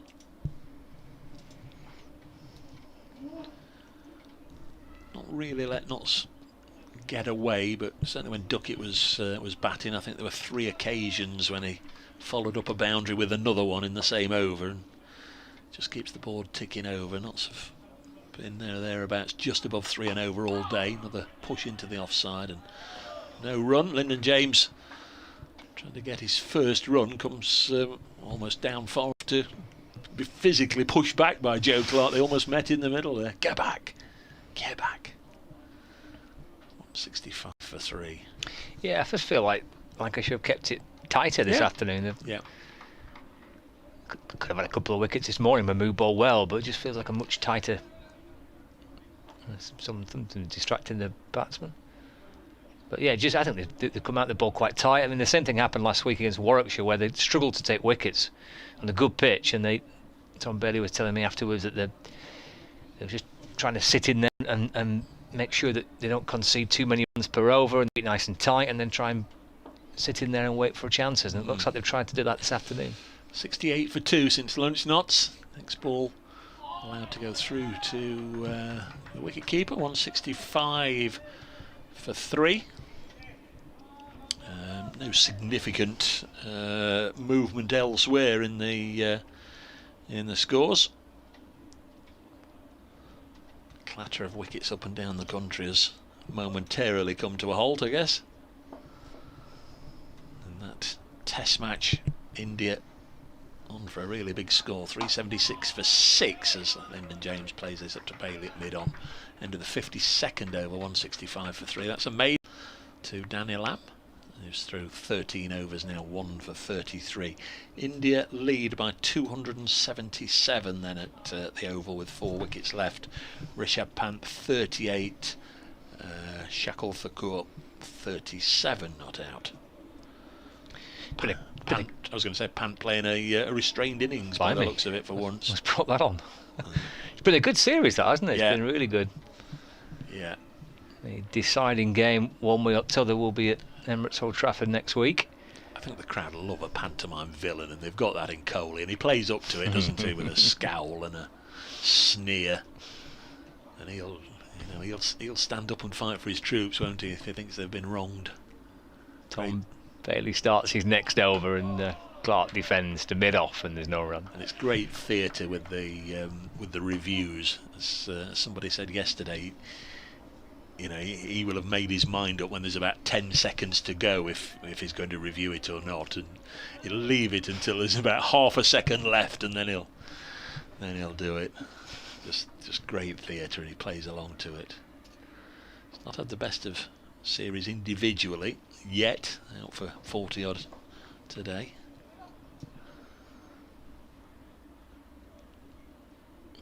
Clark waits as Bailey bowls again. Gets in line to defend it. Plays it calmly back down the pitch, and there's no run. 165 for 3. 22 to Clark. And a good series for Ollie Robinson and Chris Wokes back for this game, taking wickets. Craig Overton in the side. 55-year-old Jimmy Anderson still doing well. Bailey to Clark. It's muscled out through mid-wicket for 4 runs. Slashed away off the back foot by Clark. Moves to 26. 169 for 3. Just dropped a little short Bailey, and he was onto it quickly. Yes, his number one priority, I think, is to keep his wicket intact, but he wasn't going to miss out on that one. No. 26 off 54 deliveries. 169 for 3. Live from Trent Bridge, first day of the LV County Championship fixture between Nottinghamshire and Lancashire. Bailey for the Red Rose into Clark, but down the leg side. Lavelle can't get a glove on it. Down towards the boundary, it will disappear, and it's gone for runs. Little thin edge beyond the leaping Lavelle to his left. And Clark moves to 30 now, 173 for 3. The leaping Lavelle. Where's he from, George? Has he come through the academy, local boy? He has, yes. He's had a his debut in the Bob Willis Trophy game last year. As Bailey comes in and bowls, and Clark plays forward in defence, and there is no run. He's been around the academy and the second team, and opportunities in the side as a wicketkeeper obviously hard to come by. I think Alex Davis, way back when he made his debut for Lancashire and at the start of his career, kind of forced his way into the team as a batsman, really, with Luke Sutton still keeping wicket. Lavelle with a chance to take the gloves. Good to see some younger players being given the chance again this year. We've seen Jack Morley, the left-arm spinner, and George Bobbleson also in this game. Left by Joe Clark and through to Lavelle. And that is the end of the over. 173 for 3. And Bailey's now bowled 15 overs, 5 maidens, 2 for 34. Nottinghamshire 173 for 3. I guess it softens the blow a little bit of Alex Davis leaving, that there is somebody apart from Dane Vilas to take the gloves, and clearly he's the one they've identified as being very much part of the future. I think so. He's certainly got a great chance in these final 4 games. Of course, Lancashire have signed Phil Salt. Oh yeah. So he'll be with Lancashire next season. That'll put a bit of extra competition on the place in the team, but got a real chance to try and impress. 173 for 3. Lyndon James yet to score. Faced 7 balls and has now faced 8 balls. Pushes this into the offside. Josh Bohannon doing the fielding. Joe Clark's just gone for a little run, as if being out there isn't enough exercise for him. Wants to get those feet moving, obviously. He plays his club cricket for Ormskirk, which I'm pretty sure is where he's born. In Ormskirk. 173 for 3. Next ball is blocked by James. Is that up near Sedbergh somewhere? It's kind of Merseyside way. Right.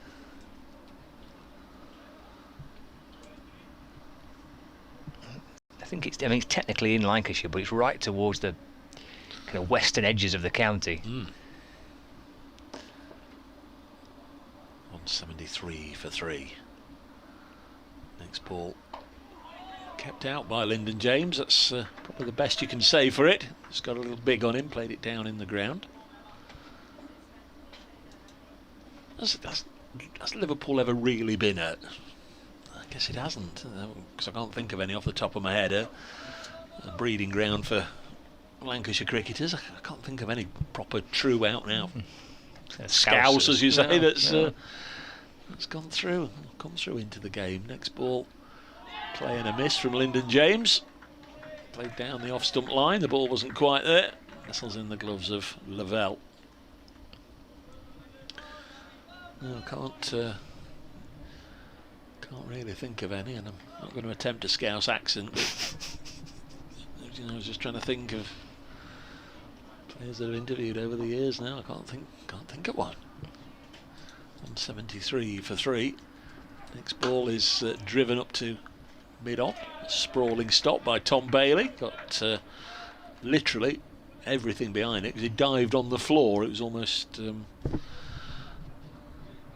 he went down as a draft excluder to stop the ball. You see them doing it with these free kicks now, don't you? And do they call it the draft excluder or something? It looks ridiculous, doesn't it, really? 173 for 3. Not sure how many goals have been scored under the wall over the year to warrant that. Nice flowing shot through the offside for 4. That's Lyndon James at his best. What a way to get off the mark. If he only gets 4, he'll remember that.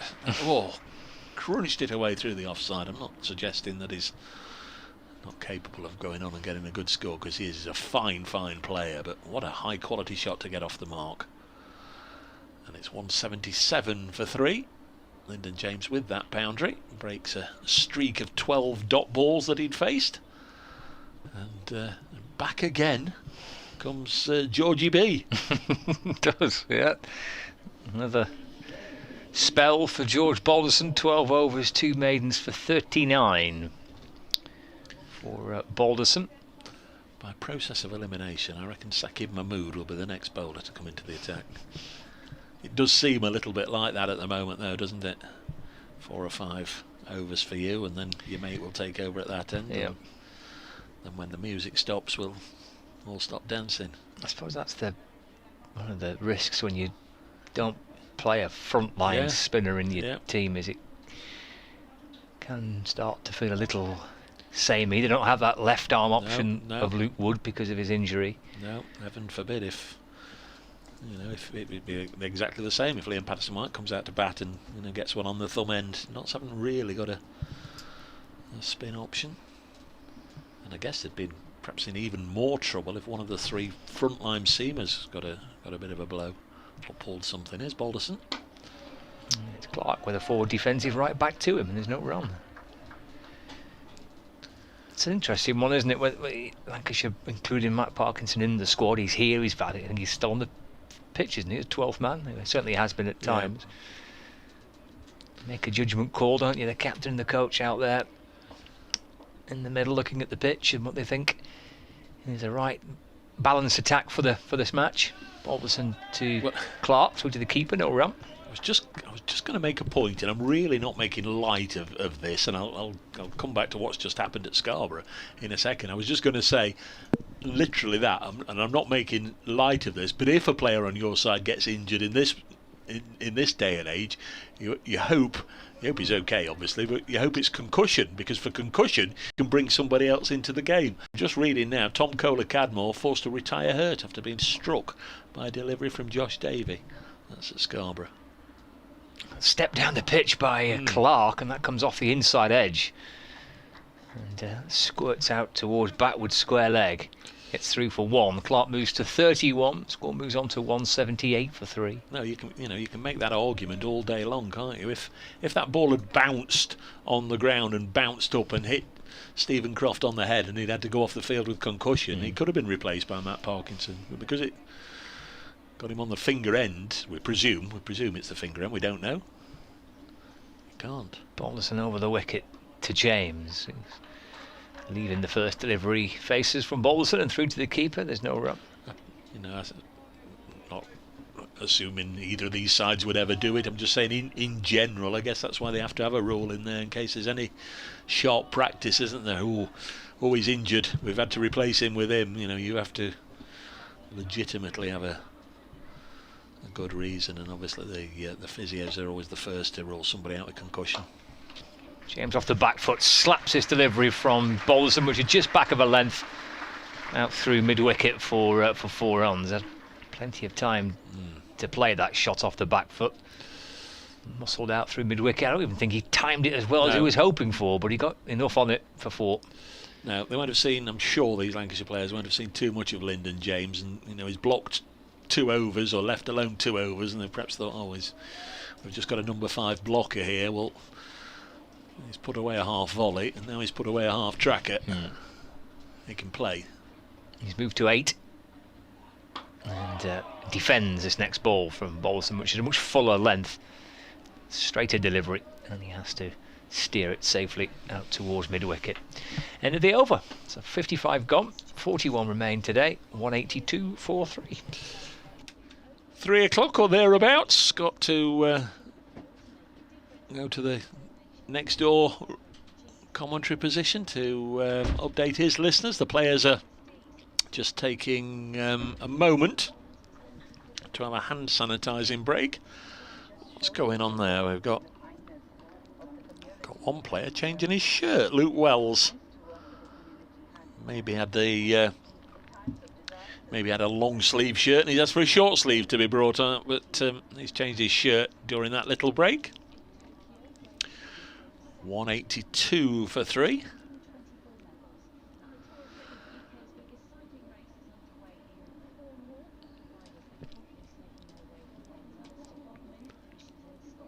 Just waiting to do the radio update. No cricket going on at the moment, whilst they're just breaking up from the latest hand sanitising break.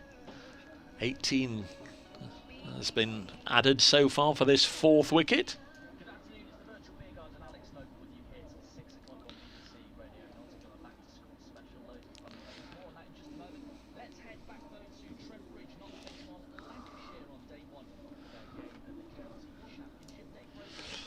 Yeah, you didn't mention the warm sunny weather on that occasion, Aaron, but it is still warm and sunny here at Trent Bridge, as it has been from pretty much the time we got here this morning. And Lancashire opting for this day in the field. They won the toss, they could have batted, but they chose to bowl, and perhaps they're just regretting it a little bit, because Nottinghamshire now 182 for 3, Ben Duckett out for 59, Sam Northeast out for 65, caught behind in the last half an hour. Really fine knock from Sam Northeast. He's been replaced in the middle by Lyndon James, who's got away with a couple of boundaries. He's on 8, a single there to Joe Clark, who's alongside him, moves him on to 32. Knots under blue skies and very pleasant sunshine. 183 for 3.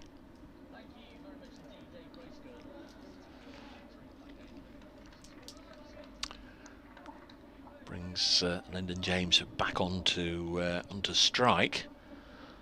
Crikey, Edgbaston. Mention in a second as a play and a miss here as it goes through to the keeper. Warwickshire 11 for 4. Remember, the old Hampshire out for 89. They're 11 for 4.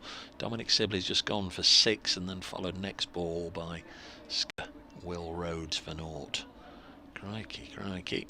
The Test match, India have reached 400, leading England by 302. 4 wickets left. Here's Danny Lamb. Bowls. Lyndon James leaves alone. So Division 2, Essex 48 for 4, replying to Gloucestershire's 76 all out. So 14 wickets have gone there. 14 wickets have gone Edgbaston as well. We've had 11 at Scarborough, where Yorkshire are 21 for 1, replying to Somerset's 1-3-4. Next ball driven to Bailey at mid-on, there's no run. 13 wickets at Canterbury, where Worcestershire 1-3-3 all out, Kent 26 for 3. So there's a lot of these games, unless they have some hold-ups for the weather, certainly aren't going to reach the final day. 183 for 3. There's Lamb to bowl to James. Again, he drives handsomely, but well fielded by Danny Lamb. And finds the ball nestling in his right hand. He contemplated shying at the stumps, but realised Lyndon James hadn't gone anywhere, so didn't. And it's the end of another tidy over from Danny Lamb. 15 overs, 4 maidens, 1 for 38. Joe Clark has 32. Lyndon James 8. They've put 19 on, and we've still got half an hour to go until the tea break. 8 overs, so the tea under these new September timings will be taken at exactly the same time as the rest of the year, I would imagine, around about 20 to 4. What will Dane Velas do, you reckon, between now and when tea is taken? He'll rotate these 4 bowlers. Warwickshire 11 for 4, Scott. I don't know if you've seen that, replying What's to going Hampshire's. on? What did Hampshire get? 89, something of that ilk. Here's Balderson to Clark, off the back foot, plays it back down the pitch, and there's no run. We did have a game that Notts won. I'm not mentioning it for that reason, where Notts defeated, I think it was Stephen Mullaney's first game as the full captain, so that would be the start of 2018, where I think we had 12 wickets go down for 25 runs on the final morning. Can you remember that when Notts won? Yes, at Old Trafford. It was crackers. Bonkers game, yeah. Balderson to Clark, who's playing forward in defence, and there's no run. I think Notts only wanted 12 to win, and they lost 4 wickets in. It was about 10 for 4 or something, weren't they? Yeah. It's bizarre. Yes, I do remember that. Yeah. We're just expecting to come and have a pretty routine Notts won by start. 6 wickets. So Lancashire in their second innings. It was an almighty collapse. Crikey, you've got scores of 27, 19 and 12, and then 0, 0, 6, 0, 0, 1, 0, 0 and 8 extras. Clark rocks back, tries to pull it through mid-wicket. A little thin edge on this, and the ball's disappeared down towards the fine leg boundary for 4 runs. A little streaky for Clark. It's not where he was aiming, but he gets 4. He moves to 36. Not Lancashire 49 for 1, 51 for 2, 58 for 3, and 73 all out. Harry Gurney 6 for 25, Jake Ball 4 for 14. And it just literally came out of nowhere, didn't it? Those 7 or 8 wickets went down for next to no runs. Notts left to get 10 to win, you're quite right. And they lost Mullaney for 1, Libby for 4, Nash and Ross Taylor for 0 before Samit Patel got them home. 4 not out. Bizarre, wasn't it? Yeah. Balderson in, balled. Clark is forward and defending to extra cover, and there's no run. There's 2 slip fielders there, Luke Wells and Rob Jones. I think he might have a little look at one of those two to have a ball. Don't think I've seen Rob Jones bowl. I'm pretty certain I've not seen Rob Jones bowl, so we'll look forward to that. Yeah, he has bowled a little bit. I think Wells would be the more likely candidate. We shall see what Dane Velas is thinking. Another step towards the bowler and whipped away with a bit of a flurry by Clark. It's underneath the body of Mahmood at mid-on. Clark comes back for 2. Another good step down towards the bowler and flashed away through the onside. In fact, Luke Wells is warming up now. 189 for 3, Clark to 38. If you're a young batsman, don't neglect the opportunity to have a bowl. I hate it. Well, I can't say I hate it because there's such a high percentage, but Balderson to Clark. It's punched to mid-on, no run. There's a high percentage of batsmen who are just top order batsmen and have never bowled. They've not bowled in their career, and you know I do think you should have a second string to your bow as a part-time bowler. There was a time, and I mean a long time ago now, but when he first started, Alex Hales would always come on and have a handful of overs or be there if required. But It is going to be Luke Wells. And I don't know if you noticed, Scott, while you were out of the room, in the last hand sanitising break, the 12th man, or one of the 12th man, ran on with a short sleeve shirt for Luke Wells, and he took off his long sleeve shirt. So telltale sign. Bring me my bowling shirt, my man. I have a specialist bowling shirt. Surf, bring me my. Yeah, so he's going to have a bowl. I guess I've seen him bowl before, maybe for Sussex. I've seen him dismissed by a non-bowler, as I say. Ricky Vessels caught and bowled a good number of years ago, maybe about 2013, something like that, on this ground. He hit one straight back to Ricky Vessels in the dying embers of a draw. 189 for 3. No disrespect to anybody intended, but it might be fortunate that he's bowling to Lyndon James to begin with. I think Lyndon James will probably have a look at somebody that is not used to facing, and that is, from his perspective, the right thing to do. I think Joe Clark had looked to hit him out onto the dual carriageway. Well, he's been taking a step of pace down the pitch to the seamers, hasn't he, Clark? So I think he'd fancy the leg spinner. Yeah. So Wells bowls and Lyndon James has a look. It wasn't meant as a slight on Luke Wells. It's just, Joe Clark would sense that this is an opportunity perhaps to put a little bit of pressure on Lancashire, not let a part-time spinner settle, because with all due respect, that's what we've been saying he is. Lyndon James works it away. I thought Clark would have been herring down the other end there. Yes, please, come one, I'm on strike, but cautiously he says no, wait. 189 for 3. This Wells only enough 3 or 4 paces, tosses it up there, driven by Lyndon James. No run. Who's that? Rob Jones. Gets up in instalments, rubbing his knee. I think it would be fairly hard, some of those old used wickets that he dived on there.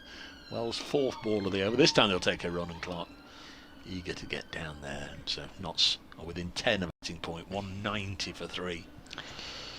Yeah, that won't be a particularly popular place to field, will it, on those kind of close in on those used pitches? That's going to be pretty hard. There'll be a few bumps and bruises and scrapes if you're diving around on those old pitches. There was a matting wicket down at Taunton, nailed down throughout the game, presumably for the strip that you'll play on there next week, and there was one that hit you that and popped up. It nearly took a fielder's head off. You've got to be careful those matting wickets, haven't you? The ball hits the edge of it. So Joe Clark is on strike. Luke Wells to bowl to him. Clark comes towards him and drives crisply into the offside. There's no run. Looking at Luke Wells here and his closely cropped haircut, I think it's fair to say these days. Missing seeing Keaton Jennings. This is pushed into the offside. The 2020 version of Keaton Jennings was wonderful. A joy to behold. The Marwan Fellaini meets cricket. 190 for 3 at the end of the over. It was a joy, wasn't it? It was a work of art that Keaton grew. It was just spectacular. It really was a special lockdown haircut. It was. I take it it's all gone now. Sadly, yes. Yeah. It's all gone. 190 for 3. The Paralympics has finished. I understand in the 3 o'clock news they've had the closing ceremony. I don't know if you've caught any of that, or the last leg at night. That's been terrific entertainment. The old last leg there, paying tribute and showing highlights each day of what's gone on. Been terrific. And Britain's second in the medal table. 130 medals in all. Terrific. 190 for 3. Tour of Britain cycle race has started today as well. Mr. Emerson will be getting his Leica out. What a thought. Getting all excited about that. Oh my goodness. There's George Balderson into to James. Just kind of plays forward and the ball's beaten him and through to the keeper, and there's no run. He likes his cycling. Does the lad. I bet you nip down around Manchester on your scooter, don't you? I bet you've got them electric scooters. No, but I noticed on my drive into Nottingham again that there are some electric kind of scooters. Where did I stay? That you can hire in Nottingham. I might come to the ground in one tomorrow. Please. Driven for 4 by James. Through a straight mid-on. It's a lovely shot. Hit back down the ground. And he moves to 13, and Nottinghamshire edging towards a batting bonus point at 194 for 3. He's not got many runs, only got 13, but he's played 3 of the best shots of the day, actually. That's a glorious shot, yeah. Yeah, when normally stay in Broad Street or whatever, but when we were at Edgbaston, they put me up in Edgbaston, but right next to the college, the university, I beg your pardon. And crikey, it just seemed as if, you know, it was obligatory to drive about or to buzz about on one of those as the scooter. Everybody had got one. Balderson to James. He drives again through the offside. Stopped by the Lancashire captain Dane Villas at extra cover, and there's no run. 194 for 3. For kids, aren't they? If you've got an electric scooter, grow up.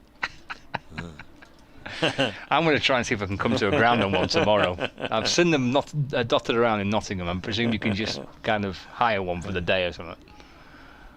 Balderson to James, off the back foot, driving into the offside, no run. Andre Adams used to have one. Sounds great. Again, he used to live in West Bridgeford when he was here, and he'd nip to and fro in one. When everybody had gone home, he'd race around the concourse in one.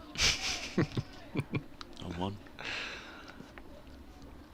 I was tempted in Northampton actually earlier this year, because the hotel I was staying at, you could walk to the ground, but it was up a steep hill. And I thought, you know, I saw that you could kind of book them for pay an hourly rate for them. Balderson is into James, it's wide and through to the keeper. There's no runs. You couldn't pay me enough to go on. I was quite tempted to have a bit of a go. I just thought that was the Nottinghamshire Director of Cricket, Mick Newell, walking round the boundary edge, and then he'd gone and taken a seat in the front of the William Clark stand. I thought, oh, maybe it's not, but I've got the binoculars out, and it is. That's Mick there. He'll probably have to be careful. Probably be listening to us. Here's Balderson to James. Shoulders, arms, through to the keeper. End of the over. 194 for 3. First game of the season here against Durham. Martin Emerson saw him on the boundary edge, and he said something about does Mick not know the barbers are open, or something about his haircut anyway. And literally 5 minutes later, Mick appeared at the window here, right in front of him. He'd come up here on the gantry in front of our commentary box, and I'm listening. 194 for 3. We're what are we? 5 overs away from the tea break, and this afternoon. Well, this morning, Notts were 97 for 1. Right now, Scott, Notts this afternoon 97 for 2. Here's Wells bowling to Joe Clark. A punch into the offside, probably will be cut off, and is indeed. Alex Davis, as he does in white ball cricket, patrolling the offside boundary. 195 for 3. Joe Root has picked up a wicket for England. Has he? Next ball tossed up and dug out by Lyndon James. Luke Wells taking the aerial route, whether by accident or design. He used the spinner's Altons there. Light and guile. Tossed it up. Done okay so far. Luke Wells, here he is again. Bowling. Difficult to tell whether he's bowling leg breaks or wrong uns or top spinners or what. I think at the moment it's just getting down there and in the right area. Gone for just 2 runs from his first 9 balls. Here he is again, bowling, and a little bit of bounce. He's a tall man, of course, Luke Wells, and that one gets up. James also a tall fella, defends this one. 195 for 3. Just giving the seam bowlers a little bit of a break. Luke Wells from this end, here he comes again, tosses it up, dropped on the leg side. There's no run.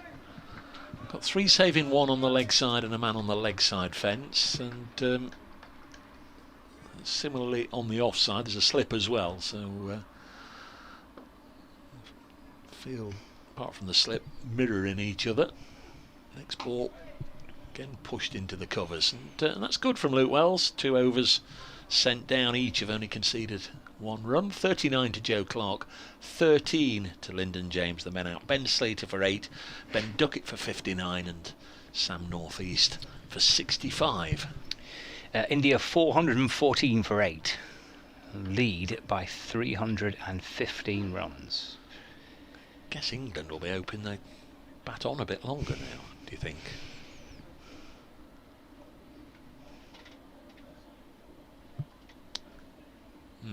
Moeen's got a wicket as well. So spin at both ends, Root and Moeen.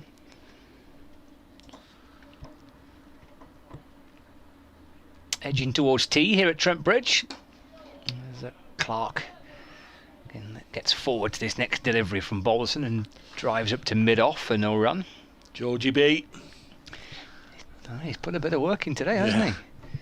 15 overs today. Did he bowl last week? 21 overs for 47 runs in the first innings, and 7 overs for 9 runs in the second innings against Warwickshire. He's getting his match fees worth.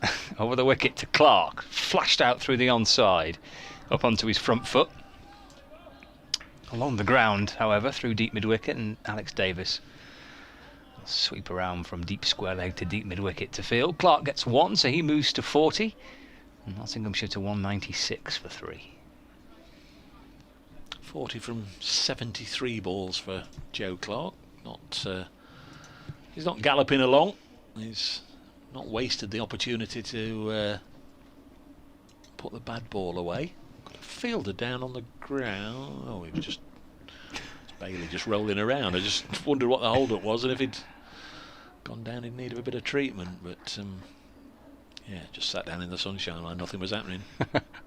2 slips waiting. James on strike. Balderson shuffles in and bowls again. That's 4. Steered beautifully through mid-wicket. Just leant into that delivery and with a flick of the wrist guides it through mid-wicket for 4. That is such a lovely looking, easy shot out through mid-wicket. Effortless from James. And that brings up the 200. And that is a batting bonus point for Nottinghamshire. 200 for 3. He's got all the shots, hasn't he? Yes. Moves to 17 with that. Was just the most glorious little steer off the front foot, just leaning forward, right on top of the bounce and guiding the ball out through mid-wicket. Timing was immaculate from James. 200 on the board for Nottinghamshire. 3 wickets down. Another partnership developing here. It's worth 36 between James and Clark. Keep seeing people rushing on the field to collect. Oh, where's Nick Cook going? He's off. He's having a bit of a strop about something. I see people rushing on the field. I keep looking to see if they've got number 69 Java on the back of their shirts. I think hopefully we've seen the back of him. What's happened now? Oh, I think we need a new ball. Oh, that's good news though, because the man carrying the box of balls is Stephen Croft. Now he's got his thumb strapped up on his left hand. It's his thumb. So he's got the box of balls and Nick Cook's opening it up and they're both having a little nosy inside. And Stephen Croft says to Nick Cook, how about that one? No, you could have been joking me, can't have that one. So a ball has been selected. Croft has been sighted. His thumb is strapped up, but he's not... Well, why ain't he bowling?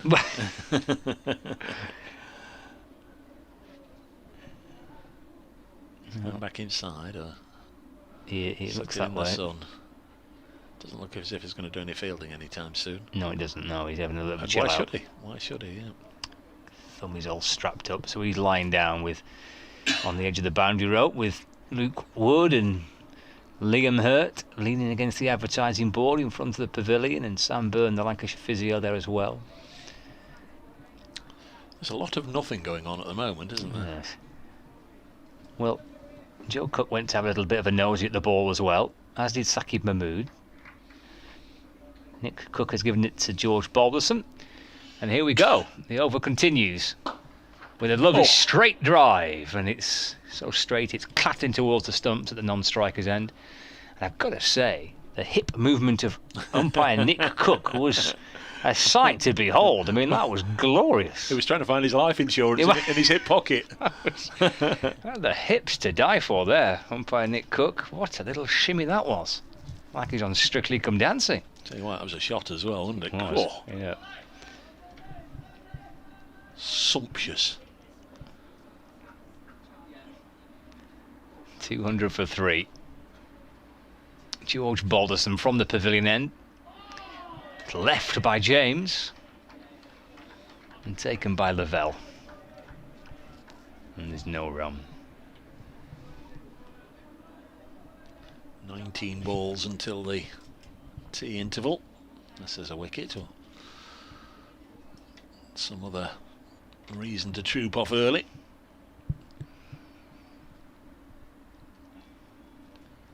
Could be a good last session. Each side battle for supremacy. James off the back foot, standing tall in the crease, striking it cleanly, but to extra cover, where it's fielded by Josh Bohannon, and that completes a slightly elongated over, really, because we had that stoppage for the ball being changed. But the end of Balderson's 16th over, 200 on the board, 3 wickets down, Clark 40, James on 17. You know, from here, Notts will be hoping they can reach stumps at what, 320 for 4 or 5. Lancashire will be hoping that they have a really good last session with the ball, and Notts a 260 for 8 or even less. But we'll have to see. It's back to Tom Bailey. So Luke Wells had 2 overs, none for 2. I thought he did okay there, relatively speaking. 2 overs, none for 2. Could have just kept him going for a couple more overs until the tea break, but they're not going to do that. Going to be Tom Bailey. Not sure about that. I'm not sure what Luke Wells will think about that. He's not given that much of a breather, has he? And no. Bowled 2 decent enough overs. Anyhow, there's Bailey, about to start his 16th over, 2 for 34. Bowls, and oh, crikey, Joe Clark very nearly chopped on. He does almost a complete 360 degrees turn there, wondering where the ball had gone. It very nearly ran back towards his stumps. 200 for 3. This the 62nd over.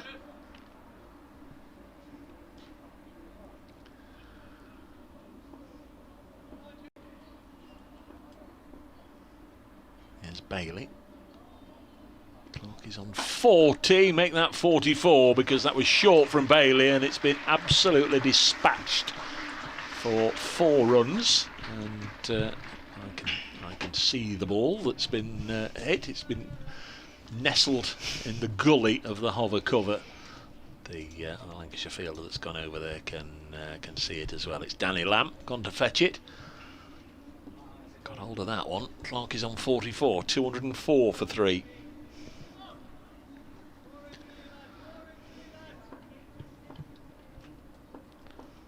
Pitch it up, lad. Here's the next one, forced into the offside. That's a really good bit of work. Who was that? Was that Luke Wells who made that stop? Another date for BBC Radio Nottingham imminent.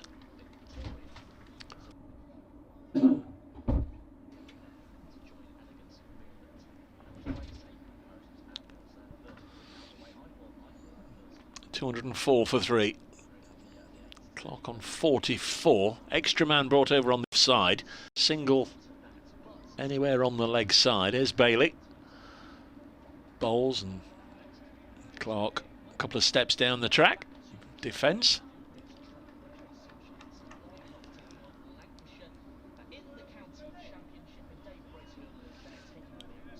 Yeah, 2 overs to go until the tea break here. Nottinghamshire 204 for 3.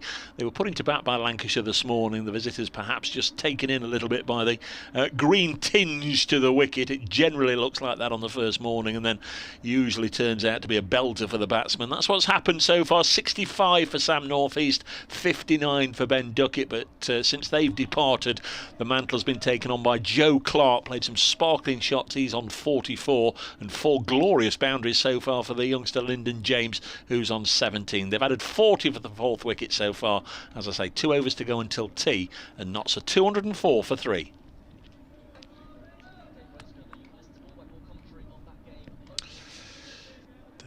The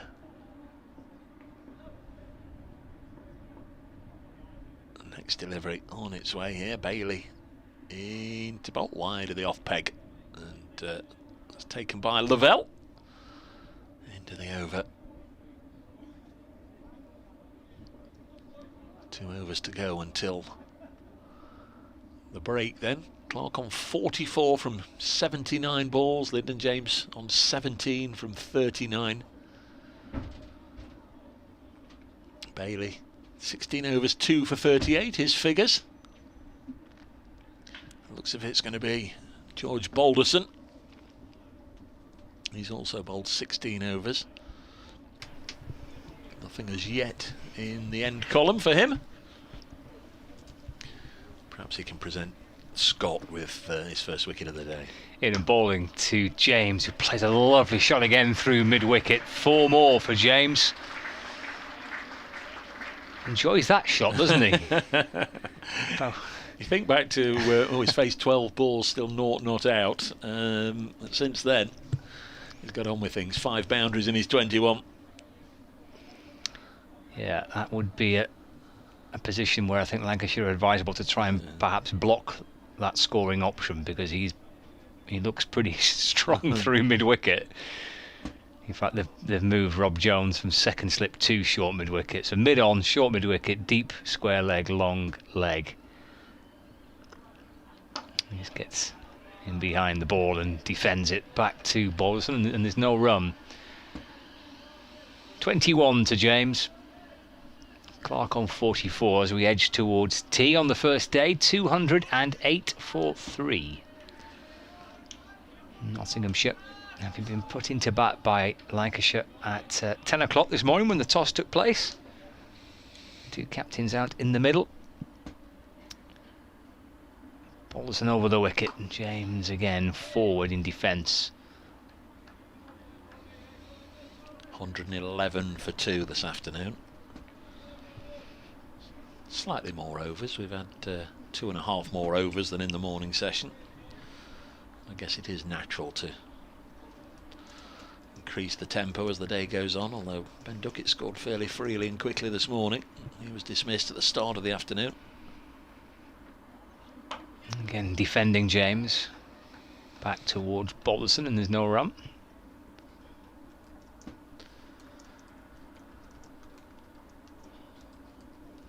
I think from this position, Notts would feel disappointed if they didn't get a 350, for example. 208 for 3. Still Stephen Mullaney, Tom Moores, Liam Patterson-White to come, and the bowlers. But those 3 that are to come have been in decent enough form. Forward once more. Resolute forward press from James. Back to Balderson, and there's no run. Looked as if Tom Moores was getting back to something like last week. Lovely knockdown at Taunton, 46.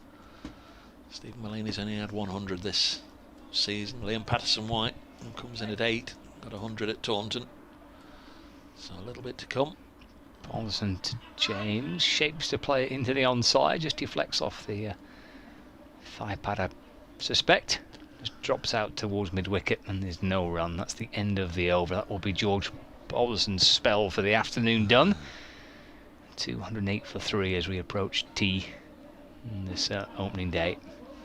Been quietly impressive, Georgie B. Going to be Tom Bailey to finish things off. The 64th over of the Nottinghamshire first innings. always have tea on the first 3 days when 32 overs remain, and that's where we'll be after this one. So Bailey to bowl to Clark, who's on 44, pushes this into the offside. I think Notts will be absolutely delighted if they can negotiate the next 5 balls without losing either Clark or James. 208 for 3.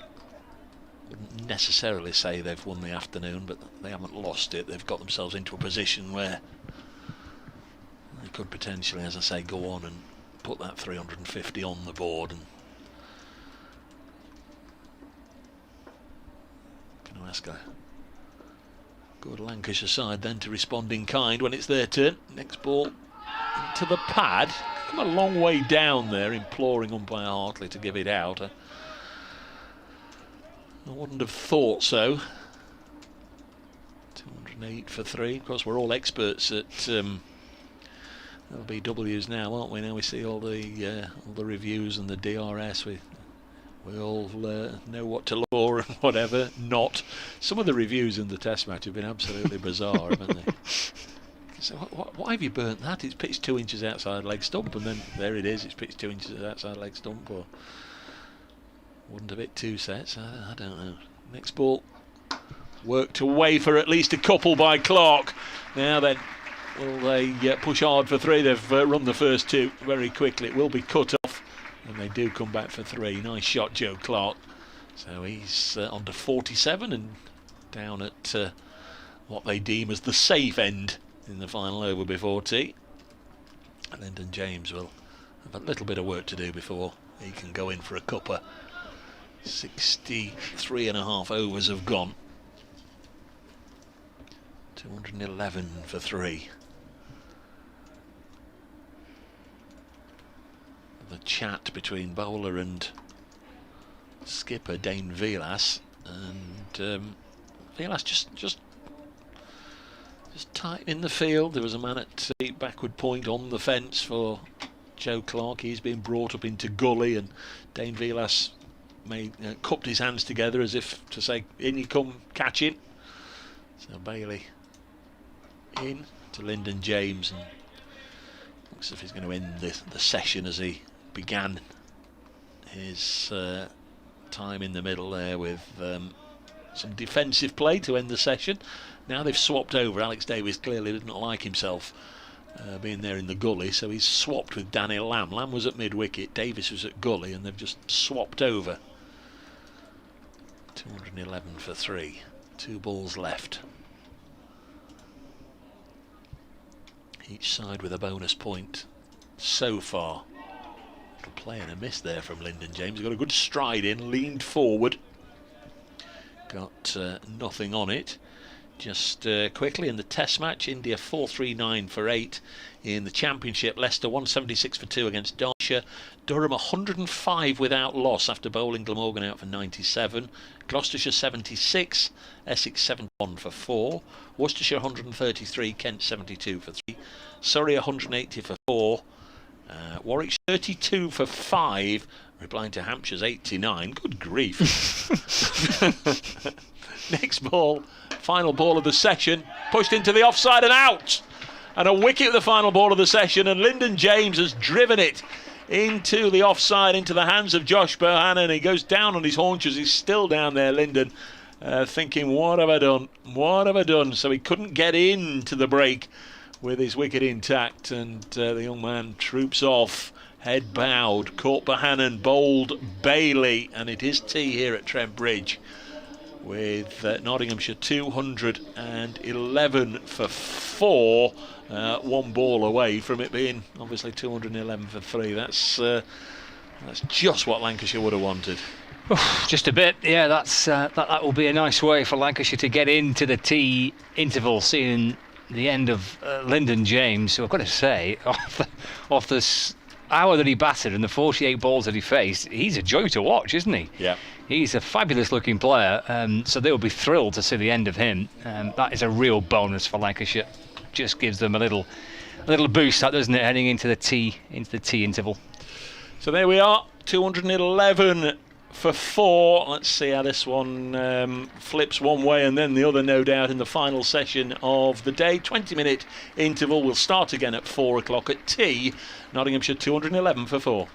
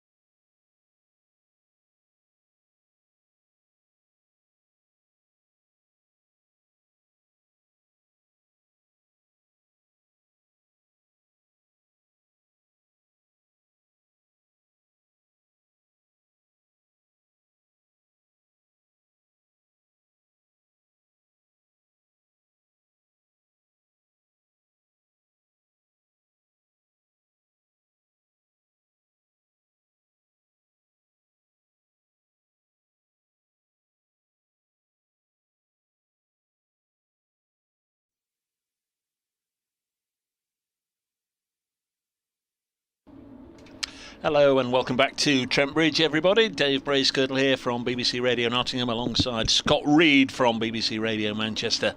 And we'll be underway in the next moment or two with Nottinghamshire resuming 211 for 4 as we hit the start of the third session of this county championship match.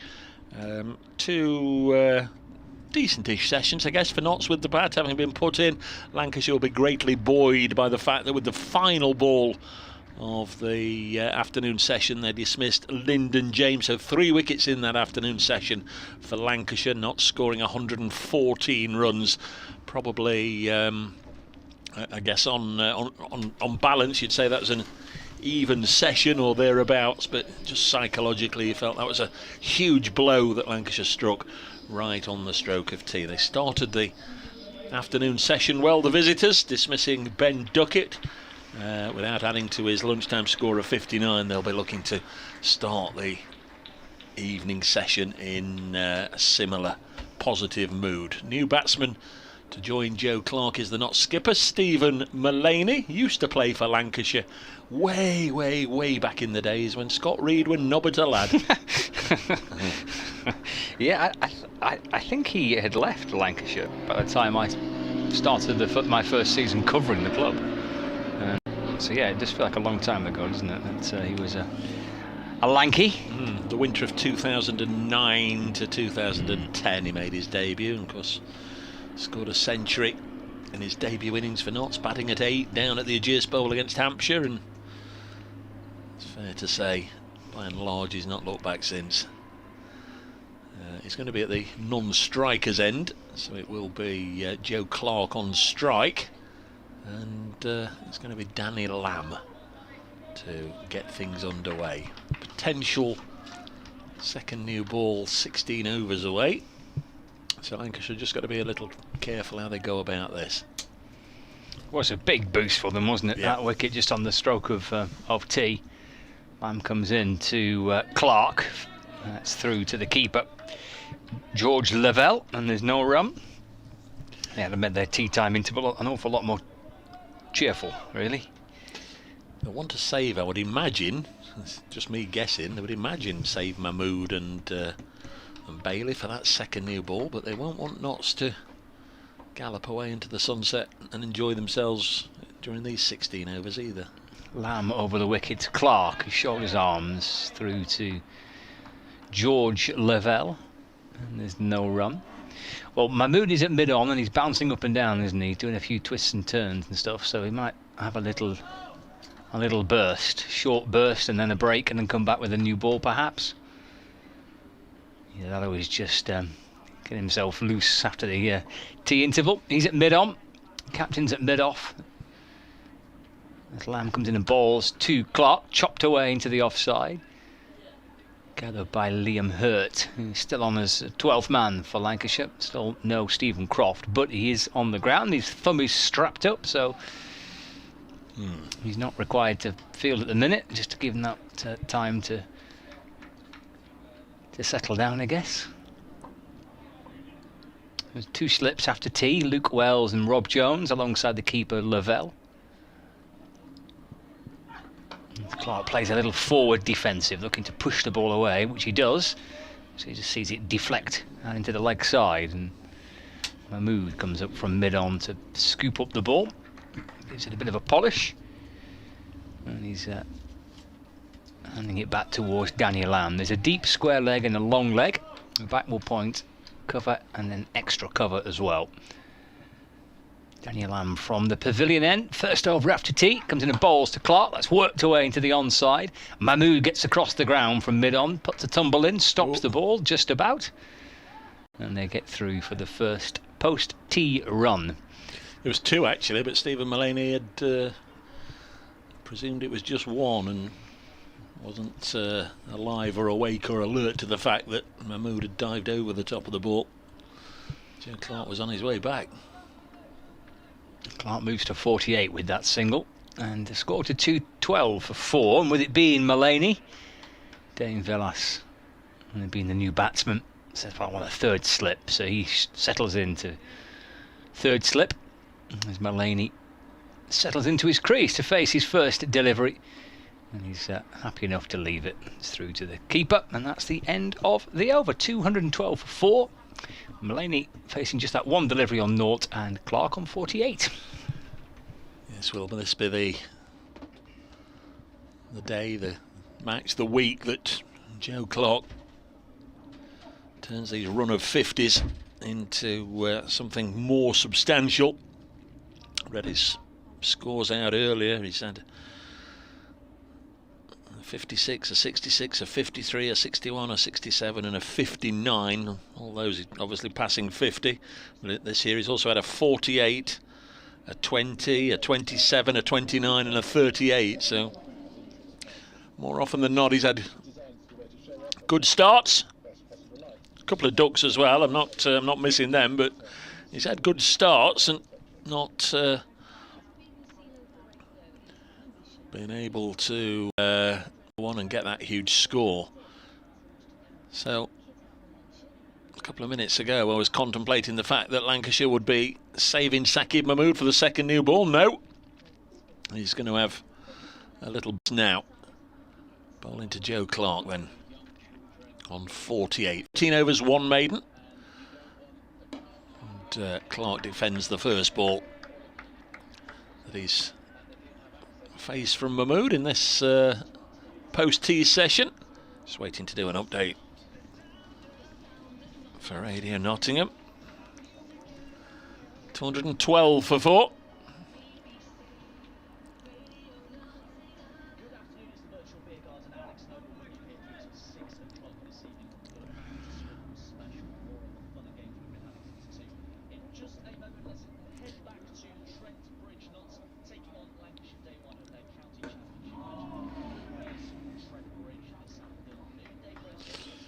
It's very, very pleasant here. Yes, you're absolutely right, Alex. 213 for 4, Nottinghamshire. We just started again after tea. Stephen Mulaney is the new Nottinghamshire batsman. He's only faced 1 ball, so yet to score. Joe Clark 49 not out. The last ball of the session before tea unfortunately brought the demise of Lyndon James. Just pushed at Tom Bailey and drove a catch to Josh Bohannon in the covers. Lyndon James had played very nicely indeed for his 21, but trooped off with his head bowed. Was one that he could have either blocked or left, but went for the drive and paid the price. So Nottinghamshire will really want to get topside of 350, you imagine, in this innings. 213 for 4 at the moment.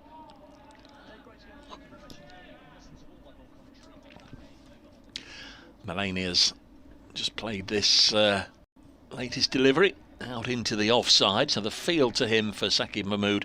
2 slips, a gully, a point, an extra cover and a mid-off. And almost say it every time, the regulation leg side field of a long leg, a mid-wicket and a mid-on. Mulaney scored 42 at Taunton last week. Played through the 100 for the Trent Rockets. Missed a number of games. Been in contact with somebody that tested positive. A slight hold up here whilst Saqib Mahmood has decided the ball's gone out of shape, so offers it to the umpire Hartley. This should all be done through the skipper, really. Peter Hartley having a look at the ball. Mulaney this year 117 here against Essex. His one standout score. 69 here against Durham. 89 here against Worcestershire. 55 at Chelmsford against Essex.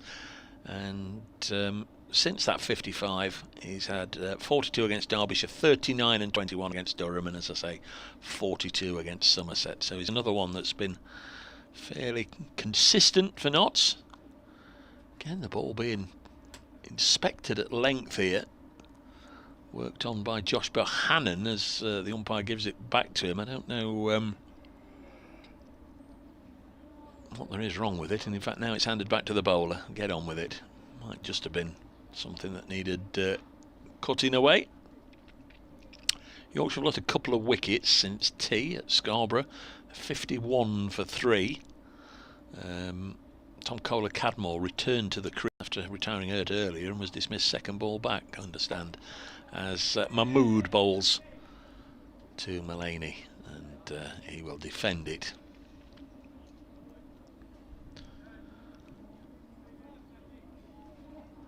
A bit of movement in the crowd, one or two people returning to the seats, having no doubt queued for drinks and one or two other things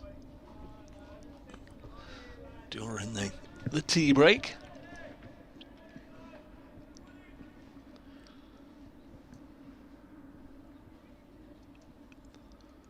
We're ready again. Here's Mahmood tearing in, bowls down the leg side, and Mullaney works it away for his first run.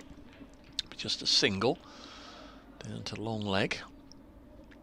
So he's off the mark. Danny Lamb doing the fielding. 214 for 4. And Joe Clark back on strike on 49. Those 6 previous half centuries this season. Are they about to be joined by a 7th sibling? Mahmood to bowl to him. Pushes this to George Balderson at mid-on. There's no run. Clark has faced 90 deliveries. Earlier Ben Slater got to his half century in good time in 69 balls. Sam Northeast, he took a little longer for his, faced 110 balls. 214 for 4. Knots have added 3 runs since the tea break. Test match at the Oval. India 446 for 8. So they've got an overall lead there, 347 over England.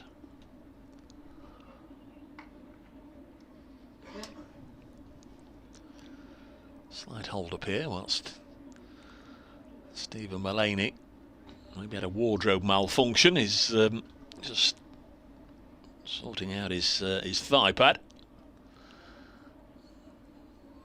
Everything else has been securely fastened. Nice bow tied on his flannels, and just checks his guard, and we're going to get underway. Cricket is going to break out with Danny Lamb into bowl to Mullaney, and he's cut this one away for 4. Short and wide, just helped himself, and Mullaney's played the shot. It's gone for 4, and immediately he's lowering his trousers. It's not some sort of silent protest that he's undertaking. There's clearly an issue or two there with his thigh pad, and managed either side of attending to the problem by hitting that one away for 4. So Mullaney has got him on 4 on the board. He scored a single in the last over. 218 for 4. I'm pretty sure he did. Next ball sees Danny Lamb appealing for a caught behind. Nobody else remotely interested.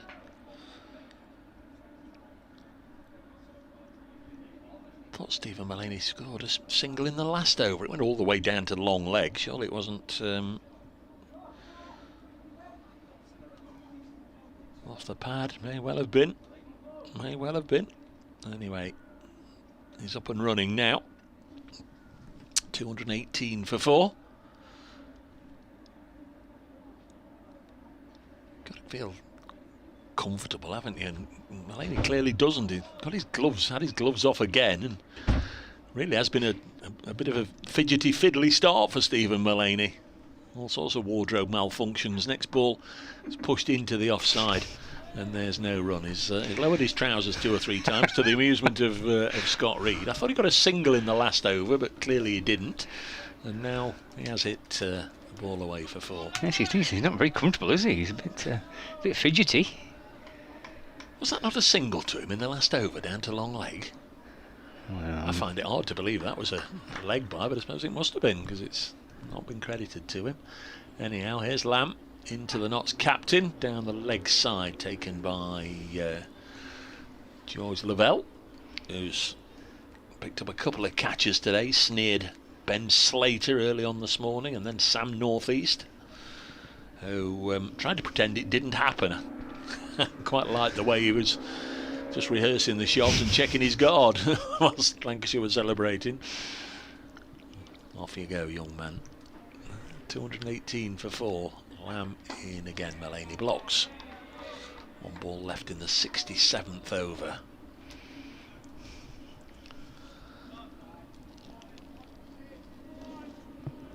Had the sun with us all day and blue skies. Very pleasant indeed.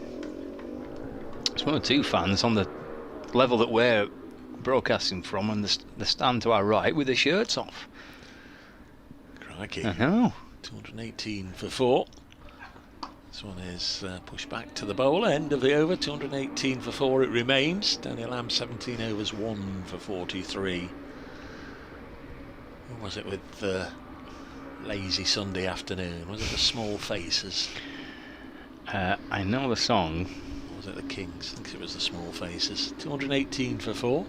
Sounds as if we're right by Donington Park. The motorbikes roaring past the ground. It was the Small Faces with Lazy Sunday Afternoon. Steve Marriott, the lead singer. At least it's not the Thompson twins. I think she moved on from that. Did an online quiz last night and I was quite proud of myself. All right. I got a modern-ish music one right. Look at all them motorbikes. Where are they going? Count them. 1, 2, 3, 4 all together racing each other. Here's Mahmood to Clark. And that's Paul through mid-wicket. It's 4 runs for a 50 for Joe Clark from 91 deliveries for his 53, and that was his 9th 4. Just steered away through mid-wicket. It's a very fine knock from Clark, and he becomes, following Sam Northeast and Ben Duckett, the third Nottinghamshire player to reach a 50. Yeah, they've all hit 9 4s in their 50 as well. 2 for 4. Mahmood to Clark again. That's just worked off the pads out through mid-wicket. Just for a single this time. Takes him to 54 not out. Yeah, the old online quiz last night. Okay. Alex Turner is the front man of which band? Go on. Oh, don't you know that? No. It's something I should know. Well, I've surprised myself by getting it right. Arctic Monkeys. Arctic Monkeys. Right. So is it a musical quiz this, or is it just kind of general knowledge? General knowledge. Right. Online quiz. Yeah. Right. There's Mahmood to Mullaney, who shows in the full face of the bat. That's a solid defensive shot to mid-off when there's no run. Start of lockdown 1. Some fella who used to run a pub and set pub quizzes popped a quiz online initially for his former regulars and family and friends. What's going on here? Has Mahmood now tweaked his side? He may well have. We'll just get Scott to keep an eye on that. Oh dear, that's the last thing the Yankees want. It looks like he's holding his left side, but he was going to bowl this over and has decided he isn't. Within a week or two, they've got 100,000 people doing this online quiz, and he's kept it going every Thursday and Saturday. Jay's virtual online pub quiz, and if we're in on a Thursday or a Saturday evening, we'll have a bit of a go. It's always 50 questions. And I'm pretty good at the old flags, if I say so myself. Very little else, and this is a sporty one. The missus knows all about the reality shows and that sort of stuff, and we have a bit of a go. But yeah, Alex Turner, give it to me. Arctic Monkeys. Where that came from is those bits of nonsense that you've got in your head. I couldn't name a single Arctic Monkeys song or pick them out in a phone box probably, but I've obviously heard that in another quiz. I must have done. So Saqib Mahmood goes off. Yeah, halfway through his 15th over, I think it was. Was it halfway through, or was it at the start of the over? I thought he it bowled is halfway through. You're right. Balls, yeah. Oh, well, that adds more credence to the fact that perhaps he has tweaked something. If it was the start of the over, maybe, feel a bit iffy, Skip, we'll go and get it checked out. But no, it is. You're right, absolutely right. It's way through. Whilst I was Arctic monkeying. It looks as if Georgie B's going to have a go from this end. Why not? He hasn't bowled from this end. He's been a busy boy today, though, hasn't he? Busy Georgie B. Well, that's a concern for Lancashire. It's a concern for England as well. Who's on then? Who's on? I've lost count of who's on now. There's Liam Hurt at mid-wicket. I don't know who's... Is that Croft at second slip? Here comes Balderson to complete the over. Actually, there's 3 balls left of it. No, Jones at second slip, Wells at first.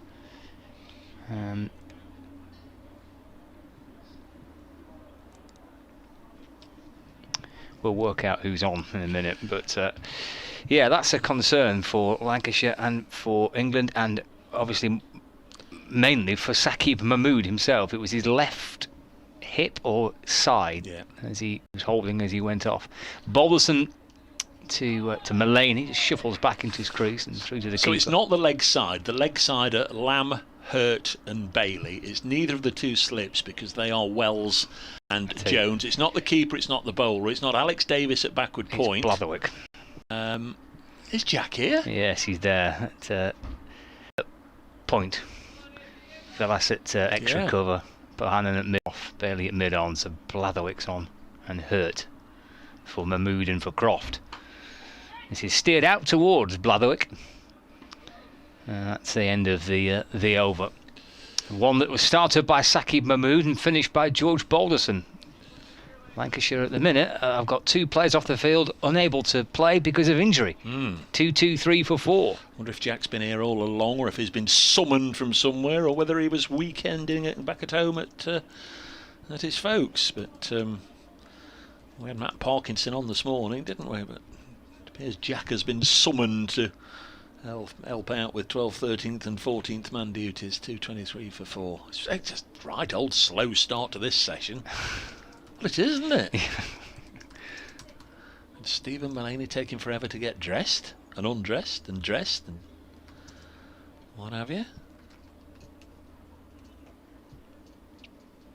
Never mind, there's only 28 overs to go. 20 past 4. Supposed to finish at 5:30. That was never going to happen, was it? Never going to happen. Anyhow, it's Danny Lamb from the pavilion end. Bowls to Joe Clark, who's passed 50 for the 7th time this season, but not got as far as 70. 69 is his. Is it 69 or 67? We'll have a double check, knowing full well that in doing so I'm probably jinxing him. 67 against Essex at Chelmsford. 2-23 for 4. Drives into the offside, but can't penetrate that ring of fielders.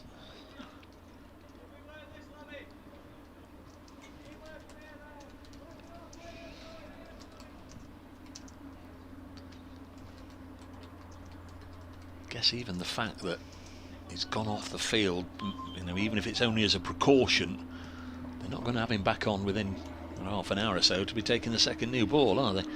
Next ball, there's an LBW shout given, the fingers up, and Joe Clark has gone for 54, and it goes on and on and on for Joe Clark. Plays beautifully till he gets to 50, and then he finds lots of ways of getting out, but he's gone out to a very good ball here. Trapped LBW again. He was on the front foot, but the bowler was celebrating almost as soon as the ball hit the pad, and Knott's having a bit of a wobble here either side of tee. Healthy partnerships up to that point, but not this time. Joe Clark LBW to Danny Lamb for 54 as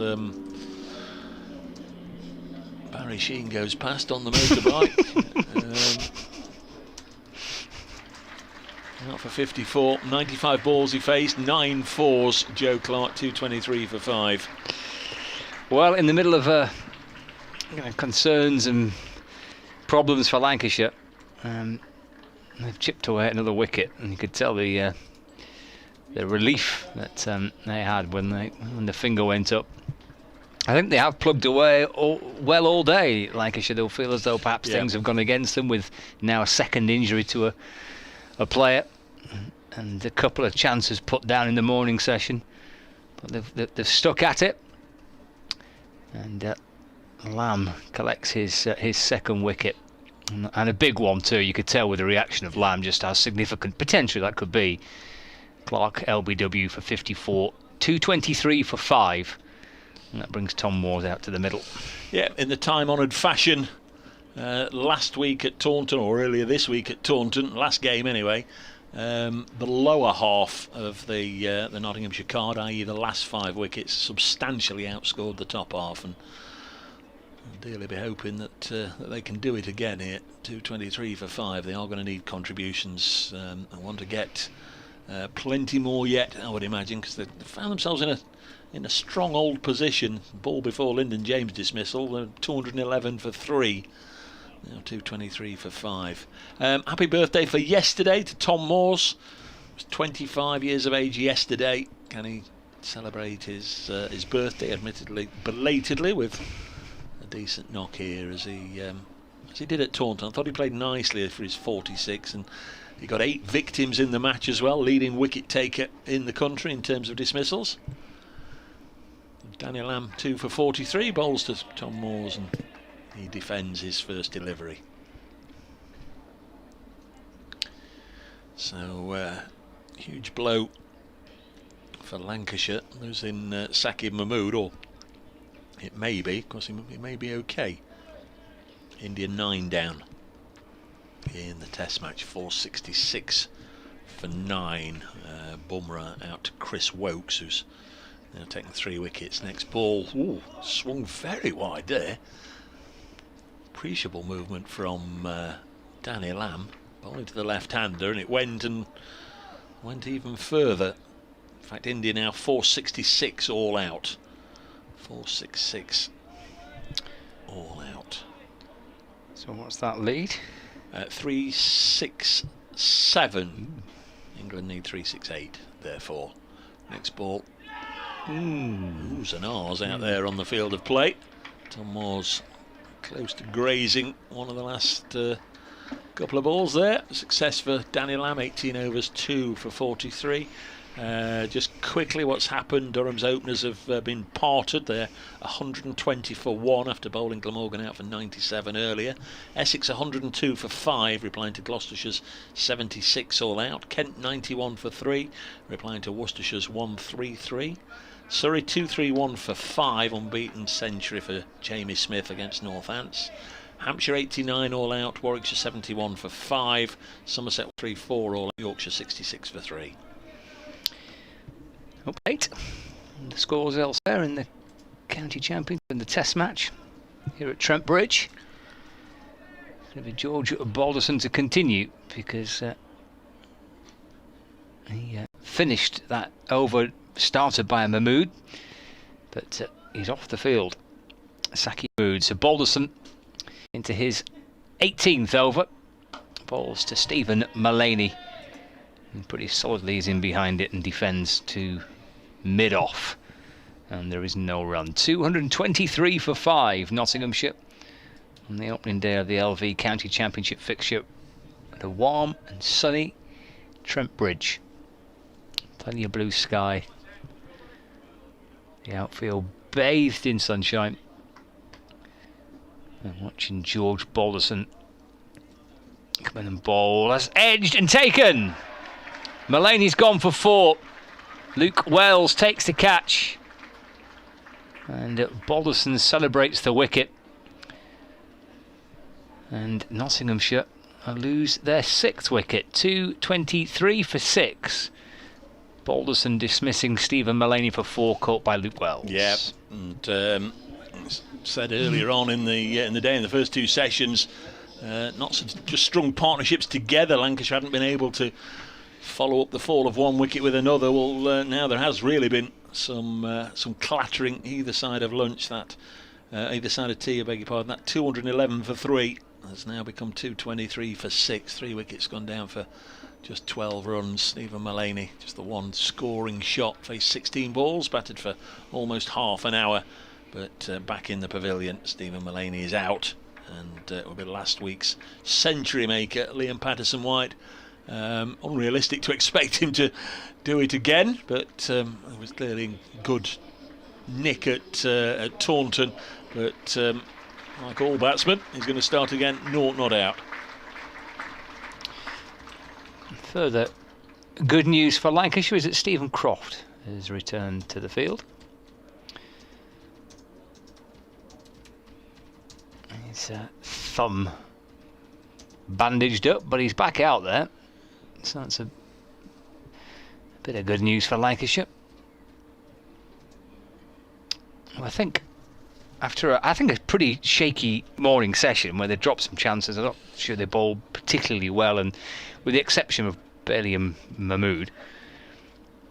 But I think they've stuck at it really well this afternoon. Yeah, go along with that. Couple of points as well now as well. So, yeah, that's the second bonus point, isn't it? That's 6th wicket to fall. So just having a little scout around. Stephen Croft is back on field. He's currently at fielding at fine leg. There's 3 slips in place. Patterson-White waits as Balderson comes in, and that's just tucked away off the pads out towards mid-on where Bailey fields, and there's no run. There's been a challenge keeping across who's on and who's off the field of play today. People on and off throughout the course of the day. Balderson over the wicket and bowls, and Patterson just White trying to chop the ball away. It's a little thin bottom edge, and it bounces up towards Josh Bohannon at mid-off, and there's no run. So Jack Blatherwick is still on as 12th man with Mahmood off the field of play. Croft is back on. 2-3 for 6. Balderson over the wicket. Worked away into the offside, and Blatherwick will chase after it. Being followed all the way by Danny Lamb. Come back for 2. The score moves on to 225 for 6, and Patterson-White, he's up to 2. He gets his first runs. Really did play beautifully last week, and came out to bat in the last hour of the day with the Taunton Seamers, pretty much as Lancashire's have here. They've toiled away hard through the day, and as they began to tire, he just came out and absolutely punished them. Played an array of shots. Round the wicket, Balderson, and that's worked off the pads up to mid-on, where it's gathered by Tom Bailey to end the George Balderson over.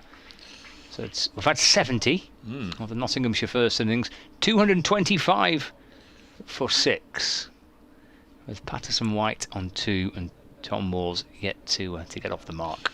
Began the day with 2 left-handers at the crease. They were parted fairly early on in the 7th over, and now we've got 2 lefties together again in Tom Moores and Liam Patterson-White. Going to be Danny Lamb to bowl the 71st over.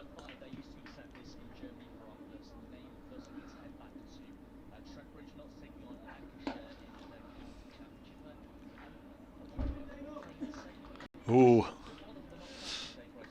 they have indeed, yeah, just before tea, 211 for 3. They're now 226 for 6.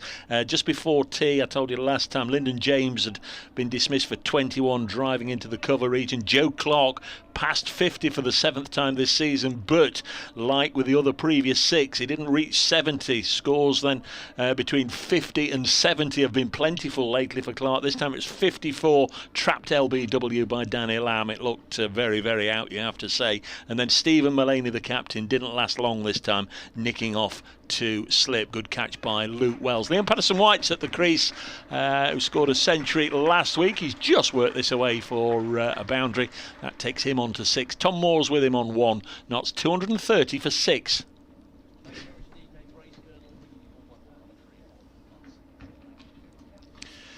deflected that one, nice and fine. And 6 from 5 balls for Patterson White. So just Brett Hutton, Luke Fletcher and Dane Patterson to come. And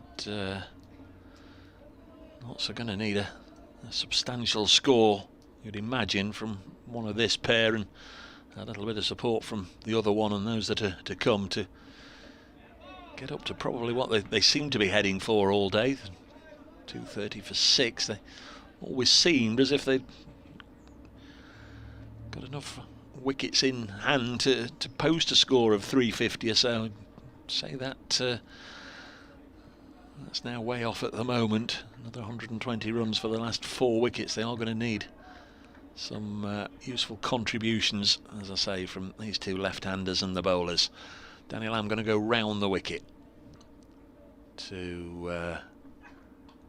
he's nicked, and that's a good catch, and Liam Patterson-White goes for 6. Flashed at one outside the off stump. Lamb going round the wicket, just trying to change the angles, and Patterson-White flashed at one and has been nicely taken at second slip, and it suddenly becomes 230 for 7. It's Rob Jones who's taken the sharp catch there at second slip, and Patterson-White 6 from 7 balls at the crease.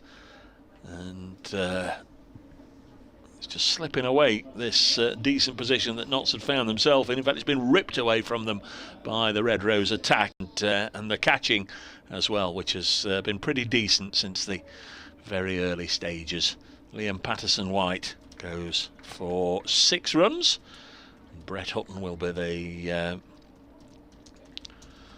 new man. That's 230 for 7.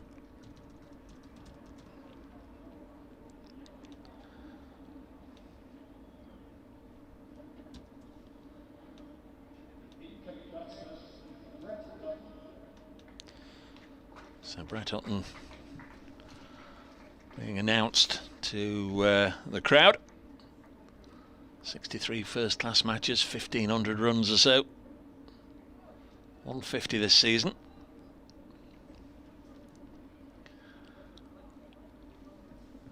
Missed a good chunk of matches.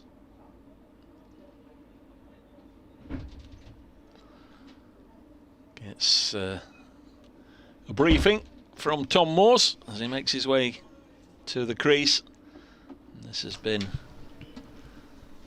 really troubling spell for Nottinghamshire. They've lost wickets in the 64th, 69th, 70th and now 71st overs as Lancashire put themselves right back in contention here.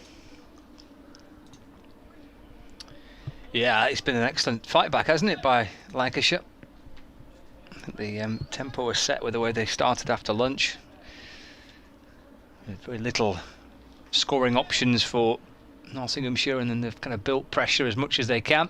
Been a good effort with the ball this afternoon. Here comes Lamb, he's got 3 for 48. Bowls to Brett Hutton, who defends this up to Stephen Croft at mid-off.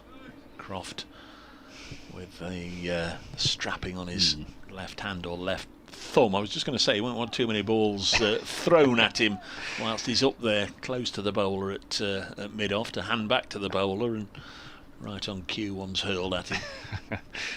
230 for 7. Next ball has gone through, but it's taken the edge, and Lamb's got another one. And what a golden spell this is for Danny Lamb. And Notts 230 for 8. It's a duck for Brett Hutton. And another catch for George Lavelle. That was an all too brief stay in the middle for Hutton. Just 2 balls, second one of which he's nicked. And 230 for 8 now. There were 211 for 3, remember. 230 for 8. 211 for 3. Reads 230 for 8. Yeah.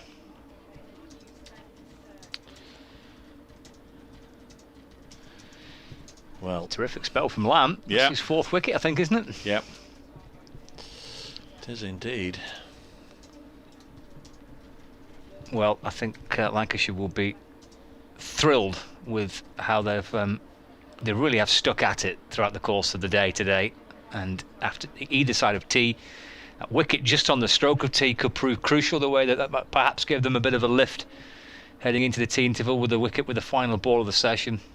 They've stuck at it superbly. I think they've bowled really well. They're a bowler light in Saqib Mahmood, and I think the captain will be absolutely delighted with the way that his bowlers have all kind of just kept plugging away, and have now got Nottinghamshire 8 down. They have indeed. Luke Fletcher, fresh from 51 at Taunton. Did play very nicely indeed, Luke Fletcher, down there, but I think it's fair to say the Somerset bowlers were just about on their last legs. Lancashire's attack, far from that. They're listen to the reception for Luke Fletcher. On his way out to the middle, top of the MVP standings at the moment, leading wicket taker in the county championship. There's another stat this morning. I think it's his 300th first team game, something of that ilk. 230 for 8 is the score. Very much enjoying the 2021 season, but he's got to show that his half century last week wasn't just the exception, the one time this season where he sticks around and makes some runs, because he's had a very lean year with the bat. It's going to be Georgie B from this end. He's bowled nicely as well, and he's now got a wicket, that of Stephen Mullaney. So 4 for 48, Daniel Lamb, 2 wickets and 3 balls for the seamer from Preston. 230 for 8. Moores, it feels like Tom Moores has been out there for quite some time. He's only faced 4 deliveries. Yeah. And kind of a lot has happened since he arrived. It's Balderson right arm around the wicket to Moores. Just tries to heave the ball away through the onside, but the ball just deflects and into the offside, and there is no run. Daniel Lamb's best figures of the season. First time he's taken 4 wickets this year.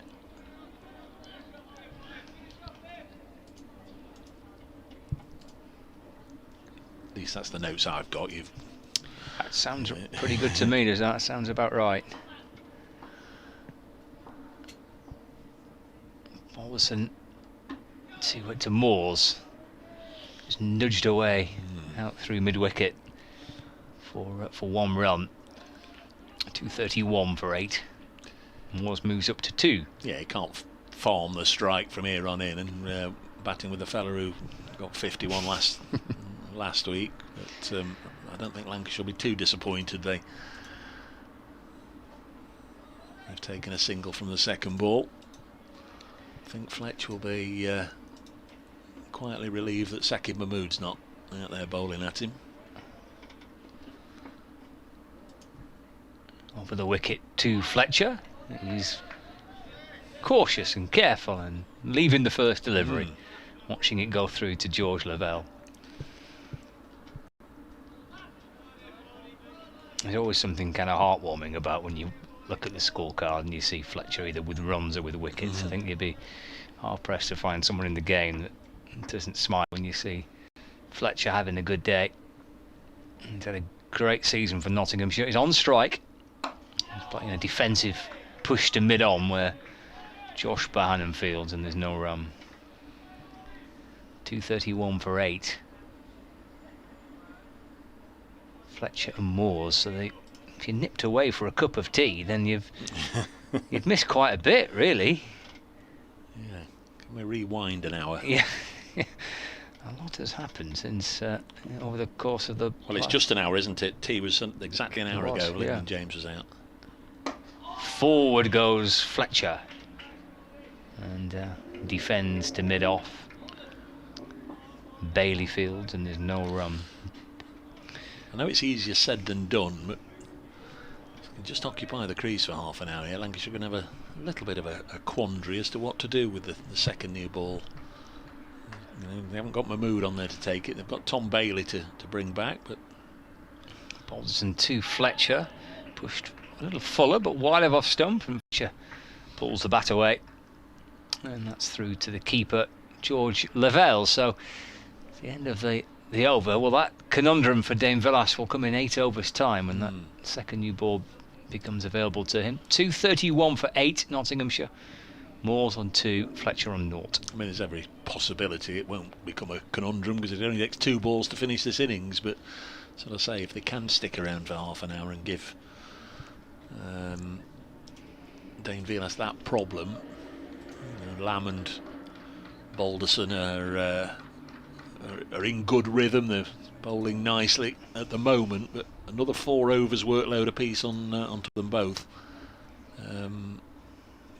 Do you then want to give them the second new ball as well and say have a go as Moores defends this one? Oh, Luke Fletcher, there you go, has come 3/4 of the way down and is sent back by Tom Moores. Get back there, Luke.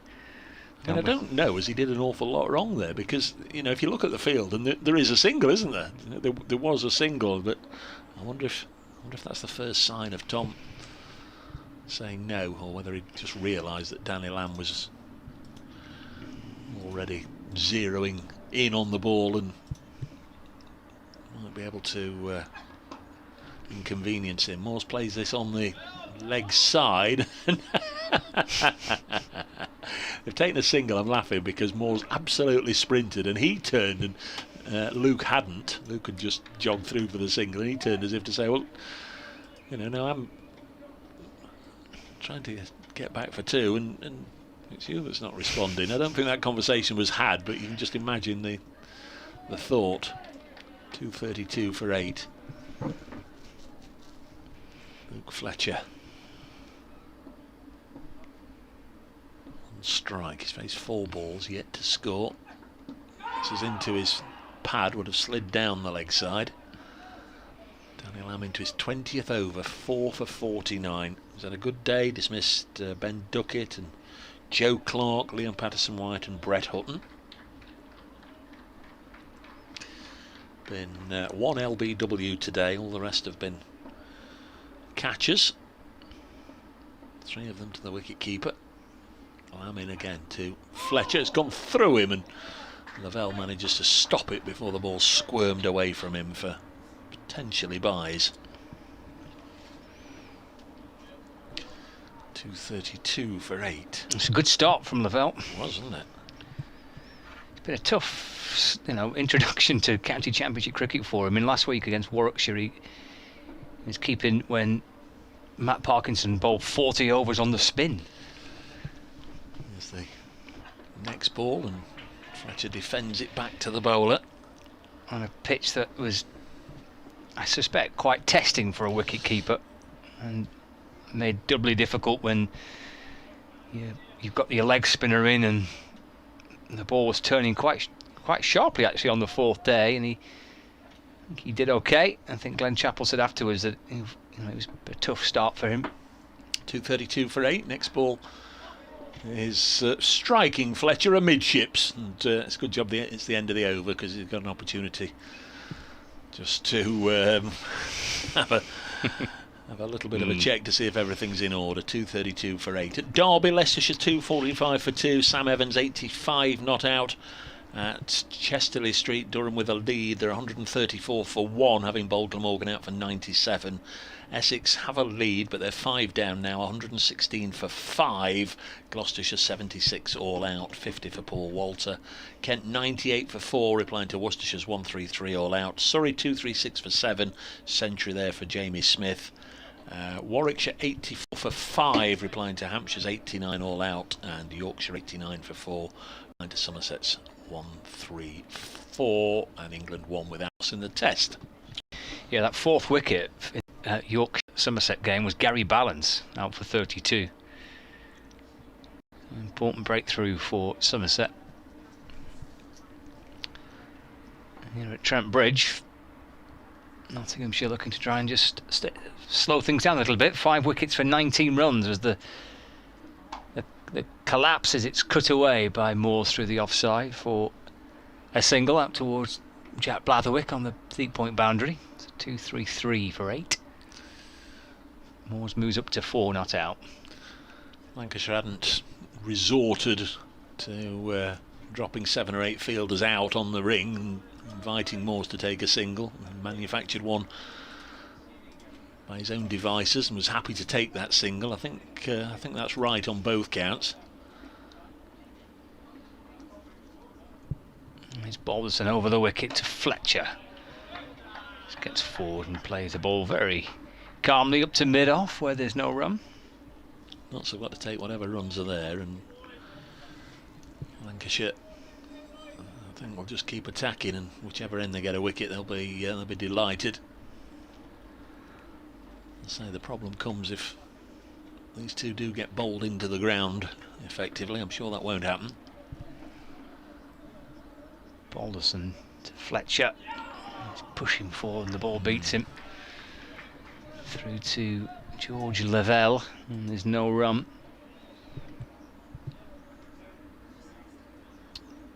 One for 67.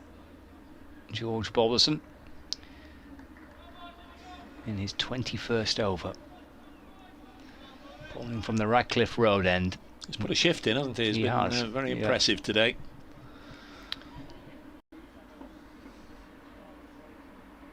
Right arm over the wicket, balls, and Fletcher soundly forward in defence to block it.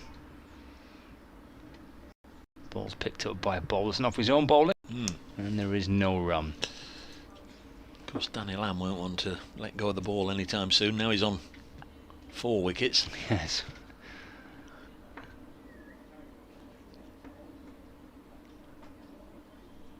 Balderson to Fletcher. Beautifully driven for 4. Glorious shot. You can hear the oohs and the ahs from the Nottinghamshire supporters as they watch Fletcher drive this ball to the left of mid-off for 4. How about that for a way to get up and running? It's a lovely shot, wasn't it? It's so infuriating that he went 7 or 8 games with hardly scoring a run, and I mean literally he was out for 0 or 1 for 7 or 8 games. It's so infuriating because I have seen him play absolutely beautifully at times. Nice shot there, both batsmen on 4. Here's Balderson back in to Fletcher. He's just dropped extra cover back to give him the single if he wants it, and he's taken it. He's pushed it out through towards Blatherwick, and he gets through for 1, so he keeps the strike. 238 for 8. Fletcher on 5, Moores on 4. 74 overs gone. Lancashire captain Dane Villas knows he's got Tom Bailey to bowl with a new ball.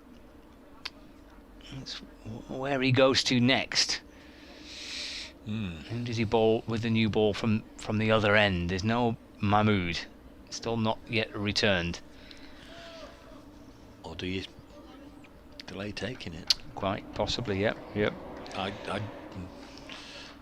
would say there's still pretty short odds on it being wicket, and it won't get forced into that corner, but as I say, if they could bat for half an hour or so, this pair.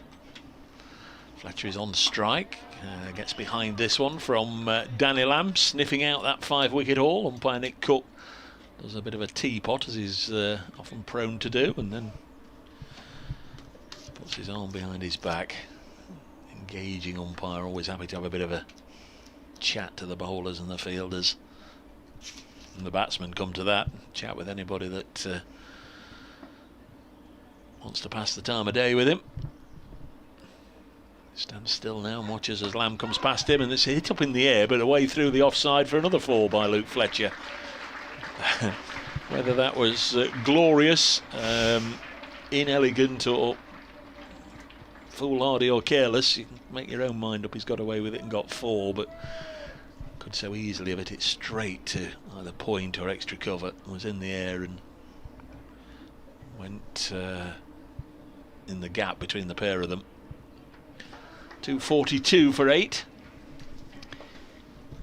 He's never had a 5-wicket haul in first-class cricket. Danny Lamb, best bowling figures 4 for 55. Fletcher's on 9. Lamb bowls to him down the leg side and clipped away for another boundary. Yes, the ball's touched the rope.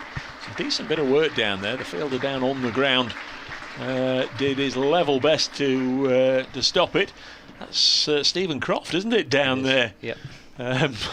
He's crikey, he's got enough issues to contend with today without having to dive on the boundary rope to stop a Luke Fletcher 4. He nearly did it, but he's okay. He's got up, and the only damage from that is, I think, his left shoelace has come undone, or whatever it is they have for shoelaces. Might just be a bit of Velcro, but he had to attend to that. Back-to-back boundaries to the run machine that is Luke Fletcher.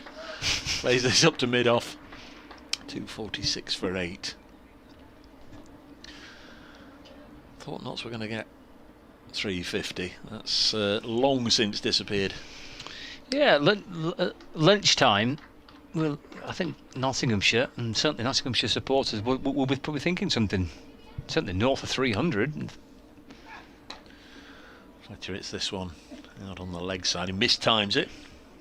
Of course, 300 is still a possibility, but I'm with you, Dave. I think 350, looking at that, fourth batting bonus point, things like that would have been in the mind's eye of the Nottinghamshire supporters. Yeah, considering they'd got through 2/3 of the day, 60 odd overs, nicely set. Joe Clark determined really to convert one of these 50s into a huge score. It didn't happen. Bouncer, Fletcher, I'm going to say ducks underneath it. He just about lowered his head, as if acknowledging the presence of a greater being. 2.46 for 8. Tom Moores, as Scott said a couple of overs ago, it seems like he's been there for ages and ages, but only faced 9 balls for his 4. He's been nicely kept away from the strike by Lancashire. He has, yeah. Now let's see a little bit of leg spin here, are we? Yeah. Looking at Luke Wells. I think he was a little harshly done to earlier when he was taken off, but having said that, Vilas brought Bailey back, didn't he, just before tea to replace him, and Bailey got the wicket of Lyndon James with the final over before the break. He might be with one eye towards who's going to take the new ball with Tom Bailey in 5 overs time. He's replaced George Balderson. He might be thinking that he's his man. Give him a break for a little bit. But yes, Wells is reintroduced. He bowled just those 2 overs. So what's he got here? He's got a slip in place. He's got a deep backward square leg and a deep mid wicket. Deep point. A backward point, extra cover, mid off, mid on, short mid wicket. So here's Wells. To Moores. Just dabs it back towards the bowler, and there's no run. Warm, sultry day. It's been lovely, hasn't it? Yeah.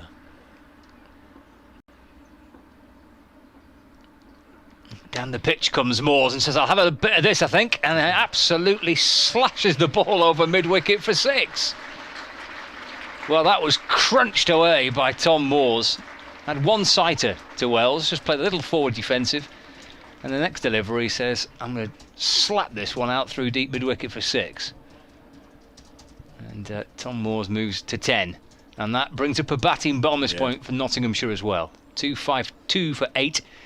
So Notts and Lancs both level in terms of bonus points, 2 each from the match so far, and we might require a new ball. There's a box of balls being brought out. As Tom Moore slapped that one pretty ferociously out towards the scoreboard down to our left-hand side. So umpire Nick Cook, he's now peering into the black box of balls to select a new one for the second time.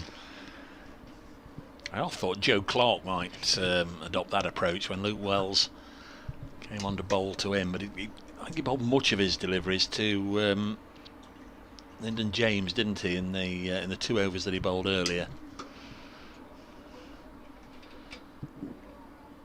And if the ball's been lost or damaged, but they're going to get a replacement. Yeah, Matt Parkinson came on with a little box of balls. When Stephen Croft did that, he held the box up so Nick Cook didn't have to bend over. He did. There he was, perched, bent over, hands on his knees, rooting round for a cricket ball, Nick Cook. One has been selected.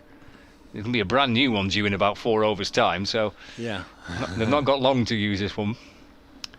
Moores to 10, 2-5-2 for 8. There's Luke Wells over the wicket to Tom Moores. This goes back. Ease the ball away through the onside. 3 fielders, actually 4 fielders on the boundary on the leg side. With a long leg, a deep square, deep mid wicket, and a long on. But they're all creeping in now because Fletcher's on strike. So Lancashire have got to Fletcher a slip and a deep square leg,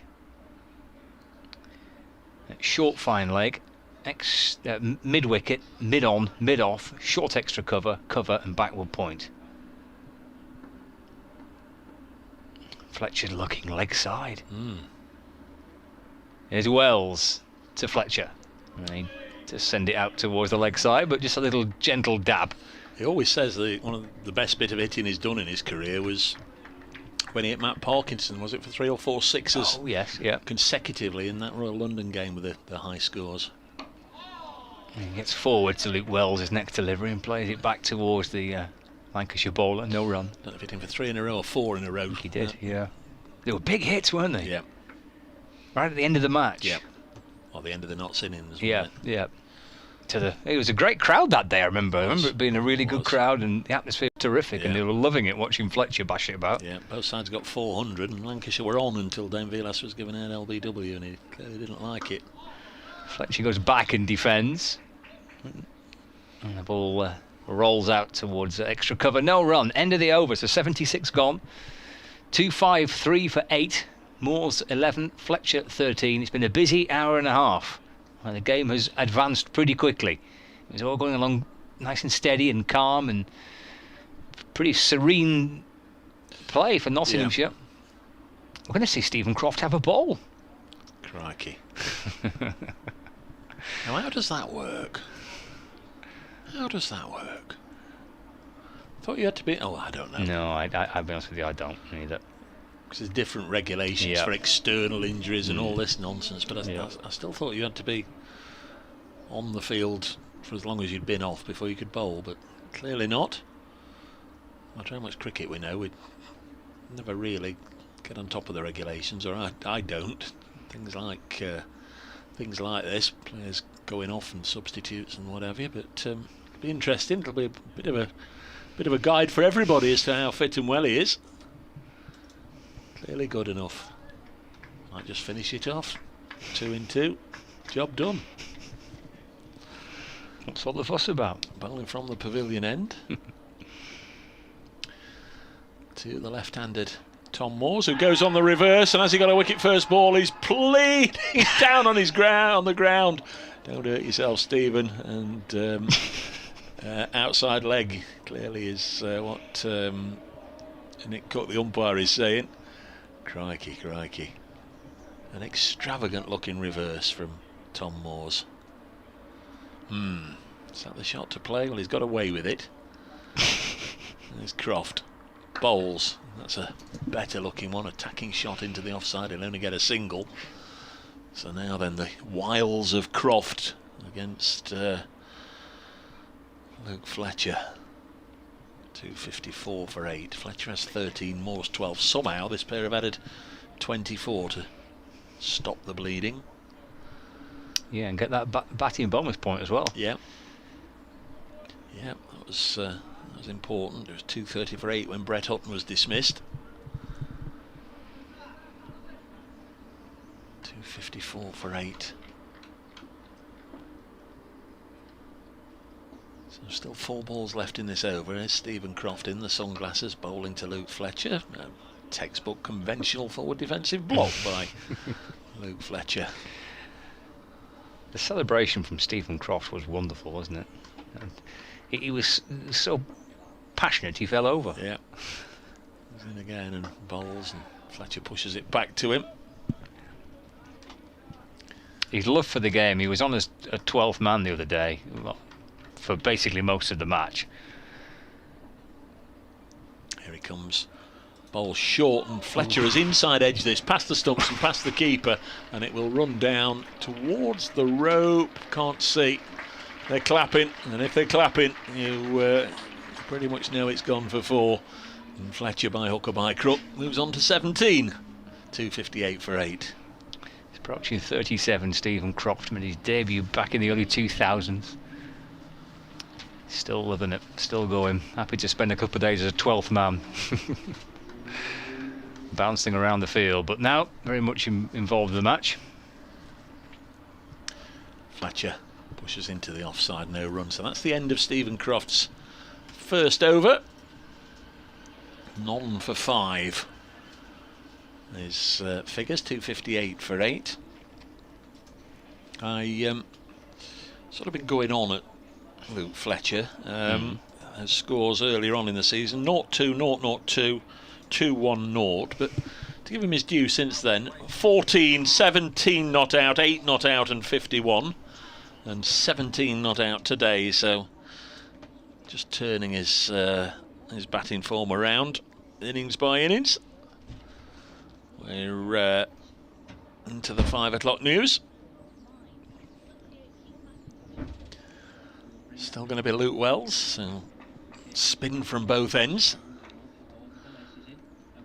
And now Lancashire decide we will have a little bit of a go at protecting the boundaries here.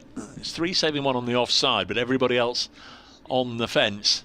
Down the leg side, and they can get 2 here if it doesn't go for 4, because it's been deflected down towards fine leg, and they'll settle for 2. And it's going to be 2 leg byes, I think it is. So Knott's up to 260. They don't mind how they get them, it's just getting them. 260 for 8.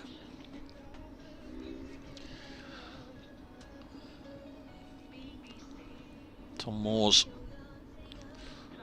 on strike, and this into the... Oh, he's given. He's been given out LBW. A wicket for Luke Wells.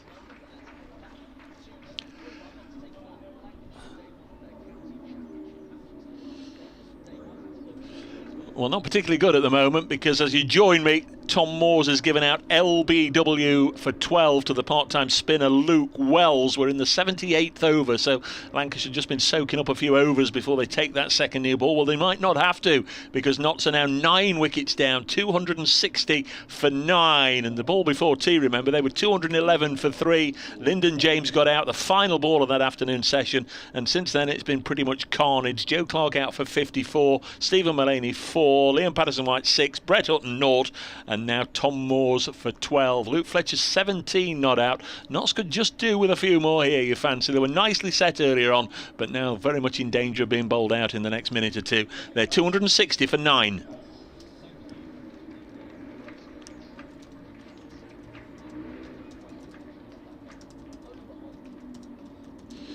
Dane Patterson, the new batsman.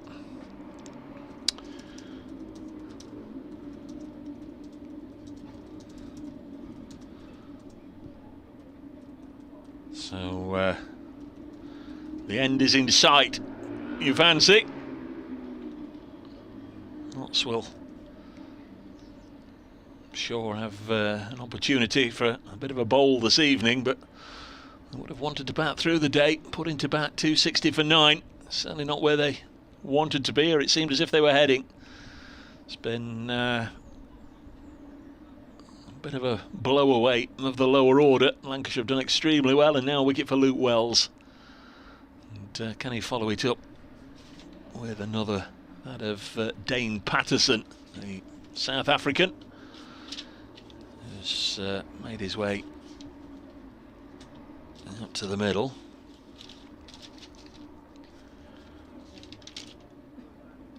Patterson just 48 runs this season. Did a lot of not out, so he's averaging 16 as a top scorer of 22 though. 260 for 9. He's on strike. Seen him strike 1 or 2 big blows, principally the 6 to win the Royal London match at Grantham. This one just hurries on to him from the leg spin of Luke Wells, and he keeps it out. Yeah, won a game at Grantham in the Royal London. It's a dramatic old contest that was, really was. There's Wells sensing a second wicket. Patterson forces it into the offside, will take a run. He's had a streak of not outs, Dane Patterson. In fact, just looking at it, 1, 2, 3, 4, 5, 6, 7, 8. The last 8 times he's been to the crease, he's been undefeated, so that's why he's got an average of 16. Fletcher carves this into the offside. He's hit this nicely. There'll only be a single, and that's the 5th ball of the over. So he moves on to 18, 262 for 9.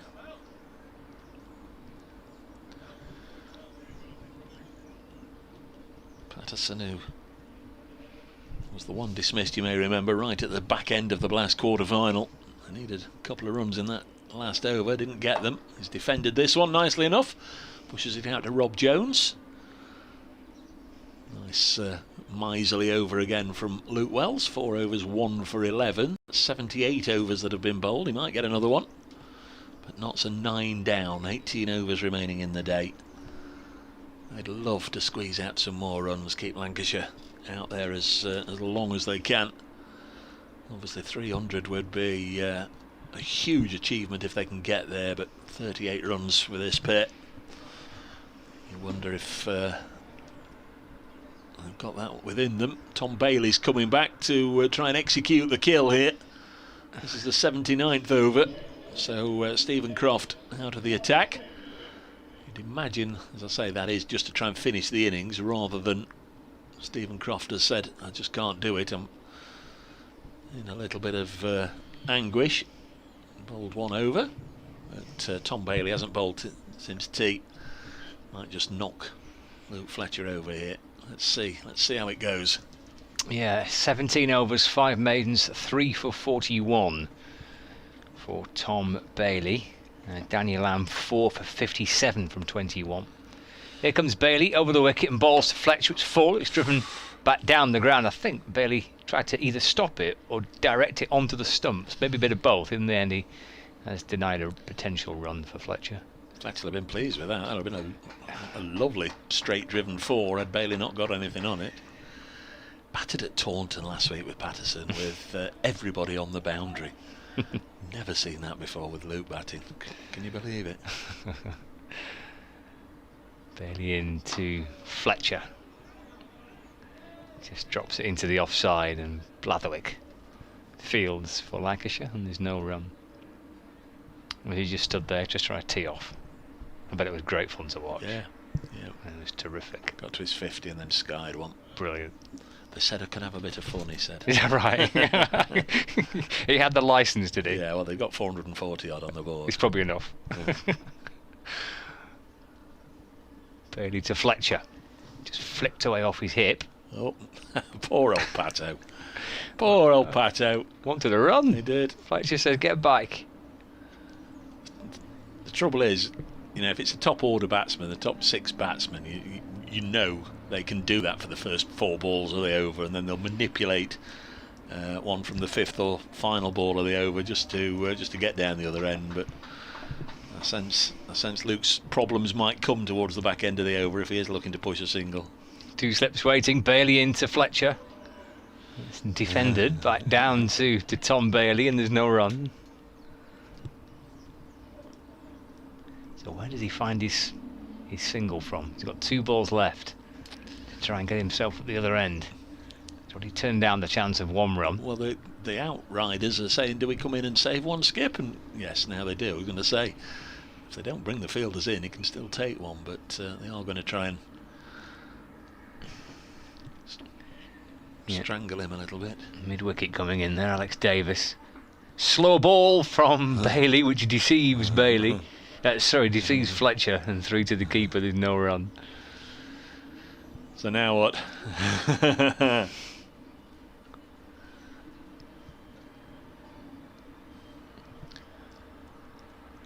Well, he's looking out towards that leg side. He sees a mid-on, he sees a mid-wicket. We've not seen the stumps hit yet today. I'll just put that out there. Yeah. So perhaps full and straight, maybe.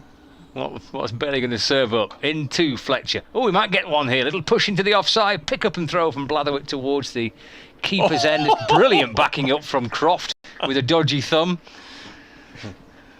They've managed to scamper through, and Nick Cook, both hands on his hips, saying, "What's going on here, lads?" Fletcher gets a run, keeps the strike. I bet he was running on the wicket. I bet somebody was running on the wicket. I don't know. He's agitated about something, Nick Cook. It's a double teapot, isn't it, from Nick Cook? Absolutely. Oh, he's not happy. 263 for 9. That's 79 overs. Who's coming on here? Danny Lamb. So they're not messing about, these Lancashire boys. No more spin bowling. But he's been imploring his skipper, come on, got 4. Got 4. I've done all the hard work for you today, Skip. Yep, never had a fifer before. Give me the chance. Give me the chance. Fletcher's on strike. Again, there's a run on the leg side if he wants it. Fletcher's on 19, 263 for 9. Fielders are all out on the leg side fence. Hit down the ground. Oh, he didn't get hold of it. Thought for a moment he'd absolutely smashed the cover off that one, but he hadn't. He'd clothed it a little bit. One bounce to Georgie B at mid-off. George Balderson. 263 for 9. Tried to absolutely clobber that, didn't he? He did. Here's Lamb to Fletcher, and he's clobbered that one, but again straight to Balderson at mid-off. I wish he'd hit it somewhere else, because when he hits it on that little piece of ground, I've got to stand up just to see where he's gone. That's to my left. Got the monitor, so we can just catch the live stream and any replays that pop up there. Shout out to our cameramen today. They've done superbly well round the ground. Fletcher ducks underneath this one. It goes through to George Lavelle. Different challenges, I guess, for the cameramen stood out there all day in sunshine. But I know they'd rather have that than either the wind or the pouring rain. But got to feel it a little bit, haven't you? On a hot, warm, sticky, sweaty day. Not had too many of them lately. Lamb bowls. Fletcher drops this down close enough for the bowler to pick it up himself. So here we are again. 4 balls have gone in this over, and in come the leg side boundary riders. Dane Vilas again trying to suffocate Fletcher. I think Lancashire will be a little annoyed if he drops this one down and gets a single. 2 balls left in the over though. Fletcher has hit this high up in the air. A couple of fielders rushing back. The ball is going to win. They get a single. Danny Lamb has gone down as if he can't believe it, but I didn't even give them 5% of catching that, because we could see that the ball was always going to be well ahead of the 2 fielders, Bohannon and Balderson. Never ever going to get your 5th wicket from that delivery, Danny. You might have more success with this next one with Dane Patterson on strike. Yeah, I was with you, Dave. I never thought that we'd make up the ground for that. So here is Lamb to Patterson. Again, he defends it. And it's the end of the over, 264 for 9. 16 overs remain in the day, and that means, in turn, we've had 80, and it also means we might just have a little look and see if either umpire produces the old polythene bag. Got to take it, surely. Yes. Nick Cook's waving to the scoreboard, acknowledged by Ian Smith, who does the screens here at Trent Bridge. So second new ball. Somebody will say out there in the crowd, and maybe even in the commentary box, sometimes the runs come quicker, but I'm not entirely sure that in this particular instance.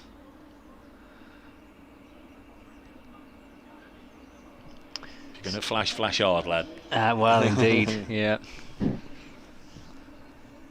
Fletcher's on strike for the first over with the second new ball. Stephen Croft's just gone off the field again, sitting in front of the pavilion. I think he was brought on just to bowl that one over. Liam Hurt and Jack Blatherwick currently out fielding for Lancashire, with Croft and Mahmood at the minute both unable to be on the field. So, new ball in the hand of Tom Bailey. He's got a leg side field which is well stacked. Long on, deep mid wicket, deep square leg and fine leg. Here's Bailey over the wicket to Fletcher. And he leaves that one through to Dane Villas. Sorry, to George Lavelle. Force of habit.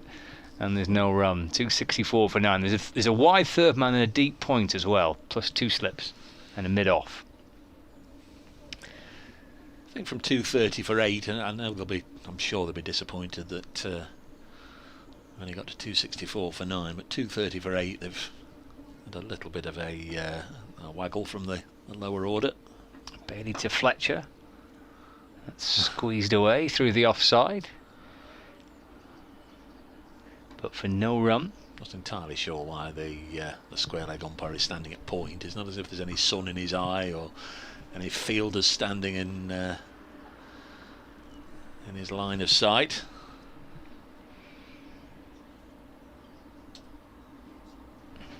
Sam Evans of Leicestershire, I mentioned a moment or two ago, he's out for 88 in that match between Derbyshire and Leicestershire. 266 for 3, the Foxes. Barely over the wicket to Fletcher.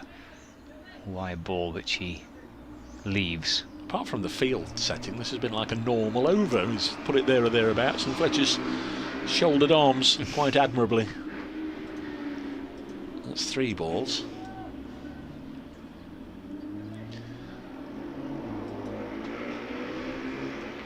A lot of motorbikes around today. It's noisy, isn't it? What if he'll take a single from the 4th ball here? There's Bailey to Fletcher. No. It was pushed up to mid-off. Maybe half thought about it, but decides against it. So 2 balls left. Field comes in. It's a deep mid-wicket, and deep square leg, and deep point, and long on. All creeping in a little tighter. Dane Villas orchestrating things at mid-off for Lancashire. He brings Liam Hurt, who was at deep mid-wicket. He comes across to extra cover. And to try and deny Fletcher the run he wants. Bailey in to Fletcher. It's just squeezed out into the offside, but there's no run. Blatherwick just backward of point. Puts the dive in low down to his right to stop the ball. Come on, Jack, you know where your bread's buttered, lad. Nottinghamshire boy. 1 ball left. Not quite sure how, but we've got to 20 past 5 and there's still 15 overs to go after this one. So we've got behind somewhat, although 9 wickets have gone down. Last ball of the over. Fletcher pushing away, and he's beaten by Tom Bailey. So Patterson will be on strike for the over from this Ratcliffe Road end, which will be bowled by, I presume, Danny Lamb. Yep. That's a 264 for 9. Fletcher 20, Patterson on 1. I just need to nip away for a quick update, and then I shall be back. Scott Reed, ladies and gentlemen, is here all week. 264 for 9. It is going to be Danny Lamb, still in pursuit of that 5th wicket haul.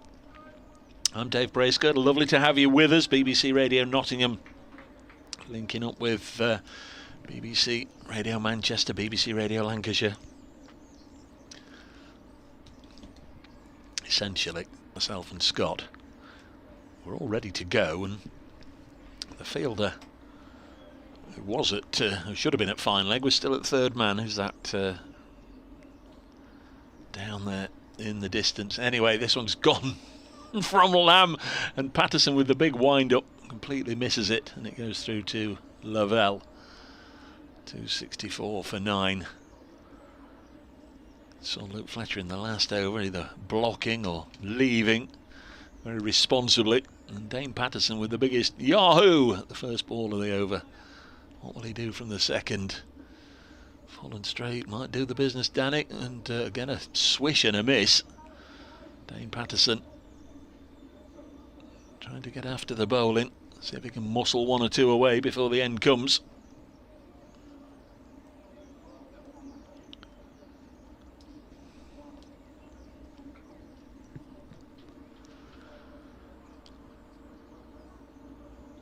82nd over. Here's Lamb. Bowles, Patterson. Actually gets bat on ball and gets a single here. Scampers through. It's a good throw that's hit the stumps. And Dane Patterson has gone to ground, trying to make his ground. I think he stuck his bat in the ground, and he's fallen. He's shaking his right hand. Dane Patterson has got up in bits and pieces. Josh Bohannon, I think, was just checking if he's okay, which is very nice to see. Well done, Josh. And I think he's got a nod from one of the two Patos in the Notts team. Both Liam Patterson wide and Dane Patterson are confusingly both nicknamed Pato. Understandably so. 265 for 9, so Fletcher back on strike halfway through the 82nd over. Bowles, and Fletcher again responsibly just pushes it into the offside, and there's no run.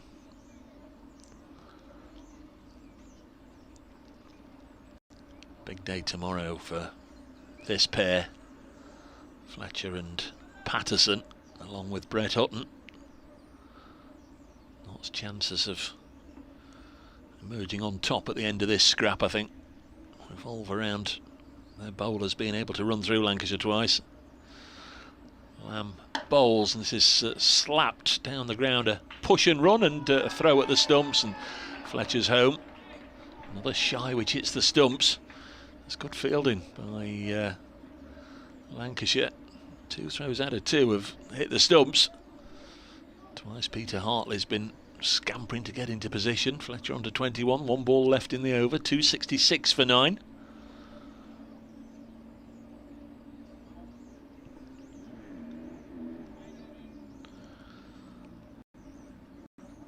Third slip has just been dispatched down to third man. Well, halfway. Patterson on strike. Will he have a swish? He will. He's driven it into the offside, and there's no run. So another over comes to its natural conclusion. 82 overs have gone in the innings. 266 for 9. Fletcher has 21. Patterson has 2. This pair have added 6 for the final wicket. And there are 14 overs to go in the day.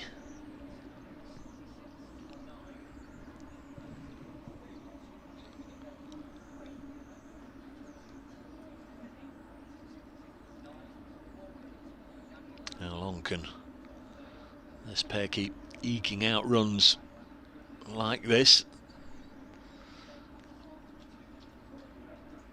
Fletcher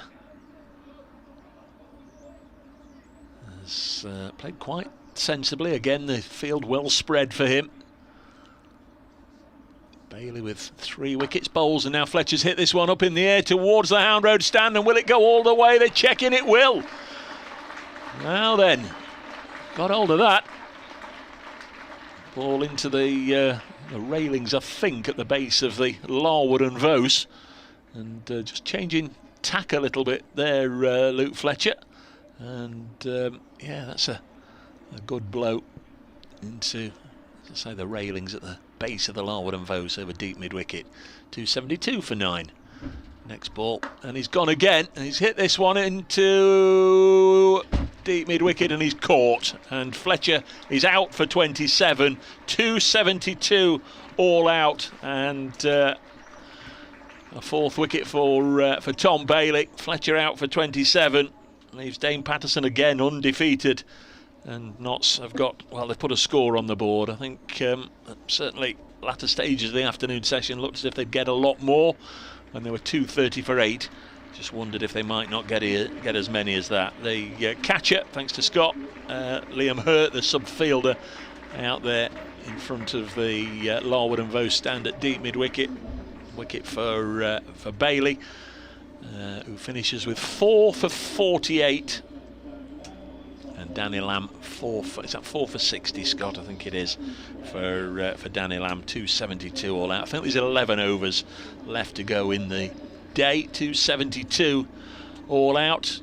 Top scorer Sam Northeast with 65, a couple of other half centurions. Ben Duckett 59, Joe Clark 54, The bulk of the damage, as I said, done by Bailey with his 4 for 48, Lamb with his 4 for 60. I thought George Balderson bowled nicely as well. He picked up a wicket, and so too Luke Wells.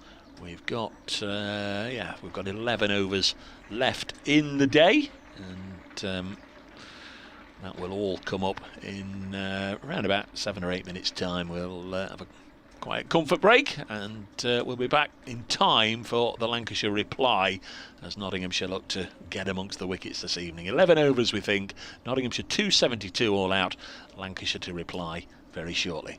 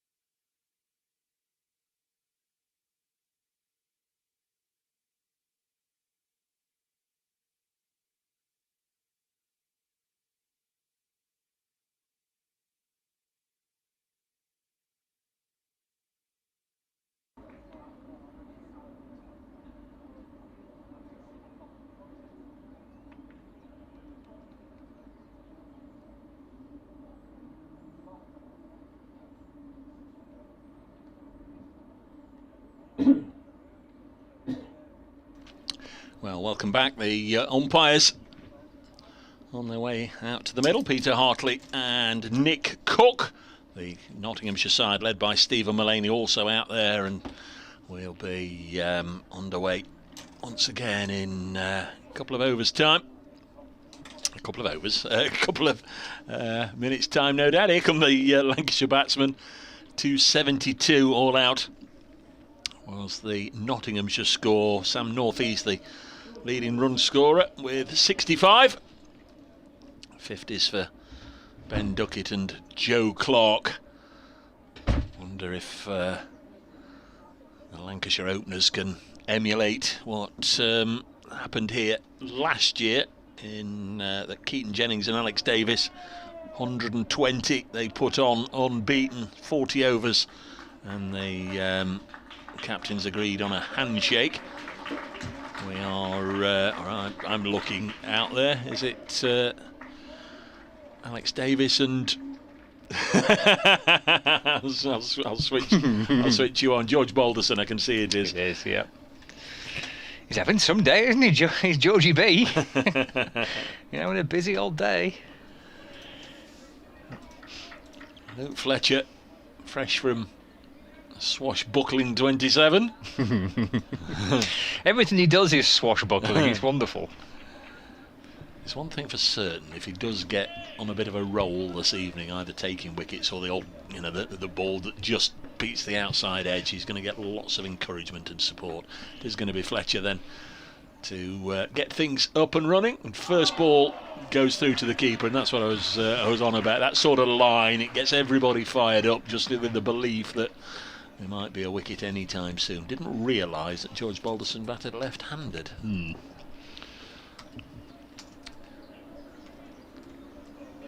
There's plenty of grabbers, 4 of them in a line: Clark and Duckett and Hutton and Patterson-White. Staggered, not staggered than Lancashire's ever were, aren't they? I'm not saying it's right, I'm not saying it's wrong, but very staggered slip cordon for the left-hander. Balderson, who works this up to the not skipper Stephen Mullaney at mid-on. Disappointing day for Mullaney thus far, personally, out for just 4 today against his former county. 0 for 0. It's quite right with the maths for a change. There are 11 overs to be bowled. We've had the first 2 balls of them.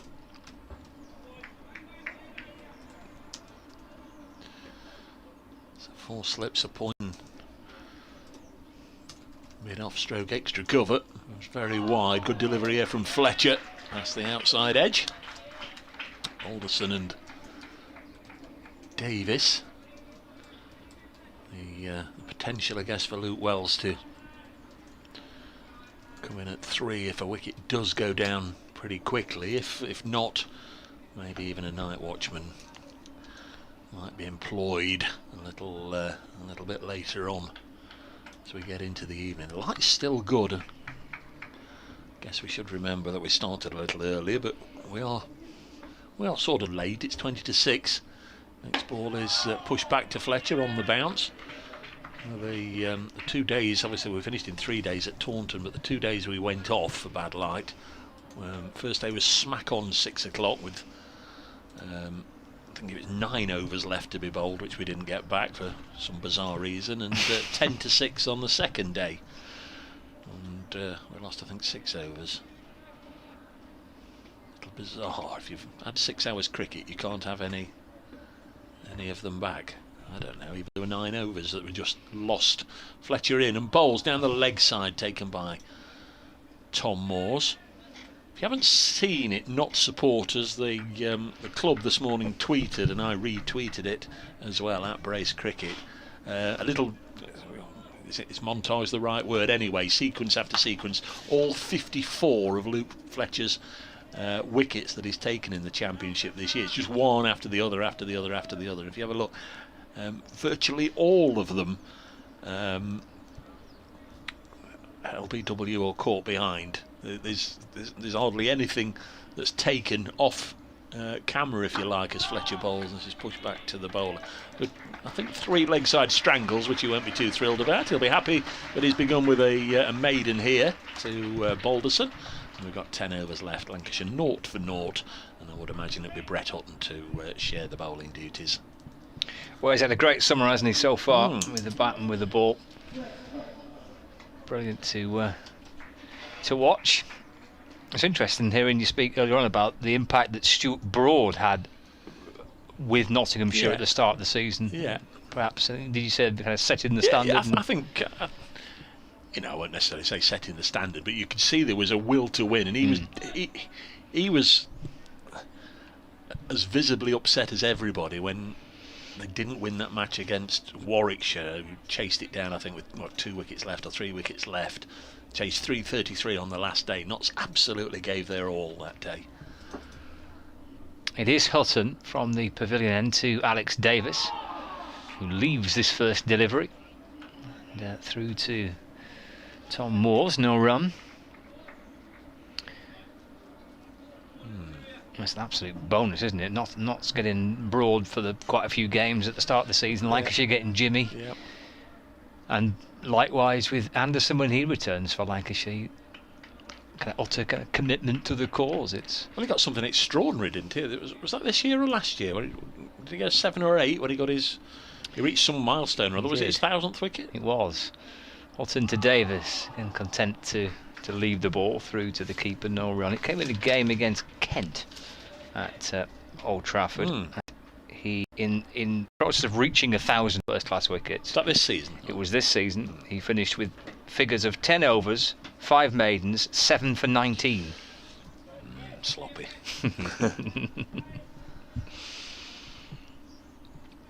0 for 0 here. Lancashire just starting their first innings. Davis on strike. Here's Hutton in, gets forward and plays a defensive push. Alex Davis, and the ball rolls down to slip, and there is no run. Patterson White picking up the ball and giving it a ferocious polish. Yes, you'll see that. In fact, if you start saying that every time he does it, you'll wear yourself out. Okay. Because he's the ball polisher. He's the Michael Lum of this Notts side. Lummy used to do that after every ball. Chief Shiner. Yeah. He's at 4th slip. Hutton to Davis. Oh, that's a good delivery. Just brings him forward. Ball past the outside edge. A little bit of movement away. It's just a good delivery. It's a good ball. John Pinson with us, probably below par on that track, Dave, question mark. Didn't look to be doing that much, if not a little slow. Come on, Fletch. A quick 7 for before the close, he says. Crikey. Not asking for much there. No, yeah. Scores around the country, there's not too many that's got beyond 270, but yeah, I thought Notts were going to get more. Hutton to Davis. It'll nudge away into the onside. They're flirting with the idea of a single. Ben Slater is under the helmet at short leg. I don't know if you saw Balderson. He nearly slipped over. Did he? He's gone down just to check there on a greasy bit. He nearly found himself on his backside, and that's the worst possible way to get run out. Ask Samit Patel. If you're sat on your backside and find yourself run out. Oh dear. That was an absolute belter, wasn't it? Warwickshire 104 for 7. Final ball of the first over from Hutton. Again, Davis getting forward in defence. Playing it to Mullaney at mid-off. No run, so Hutton, like Fletcher, starts with the maiden. 2 overs in to the Lancashire first innings, 0 for 0. Yeah, I mean, this... it's not great for Notts in that they found themselves bowling today, having been, as we keep saying, 211 for 3, but...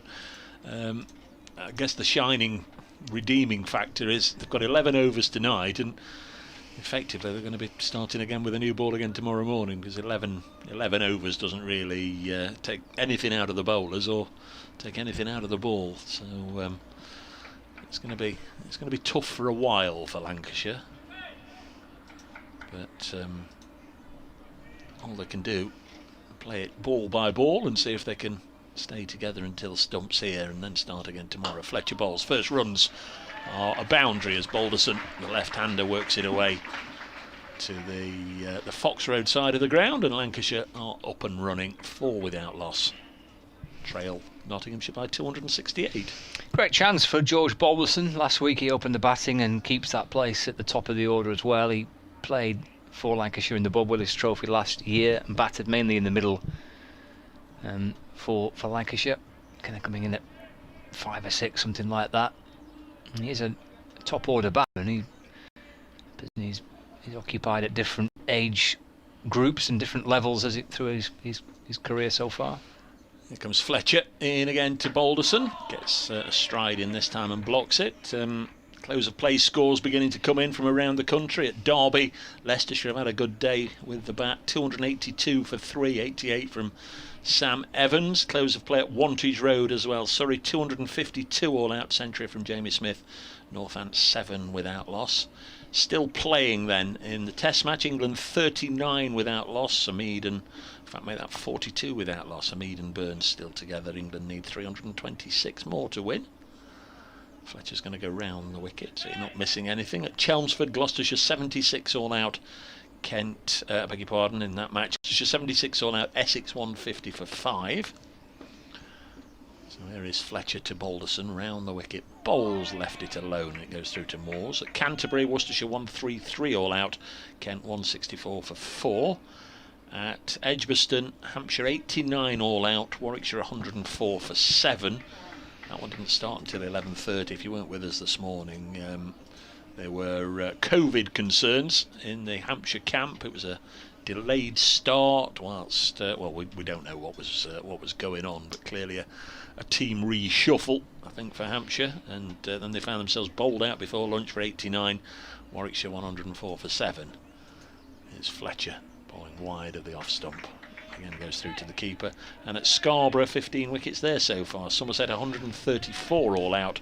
Yorkshire with the lead, but they're 146 for 5. Yeah, some tricky pitches, I suspect, up and down the country. Yeah. Blimey, I mean, ground staff have been under pressure this year. The amount of games that some grounds have played host to, you're chucking the new competition as well as extra international games. Next ball from Fletcher is hit to mid-on, mistimed really, and goes to Stephen Mullaney, the Notts skipper. 4 without loss. So Notts with 3 frontline right arm medium pacers in Luke Fletcher and Brett Hutton. Dane Patterson always comes on as first change, and then there's Stephen Mullaney as the fourth seamer, and Liam Patterson-White, the slow left arm spinner, and that's pretty much it. Lyndon James was able to bowl in all the group matches, but had a bit of a twinge, so unable to bowl. Next one, very close. In fact, they're that close they're appealing. It wasn't playing a shot. Balderson, he was shouldering arms, but pretty sure he was out. Well, I know he was outside the line, and you can be out not playing a shot, but I think he was so far outside the line he was missing off. Slight hold up here, well, not necessarily a hold up, but physio's run on again, and so that he's attending to. Is it Joe Clark again? He was the one who... No, it's not. It's Ben Duckett. I reckon Joe Clark was having a little bit of massage on his back when he was batting, but it's obviously catching. It's Ben Duckett's having a bit now. The physio. Yeah, it looked James like Pipe. He just showed it to his captain, to Stephen Mullaney, and it looked like quite a nasty kind of graze. So whether they just covered it up, but he's in a second slip. Ben Duckett. Here's Hutton coming in to Davis. That's a wide ball which Davis doesn't play at. Taken by Tom Moore. Slightly awkward Showing height for everybody him. Like Duckett. Oh, yes, he is, isn't he? Yeah, he's showing his war wounds off. Yeah, have a look at this. I don't know if you saw the Test match when Rory Burns put a couple of chances down, and in the next break or whenever it was, or one of those third man pieces they do, Shane Warne was on about where you should stand ideally as a slip. Here's Hutton shuffling in balls. Davis again content to leave. In the sense that where your weight should be concentrated, and he always said he was taught by Bobby Simpson, the former Australian captain, legs not that far apart, ideally no wider than your shoulders. Well, everybody's different, aren't they? But the weight sort of on the instep of each, so you can move either way. I always look at Ben Duckett. Look how Ben Duckett stood now at second slip. As Hutton comes over the wicket to Davis, just pushes forward the ball and just shapes away through to the keeper, no run. I mean, it's what suits, isn't it? He takes his fair percentage of absolute belters there, Ben Duckett. Of course, he's a former wicket keeper as well, but he spreads his legs. He does, yeah. Very far wide. Those who are watching the live stream, it's the player at second slip, Ben Duckett. Just look how wide his legs are, but he gets very, very low. Former wicket keeper, as I say, so he crouches down low. There we go. Gets very, very wide and down low. There's Hutton balls again to Davis. Another wide ball, which he ignores again through to Tom Moores, and there's no run. So I'm not for me to say whether it's right or it's wrong or whatever, but Shane Warne was doing a little bit of a thing in the either in one of the intervals or what have you, on how he was taught and how he would stand and where he would have his weight, and it's fairly different to what works for Ben Duckett. Hutton from the pavilion end. Davis waits, leaves again. Through to Moores. Clark at first slip, Duckett at second. North East at third, Patterson White at fourth. Slater under the helmet and a forward short leg. Yeah, North East comes in at third when Brett Hutton's bowling. Strange one that, because Brett's a third slipper. It's an unusual thing to be, isn't it? A specialist third slip catcher, but... Into Davis. Edges, yeah. Hutton strikes. Little thin edge off the bat of Davis, taken by Tom Moores. Lancashire lose their first wicket. Alex Davis, the man caught behind for naught, and Lancashire are 4 for 1. Yeah, duck for Alex on this particular occasion. It's funny, isn't it? The fortunes of cricket. Old lady luck and all that. She's a fickle mistress. Last time he was here, 69 not out. Notts couldn't dislodge him, batted beautifully a year ago, and this time he's gone for naught. 12th ball, he's nicked it behind, batted for quarter of an hour, Alex, and we'll see him, I'm sure, later on in the game. Well, absolutely certain we'll see him later on in the game, but obviously the next time he comes here, it'll be with a different side. 4 for 1, he's gone for a duck today, and it is going to be Luke Wells in at 3.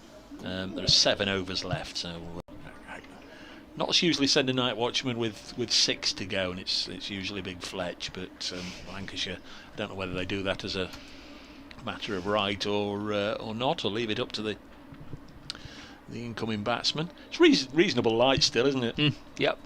Yeah, that would be an issue really with the light. Looks pretty good. Wells comes out, happy to give it a go. A bit more treatment required for Ben Duckett, and with whatever the issue is that's just troubling his back.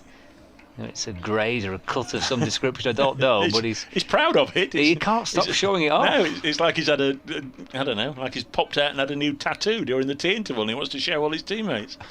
I'm sure it's not that, but he has clearly got some sort of ailment, but everybody keeps saying, what is it, and he's showing them, keeps lifting his shirt up. Look at this. There's Fletcher. 4 for 1. Balderson on strike. This goes through to the keeper. So we've got 2 lefties there, haven't we? Luke Wells, unless he's changed since he moved from Sussex to Lancashire. Left-hander. Ton against Notts in 2017. Chris Reed's final match. That one down, obviously, at Hove. I think he was skippering Sussex then, but there was all sorts of kerfuffle went on, and Ben Brown took over, and I see now he's been replaced as captain down there. Number of players left. They all want to head for the green grass of the Oval and Trafford. 4 for 1. As Fletcher is in and Balderson defends out on the offside. 4 for 1. Just one scoring shot, and we've had 26 balls sent down that boundary, clipped away by Balderson.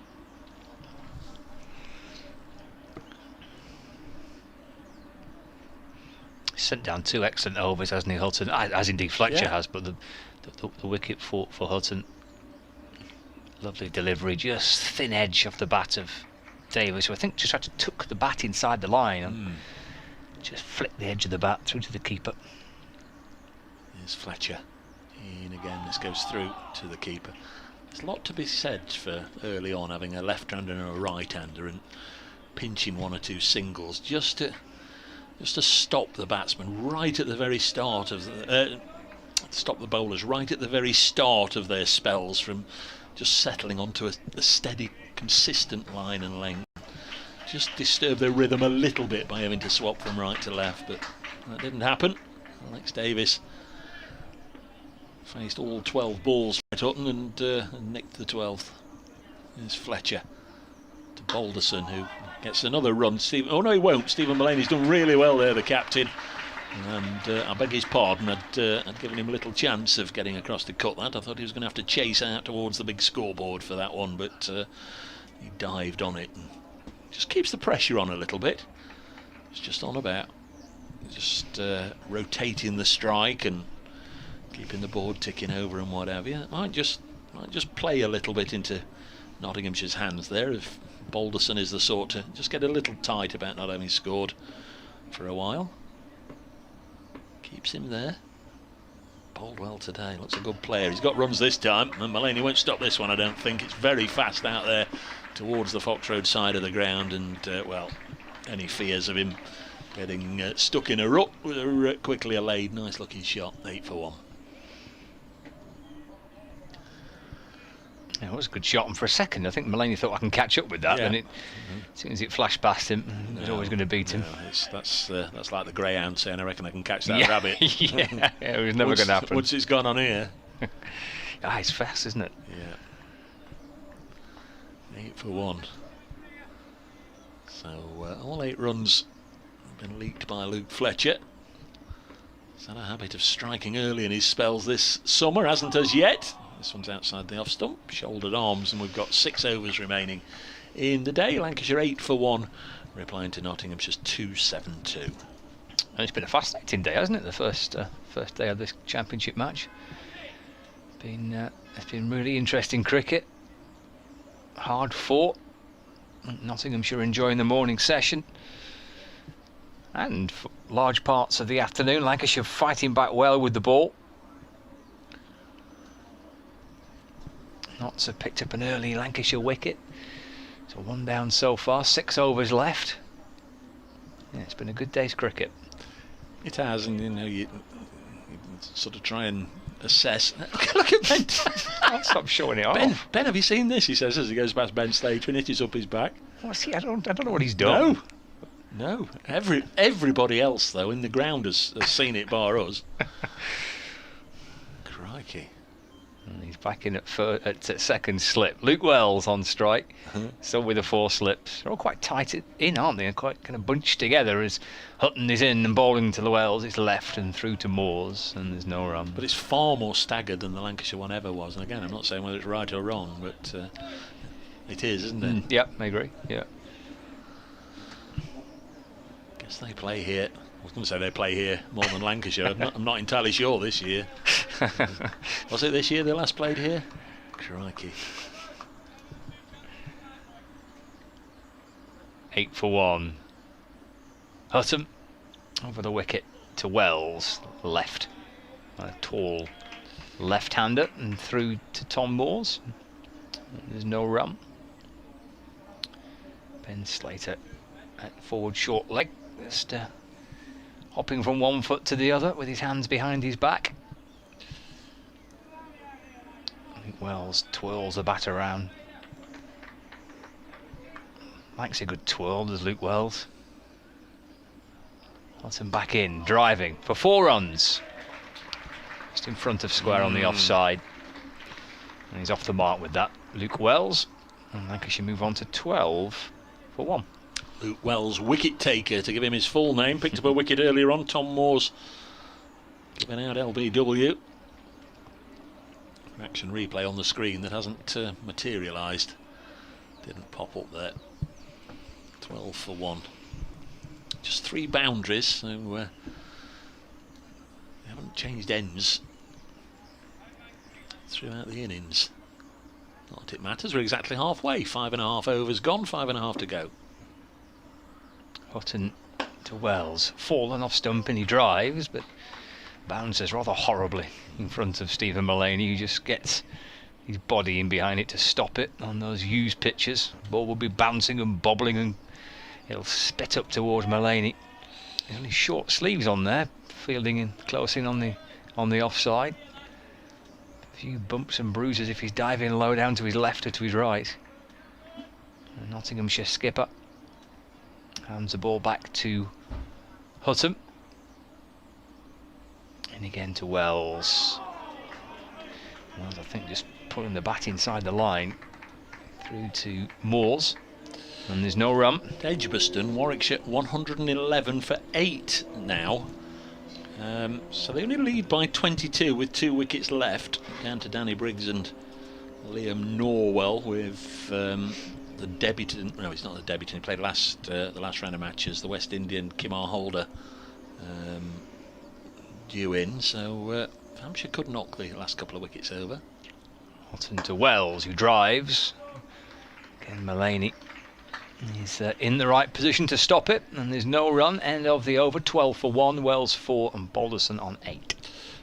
In that match for Hampshire, 4 wickets for Keith Barker against his former county, and 4 wickets for Mohammed Abbas back playing for Hampshire. And of course last year, had 2020 not been decimated by COVID-19, had we had a normal cricket season, Mohammed Abbas of course was signed for Nottinghamshire and would have been the overseas player last season, but all that went by the wayside. 5 overs left, 12 for 1. Balderson with 2 boundaries, Luke Wells with 1. And Fletcher to bowl to the lefty. 4 slips go down again, nice and full, hit into the ground by Balderson, and Fletcher just parries it in his follow through. 1 or 2 just starting to drift away now. And very decent day's cricket. It's one of those days where how much absolutely sensational stuff we've seen is open to debate. We've had 3 half-centuries, North East, Duckett and Clark. We've had some good honest toil from the Lancashire side indeed, some good catching as well. Next ball worked on the leg side, and that'll be another boundary. Balderson on to 12, 16 for 1. You know what I mean? It's one of those days where I agree. Yep. You know, if I asked you now what was the ball of the day or what was the shot of the day, some nice shots from Lyndon James. I must admit they stick in the memory. But he only made 21 today. Luke Fletcher with a 6. Tom Moore's also with a 6. 16 for 1. There's Fletcher. Again to bowl to Balderson. Another nice looking drive. We might get we won't get a single. I thought we would. Sam North East made a decent stop, but the ball ran away from him, and they were umming and ahhing about whether to steal a run. They didn't in the end. Good recovery from Sam North East.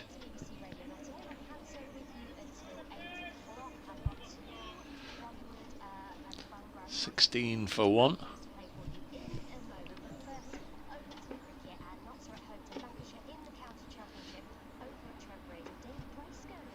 Yes, we've nearly finished for the day here. 4 overs remain. Nottinghamshire now with ball in hand. They batted earlier on, made 272.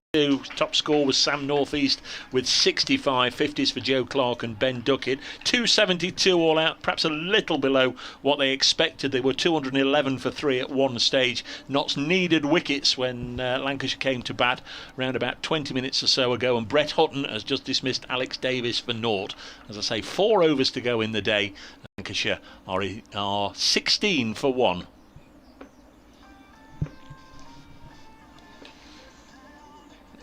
There's Fletcher bowling to Balderson, and solidly behind it. He's looked $1 million so far, George Balderson. Really has. There's been 1 or 2 got past the outside edge, but I don't really think he's chased after any loosely. Just made sure he knew where his off peg was and has responded accordingly. He's had a good day. He has. Sure, if he was expected to bowl as much as he has done, but of course he's had to make up for some overs that have been lost by Saqib Mahmood. Yeah, he's had a good contribution already. 16 for 1. Fletcher into the left-hander. More Shot. More runs through mid-wicket. Another 4 into the 7th over. He's at 4 boundaries there, all through that leg side. Lovely stroke play from Balderson. He's on 16. Lancashire 20 for 1. Yes, nice bright start from George Balderson. 16 not out and able to contribute with the bat last week. Out for naught and then didn't bat again. He'll be hoping to make amends today. 4 overs left in the day's allocation. Hutton's going to start his latest from the pavilion end. He's picked up the wicket to fall so far, Alex Davis. He's still got those 4 slip fielders. Plus Slater there at a forward short leg. Underneath the helmet, there goes the Luke Wells twirl of the bat. And here comes a little shuffle from Hutton. And he's in bowling to Wells. Just covers up and pushes out defensively towards Stephen Mullaney.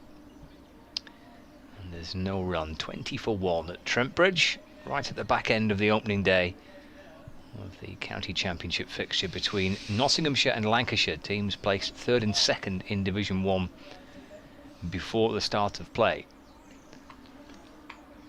A pretty compact Division 1 table. And Wells defends. Plays it back down towards Hutton and there's no run. Lancashire ended up with a 0 over 8 at the end of the Nottinghamshire innings. I guess the taking of all those wickets sort of offset the fact that we're still playing here 35 minutes or so after play should have finished. But it's very weird how they work it all out, isn't it? Here's Hutton to Wells again, forward in defence, and there's no run. Warwickshire 112 for 9. 19 wickets have gone down at Edgbaston. What's the Yorkshire score there? They can't be too far off the close. There's stumps there and they're 6 down, Right, 30 or so in front. So 16 wickets at Scarborough, 19 at Edgbaston, 11 at Trent Bridge in the elite group matches. Hutton to Wells. Leaves. Ball just shapes back in a little because Tom Moores, the keeper, is just angling to his right hand side to take the catch. And there's no run. It felt like a late leave did that from Wells. It looked for a second like he was going to play, and then late on he changed his mind and whipped the bat up above his shoulder and was happy to allow it to go past. Yeah, nothing wrong with that. 20 for 1 as Hutton comes bouncing back in. Wells waits. Just turns it into the onside. There's Slater at short leg. Picks up the ball, an underarm throw towards the stumps as Wells just tucks it across his pads. It was 30 last week, Ben Slater. Surely there should be a younger man in there under the helmet now. There's no place for a 30-year-old. Ryan Tender-Scarter does it for Essex, doesn't he? And crikey, he's bus pass age. Must be crackers. He's in his 40s, Ryan. Short leg. Slater creeps down because Hutton's in and bowling straight, and it's hit firmly back down the ground. And it's a terrific piece of work off his own bowling to stop it one-handed by Hutton, and that chalks up a maiden over. He's bowled 3 of his 4 overs have not conceded a run. 4 for 1 from his 4 overs. Hutton. Fletcher 4 overs, 1 maiden for 16. So we've had 8 overs of the Lancashire first innings. 3 remain tonight. 20 runs on the board for the loss of that Alex Davis wicket. 5 scoring shots, all boundaries. Going to have a bowling change. Luke Fletcher, I'd say a little expensive. He's gone for 4 scoring shots, 4 boundaries, none for 16. But he's going to be replaced by Dane Patterson, who I think is just getting better and better and better. 36 wickets at 20 this year. And he's going to get 2 overs here right at the death, bowling to George Balderson. leaves this one alone, bowling to the left-hander, of course. First one right on the money, just outside the off peg. Skids on to the batsman. Not a tall man, the former South African international.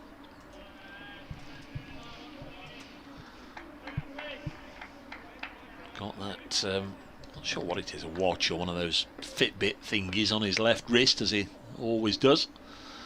And then sets off again to bowl to Balderson. Again, just wide of the off peg, taken low down by Tom Moores. Brian's been in touch, enjoyed the cricket today, enjoyed the commentary from you and your Lancs mate, loved your comments about ABBA. Perhaps they need the money. Get in the queue, Brian. Go off and see those holograms. I'm still confused by that. Yeah, oh yeah. I don't understand what that's all about. It's a comeback, but it's not a comeback. Well, it's a comeback, but they're just going to pretend to come back. No, there's new music. Right. 20 for 1. Next ball, again just wide of the off stump. He's put 3 in the same spot there. A nice little grouping from Dane Patterson, but Balderson not playing at them. But I think if you went along to see an ABBA concert, you'd want to see them as we sort of remember them from the 70s and 80s, wouldn't you? And they've sort of done that. They've gone and sang the new songs as they are now, but somehow, and I don't know what I'm talking about, but somehow they've been transformed into holograms. It's taken months of lockdown to sort it all out. Apparently, as a little push and run into the offside, but they've all been there. Agneta and Frida joining up for the first time in years with the two fellas. If I was any good at the old ornithology, I'd have some idea what those birds are, but there's absolutely dozens of them, aren't there, just pecking away at seeds. Used to seeing pigeons here, but I don't know what they are. No idea. It's popular, isn't it? Yeah. The birds. It's been an accurate over from Patterson in a sense, but in another sense not really made him play yet. Bowls again. This time he has played. It was into the ground and then right into the midriff of Patterson, knocked him off his feet in the follow through, but nobody's come to any harm and no runs have been scored. 20 for 1. Nice looking shot from Balderson. I wouldn't exactly say that the pressure has built on him through these dot balls in this over, but Patterson 5/6 of the way through, beginning with a maiden. What Notts would give for another one tonight. Patterson to bowl to Balderson. Drops it on the leg side, and Patterson does begin with a maiden. 20 for 1 after 9 overs. There are 2 overs left in the day. Notts scored 272. Lancashire 20 for 1 in reply. Those birds have all disappeared. They weren't there for long. There must have been 20 of them at least, and they've all fluttered away. Warwickshire are all out for 116, so they only lead by 27. That would be the biggest bout turn of not quite of all time, but Hampshire bowled out for 89 before lunch on the first day, having had to make alterations to their team because of COVID this morning, and then they've come back and bowled Warwickshire out for 116. That didn't start until 11:30, so there must be quite a bit of play left today. Yeah, and 5 wickets apiece to Keith Barker, the former Warwickshire Bear, and Mohammed Abbas on his return. Is the ball damaged? It's been looked at, isn't it? By Nick Cook. Well, these are Peter Hartley. Have a little look. 2 very experienced umpires. I think if one of them thinks it's out of shape, the other one's going to agree with him. Oh, he's got his little magic device, hasn't he?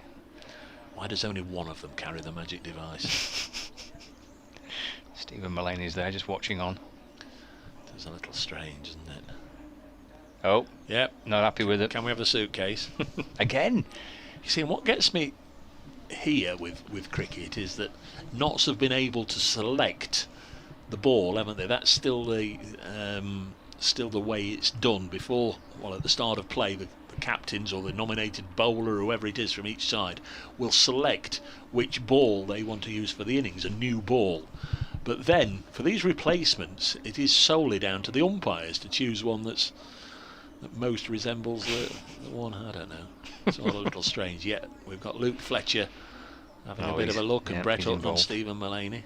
They're all involved there. It's going to be difficult to find one that's 9 overs old, isn't it? So the bowlers will want one with a nice proud seam, perhaps even a little bit of shine on one side and scuff on the other. But it's essentially going to be a new ball, isn't it, after 9 overs? But I wonder what's damaged that one. Mullaney's saying, can I have it, can I have it, can I have it? And is he going to show it to the batsman? I'm pleased that who's on 12th man duties there for Notts. Did you manage to see? I didn't. It's been Joey Everson today. Let me have a little look. Well, with the number 31. The suit. Oh, that's Calvin Harrison. Oh, Calvin Harrison. The Manchester original. Well, I like it when he came out and he held the box of balls up for the umpire. Yeah. Nick Cook didn't have to bend over. No. I wasn't comfortable with that happening. That's good. There's Hutton. Different ball in his hand. Balls to Wells. He's backing across and defends. Steers it away through the offside and there's no run. See, everybody's had a look at that ball, bar Luke Wells, and he's the one. Sometimes they are just slightly different in colour, aren't they? Some a little darker, some a little lighter. I always think the batsman should be at least entitled to have a little bit of a look just to see it isn't vastly different colouring. But that doesn't seem to be the way. Here's Hutton. For the wicket to Wells. Forward once more. Defends into the offside and there's no run. 20 for 1. We're in the penultimate over of the day's allocation. 1.4 overs to be bowled tonight. Luke Wells hopping around and stretching his hamstrings. He'll be very much focused on seeing through to the close of play and being back tomorrow morning. Likewise George Boberson. Hutton to Wells. Doesn't need to play at that, so doesn't. And has it to go past him. Bowled across him from the left-hander. Watching that go through to the keeper. There's no run. Now those 4 slip fielders all waiting to pounce just in case there is a thin edge. Clark at first slip and Duckett at second. Northeast at third. And Patterson White at fourth. Hutton to Wells. Off the back foot and plays it safely into the offside. No run. Still no singles. It's a difficult one to weigh up who's going to be the happier this evening. If you just looked at the cold score, and obviously the first thing you'd say was, well, who won the toss and what was the decision, and stuck in, you'd say Notts getting to 272. Well, not that bad, but then you look into the context of where they were, you feel they've perhaps missed out on. I thought they'd be on course for about 350, I must admit. Around the wicket this time. Oh, and that's angled down into the ground. Runs down towards third man. There's 3 of them chasing after it. The quickest of the 3 is Clark, but he can't catch up with it. And it's 4 runs for Luke Wells. 24 for 1. Then there's the Lancashire side of things. Well, we stuck them in and they got 272 and we've lost a wicket. Or do you say, well, they were 211 for 3 and we bowled them out for 272 and we're only 1 down. It is one of those, isn't it? Where you can. Depends if you're cup half full or cup half empty, really, as to how you look at the day. I think that's a pretty spot-on assessment. It'll be a key first session in the morning, as they say. Vital first hour. Don't miss it. Now, this is the last ball for Hutton today. He's into Wells. Oh, he's caught it! Slip! That's a short leg. Well, what a bonus that is for Hutton and for Nottinghamshire. Wells just steering it away to Slater under the helmet at forward short leg. And Notts prize out a second Lancashire wicket. Cries of catch as it was turned off the pads. Slater gobbled up the opportunity and Hutton peeled away in celebration.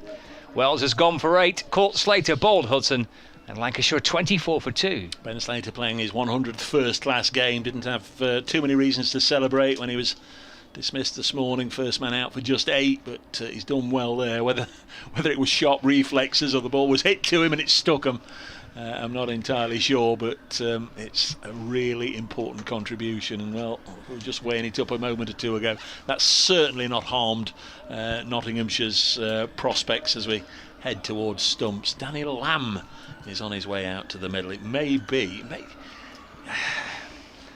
I'll run this one by you quickly. What's the point of sending in a night watchman who's going to stand at the non-striker's end? Fair point. If the wicket goes, he won't be on strike. If, well, don't know. We haven't seen any singles yet, have we? So, I don't know.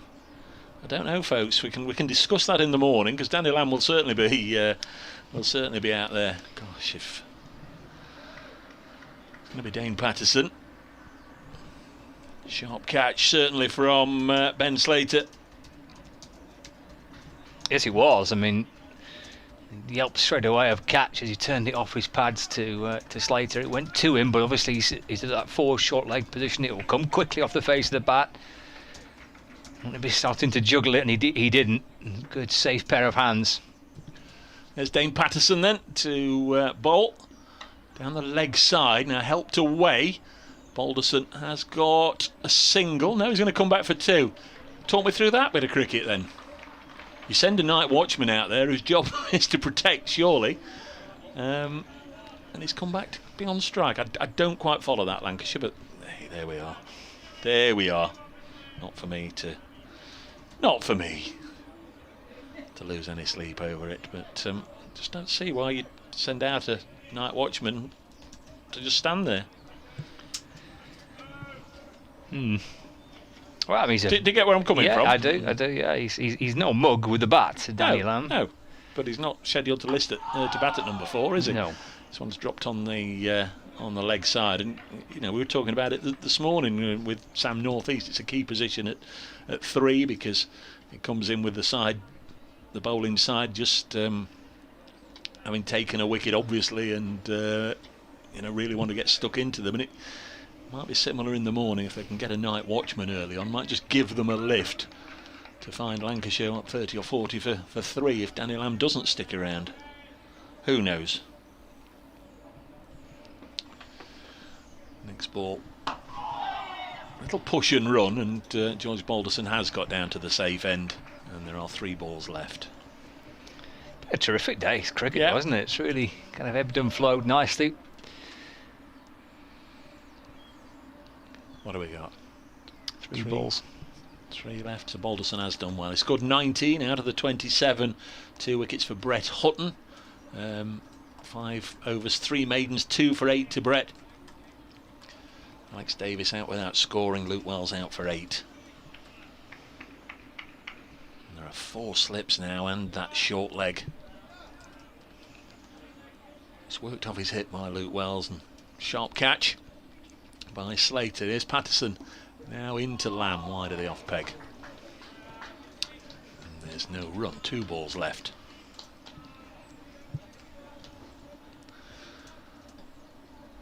.27 for 2. Lancashire 3 points, Nottinghamshire 2 points.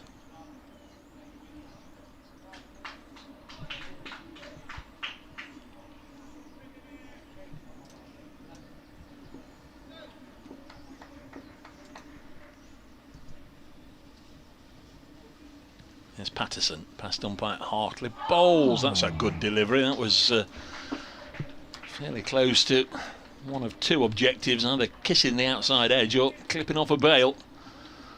Fullish length, and Danny Lamb will have breathed a sigh of relief as that went past and found its way into Tom Moore's gloves. And well, yeah, let's go for it, Notts, says Stephen Mullaney.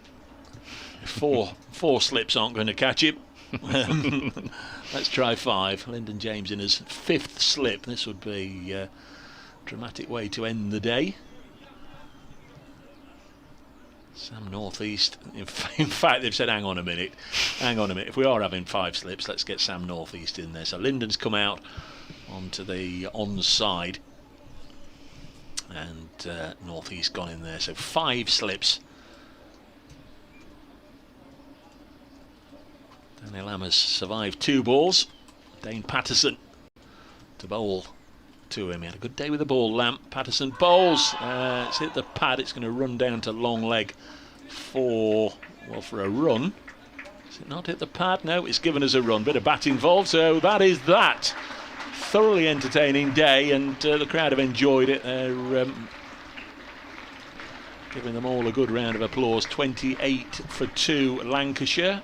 Just a quick word from Scott in just a second, but just to say, if you're watching the live stream, just remember, if you leave it on, if you carry on watching for 2, 3, 5 minutes, however long it takes, Aaron will pop up on there with 1 or 2 interviews, people he can grab as they leave the field, or some first reaction from the Nottinghamshire camp. So that'll be on there in a moment on the live stream. 28 for 2. I'll ask, but I don't know the answer. So what have you made it, Joe? I've enjoyed the day's cricket. That's what I will say. I think it's been a terrific day's cricket, really intriguing, and I look forward to more tomorrow. If we get another day like tomorrow, we're in for another belter.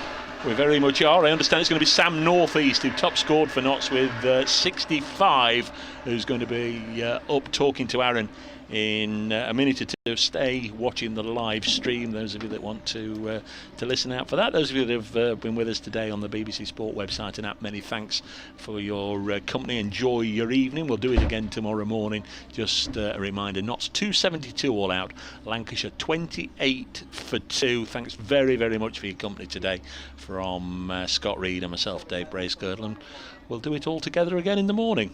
Good night.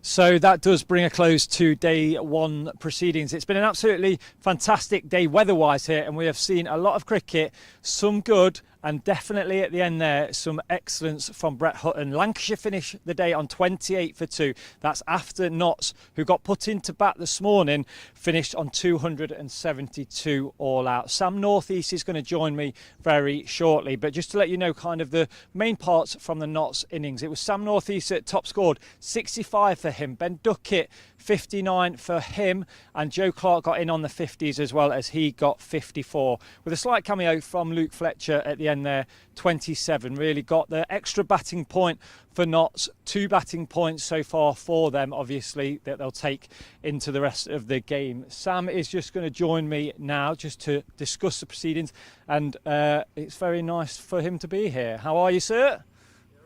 You're all right. I'll have to interview style like this because our microphone has just broke. Oh, right. Yeah, you know, it's what happens, isn't it? Old school, yeah, exactly. 65 for you, I was just telling the viewers there. How did it feel out there? Because obviously being put into bat, obviously losing slats early doors at 22 for 1. How did it feel for you? There was enough there this morning, definitely.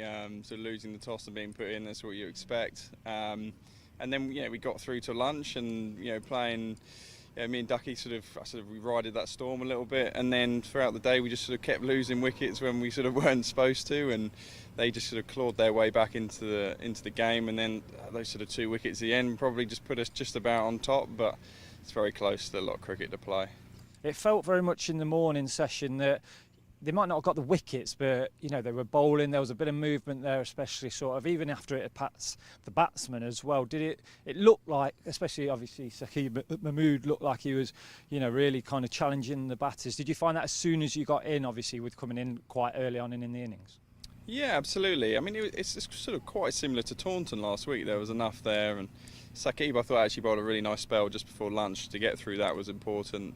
So yeah, there was plenty there. I mean, I think that was probably the toughest time to bat, and it will probably get easier as it goes along. But yeah, it was sort of crucial to get through to lunch, only being 1 down. And I think as a team, we probably would have said that we would have wanted more from the position we sort of put ourselves in. But it's cricket, it happens. We got 400 last week. Can't do it every week, I guess. But yeah, it's I think it'll be a good pitch. The heavy roller's going to go onto it now, and it'll flatten it out. So there's plenty of cricket still left to play, I think.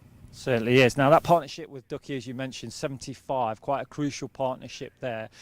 What's Ben Duckett like to bat with for you? Obviously just joining Notts recently. Did you have fun with him? He's quite an extravagant kind of batter, even in the red ball format. Yeah, I think it works well together actually, because he sort of plays shots which, I could only dream of playing. He sort of takes them off the top of the stumps and he sort of puts pressure on the bowlers. Obviously a bit more sort of, sort of old-fashioned English player, I guess. But nothing wrong with that. he takes it to him. He's very relaxed out there. So it's sort of easy. It's nice to come into. We got and even some of the other players. Batting with Clarkey as well at Taunton is nice. Really relaxed guys. There's no pressure. It feels sort of easy out there, and they're 2 good players as well. It sort of always helps. Certainly does. Now, talking about obviously players keeping you at ease, etc. How's it been obviously joining the club at sort of this end of season time really, and obviously the challenge of Division 1 and you know what Red Bull kind of means to this club and the supporters as well. Have you found it easy to kind of just slot in? It's been great actually, to be honest. Everyone's made me feel really welcome. The sort of coaching staff have made me feel great, you know, just prepared in the best way possible, and the fact that there's a championship on the line is fantastic. You know, sort of couldn't have wished for a better game last week really. If it's like this every week, then I'll take it for sure.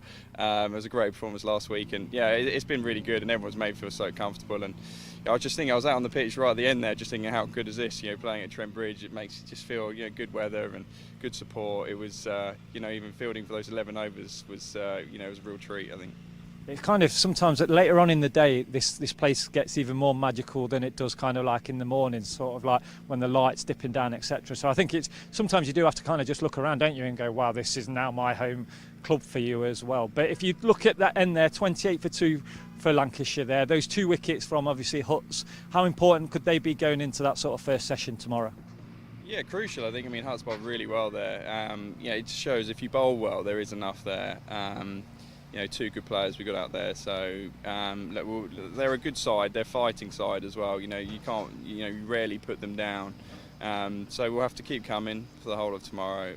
Won't be easy, but as I said, there's enough there. You know, sometimes I think, you know, we got starts and got ourselves out potentially, but also, you know, there's always a ball in there. Which can get you out. So look, we'll come back tomorrow. It's hard to say who's on top at the moment. I'm not going to put my neck on the line for that one. So ebbs and flows as usual. But you know, we're playing some good cricket at the moment, and hopefully we can build on that. Somebody just said to me then, who's winning? And it's like day one. It's quite hard to say already. It seems pretty even, but I think that wicket at the end just kind of, it's momentum, isn't it? Really, I suppose going in tomorrow, really. Yeah, no, I think so. I mean, he's a good player, isn't he? Wellesley, he's had a really good year, so to get him like that. To knock off the night watchman tomorrow morning and get into them. That's the plan anyway. That's the plan. Well, thank you very much for joining us, mate. You've got more media to do, so I'll let you go. All right. Thanks, cheers, Sam. Thank you. Take care. So Sam Northey's 65 top scorer for Nott. So just to repeat what happened today, Lancashire finished the day on 28 for 2. That's after Nott's posted 272 all out. We will be back tomorrow morning. Play gets underway at 10:30. We will see you live from around 10:15. But from everybody at Trent Bridge Live, thank you very much for joining and enjoy the rest of your evening.